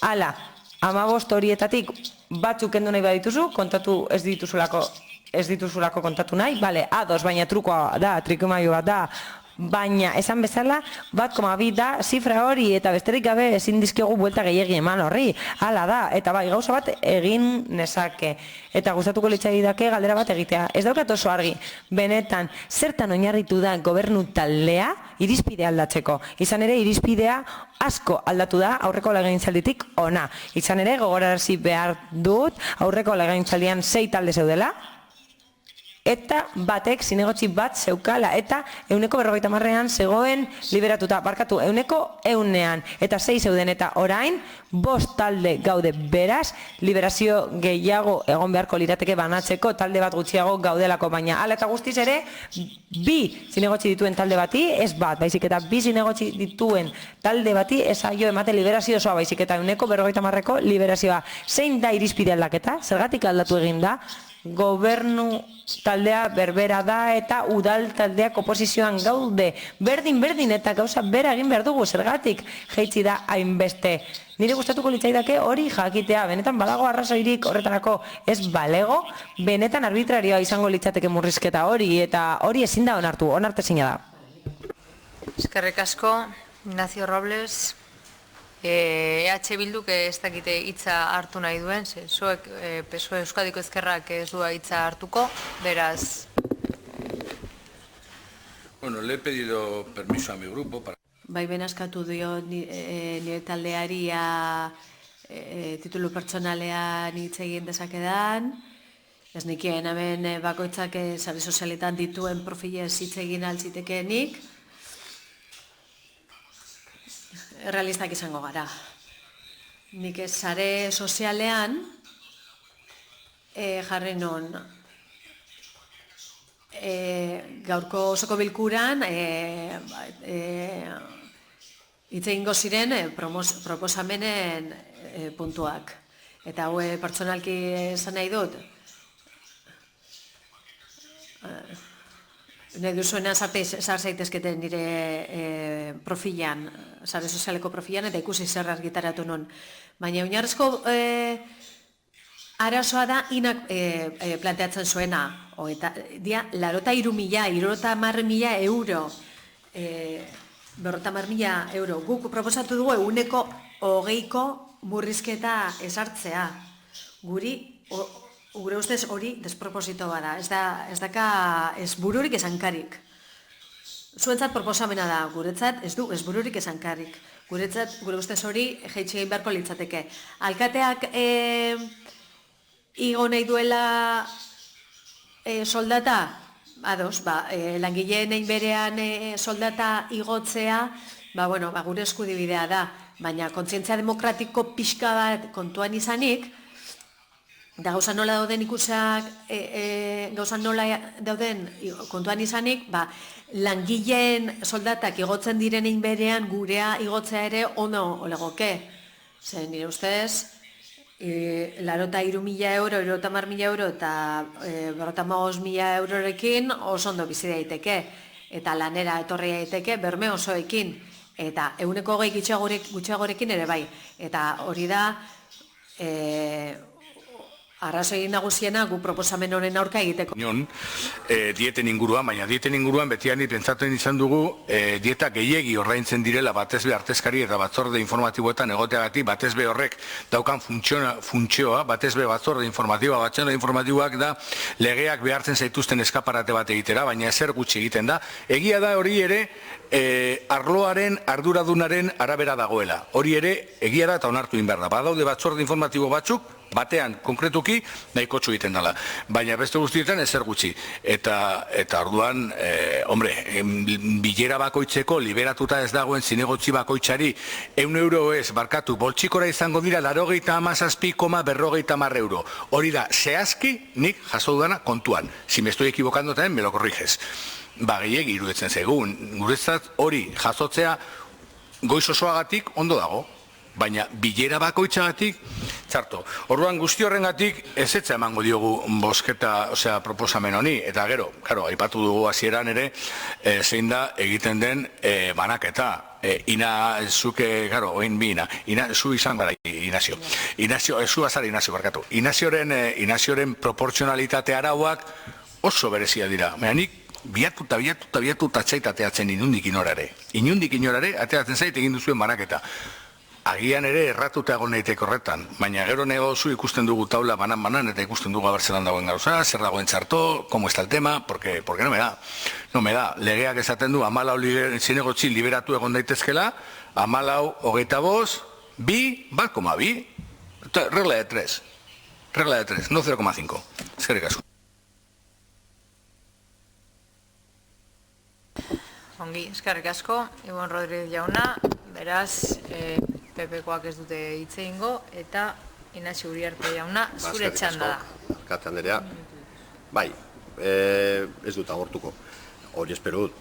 Bueno, nahiko ondo azaldu du, bueno, oso ondo azaldu du Keltzek gainera proposamena, beraz, horretan ez sartuko bakarrik, Ibon, bai, eskartzen dizut, baieztatzen baldin baduzu kanpora eta argitaratu duzun datua, eta konturatzen zarenean, txarto botatako datua txarto zegoela, hori ere azaltzen baldin baduzu, ondo legoke, baina gure kezka ez etorren hortik, zuk zure Twitterrean jarriko duzu nahi duzuna. Asuntoa da, EH Bilduk berak udaltalde moduan ere zerbait argitaratu duela horretaz, hildo berberan, eta gaur bertan elkorreon ere agertzen da, eta ez dakitzen bat gehiagotan.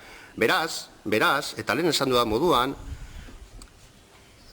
oso garrantzitsua dena, transparentziarena, oposizio taldetatik ere egin behar da, eta zuok daukazue ardura orain zuzentzeko datu hori. Udalak egingo du, baina zuek botatuko datua, txarto zegoena, espero dut ez manipulatuta baizik eta, bakatz bat izan dela, baina zuen eraginagatik argitaratu den datua faltsua da.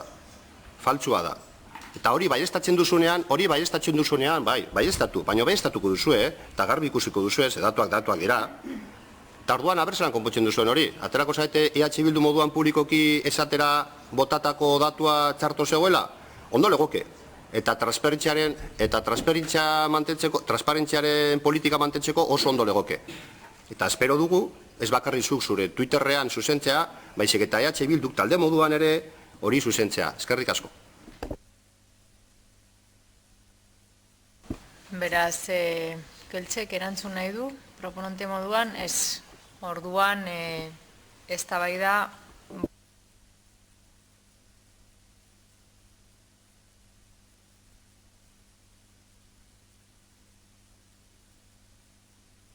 bozketara pasatzen gara, 97. puntuaren bozketara, ez? Voy a insistir. Berriz ere esango dut. Keltzek erabili du araudian proposamen moduan azaltzen dena. Eta proposatena egiten denean eta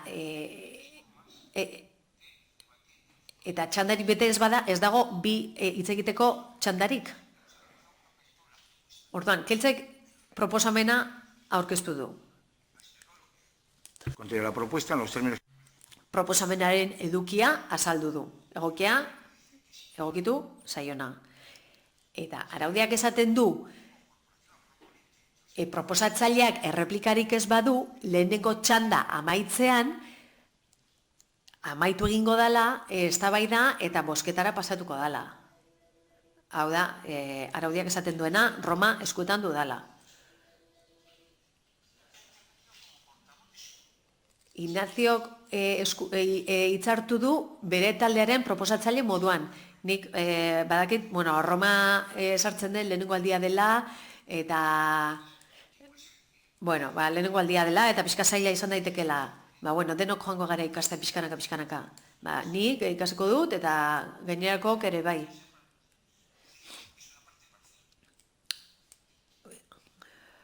Aldatu den alderdia ikasten joango garela. Proposamenaren alde, PP, PSOE Euskadiko Ezkerra eta EAJ PNV ditugu. Proposamenaren aurka, EH Bildu eta Elkarrekin Podemos. Ez dago abstentziorik, beraz proposamena aurrera aterako litzateke. Eta horrela, 98. puntuari ekingo diogu. Udaltalde politikoei diru laguntzak esleitzeko proposamena. Alkatearen proposamena hau da. Lehenengoa, udaltaldei udal ordezkaritza daukaten talde politiko bakoitzaren jarduera edo sustapena soilik finantzatzeko 1.500 euro hileko diru kopuru ematea talde politiko bakoitzeko eta 160 euro hileko zinegotzi bakoitzeko. Bigarrena, zenbateko horiek urte bakoitzaren hasieran egunatuko dira, Getxoko udaleko langileen ordainsariak aurreneko urtean izan duten ehuneko berean. Hirugarrena, erabaki hau Bizkaiko aldizkari ofizialean udalaren iragarki golean eta udalaren webgunean argitaratuko da. Laugarrena, alkateari eskumena ematen zaio bere karguaz baliatuz nahi beste neurri hartzeko akordio hau eraginkortasunez bete dadin.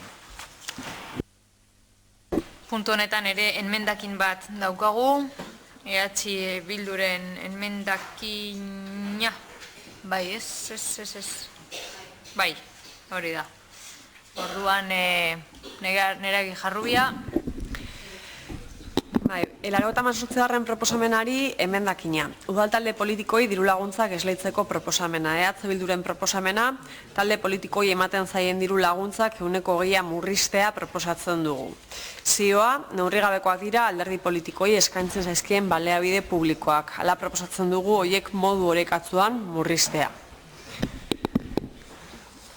Eta hartuko du lehenengo txanda, esateko besterik gabe, udalbatza osoan zehar, legegintzaldi honetako lehenengotariko udalbatza honetan argi ikusi dela zeintzuk diren eskaintzen diren baliabide publikoak, ugari direla, behin baino gehiagotan azaldu da desproportzio hitza, eta horrela ere esan behar dugu, uste dugu gehiegizko baliabide publikoak erabiltzen ditugula alderdiok, eta uste dugu horretarako ere, kasu honetan 20% jaitziera egiten dugula.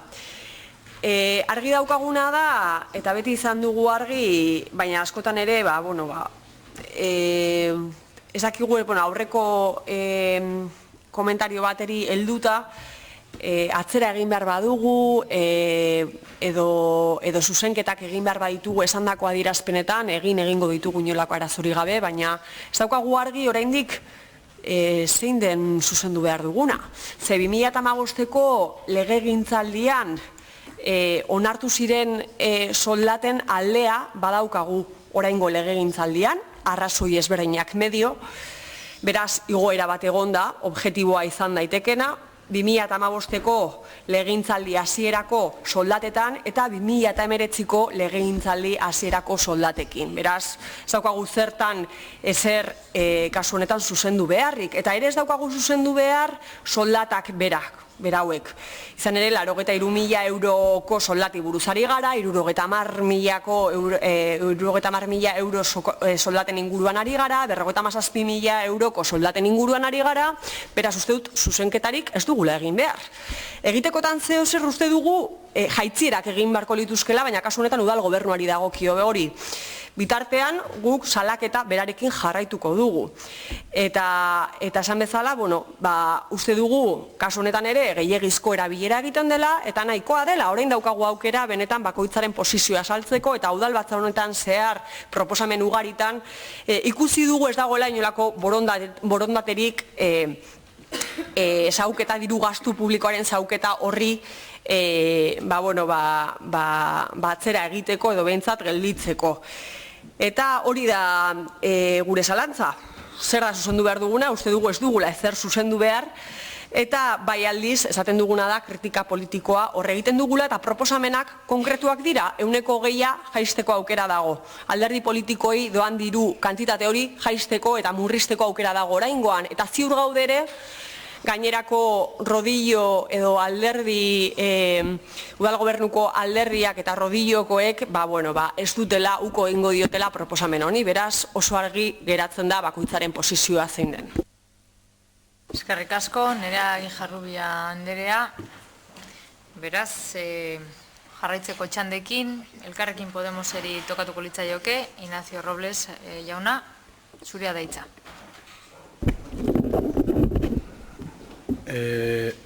Estamos total y absolutamente de acuerdo en los motivos y en la propuesta, pero en este caso puede parecer una contradicción, pero nos vamos a tener que abstener y voy a explicar mis motivos.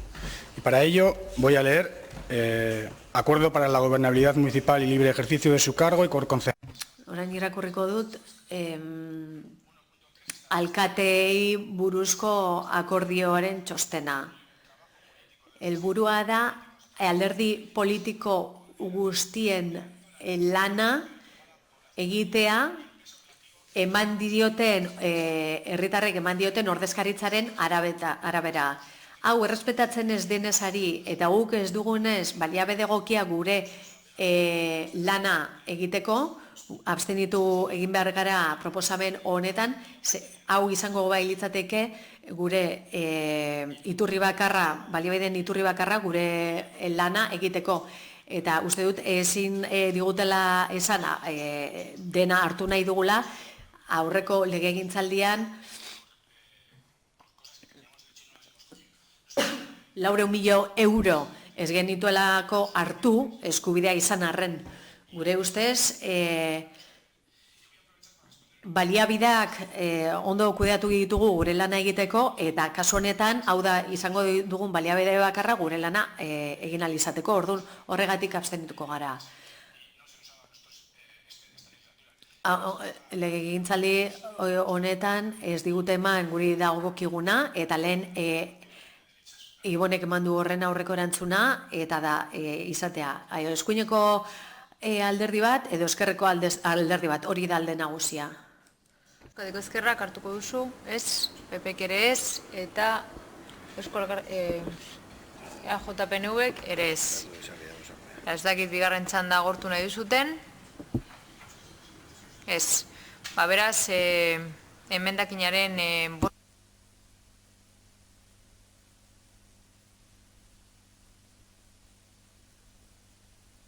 bozketaren aldeko botuak, EH Bildu, bozketaren aurkako botoak, PP, PSOE Euskadiko Ezkerra eta EAJ-PNV, eta eta abstentzioak Elkarrekin Podemos. Beraz, enmendakina bertan bera geratuko litzateke. Eta orain pasatuko gara 88. puntuaren proposamena, ez palin badago interbentzio gehiago, bozkatzera. Proposamenaren aldeko botuak, PP, PSOE, Euskadiko Ezkerra eta EAJ-PNV izango lirateke. Aurka, EH Bildu, eta abstentzioak Elkarrekin Podemos.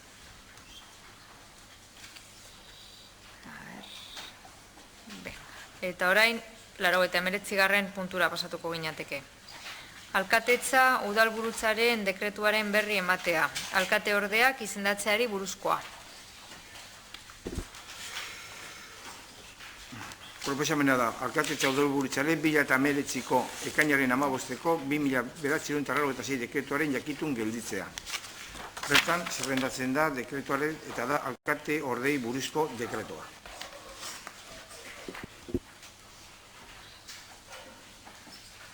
Hemen norbaiteke hitza hartu nahi du?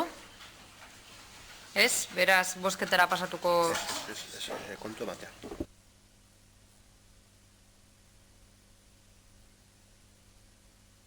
Udalburutzaren dekretuaren berri ematea. Alkate orde berria izendatzeari buruzkoa. 1. puntua. Alkatetzearen proposamena da lehenengoa, alkatetza udalburutzaren 2019ko ekainaren 25ko 3217 dekretuaren jakitun gelditzea. Bertan agertzen da alkate orden izendapenak. Ongi. Eta orain pasatuko ginateke 101. puntura. Alkatetza udalburutzaren dekretu baten berri ematea, gobernu batzarreko kideak izendatzeari, batzarraren araubidea ezartzeari eta almenak esku ordetzeari buruzkoa.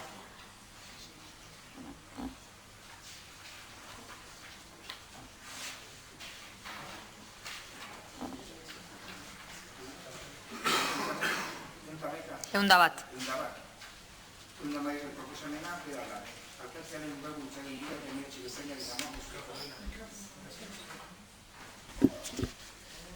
Eunda bat.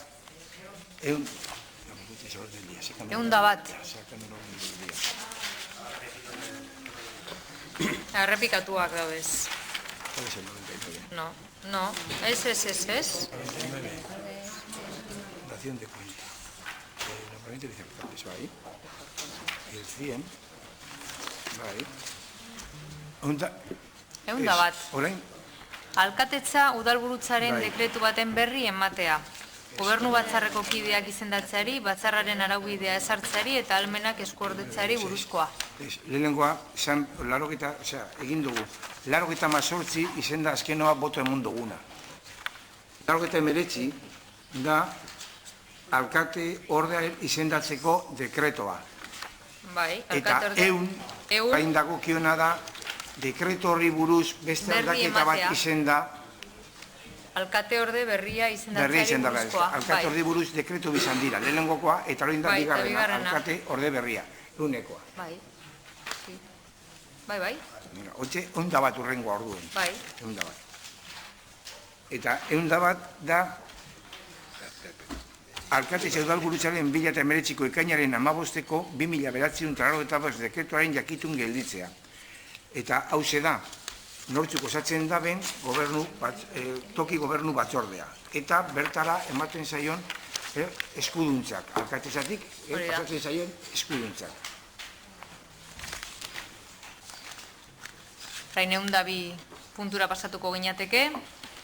Alkatetza udalburutzaren dekretu berri baten ematea. Gobernu batzarreko kide berria izendatzeari buruzkoa. Dekretu honetan hau da 2019ko ekainaren 5ko 3.205 dekretuaren jakitun ematea eta bertan da izandatzea Carmen Díaz Pérez tokiko gobernuko batzordeko kide moduan. Orain eunda hiru puntura pasatuko gineateke. Arlo zerbitzuetako arduradunen izendapenari eta emandako eskuordetze dagokion alkatetza udalburutzaren dekretuaren berri ematea.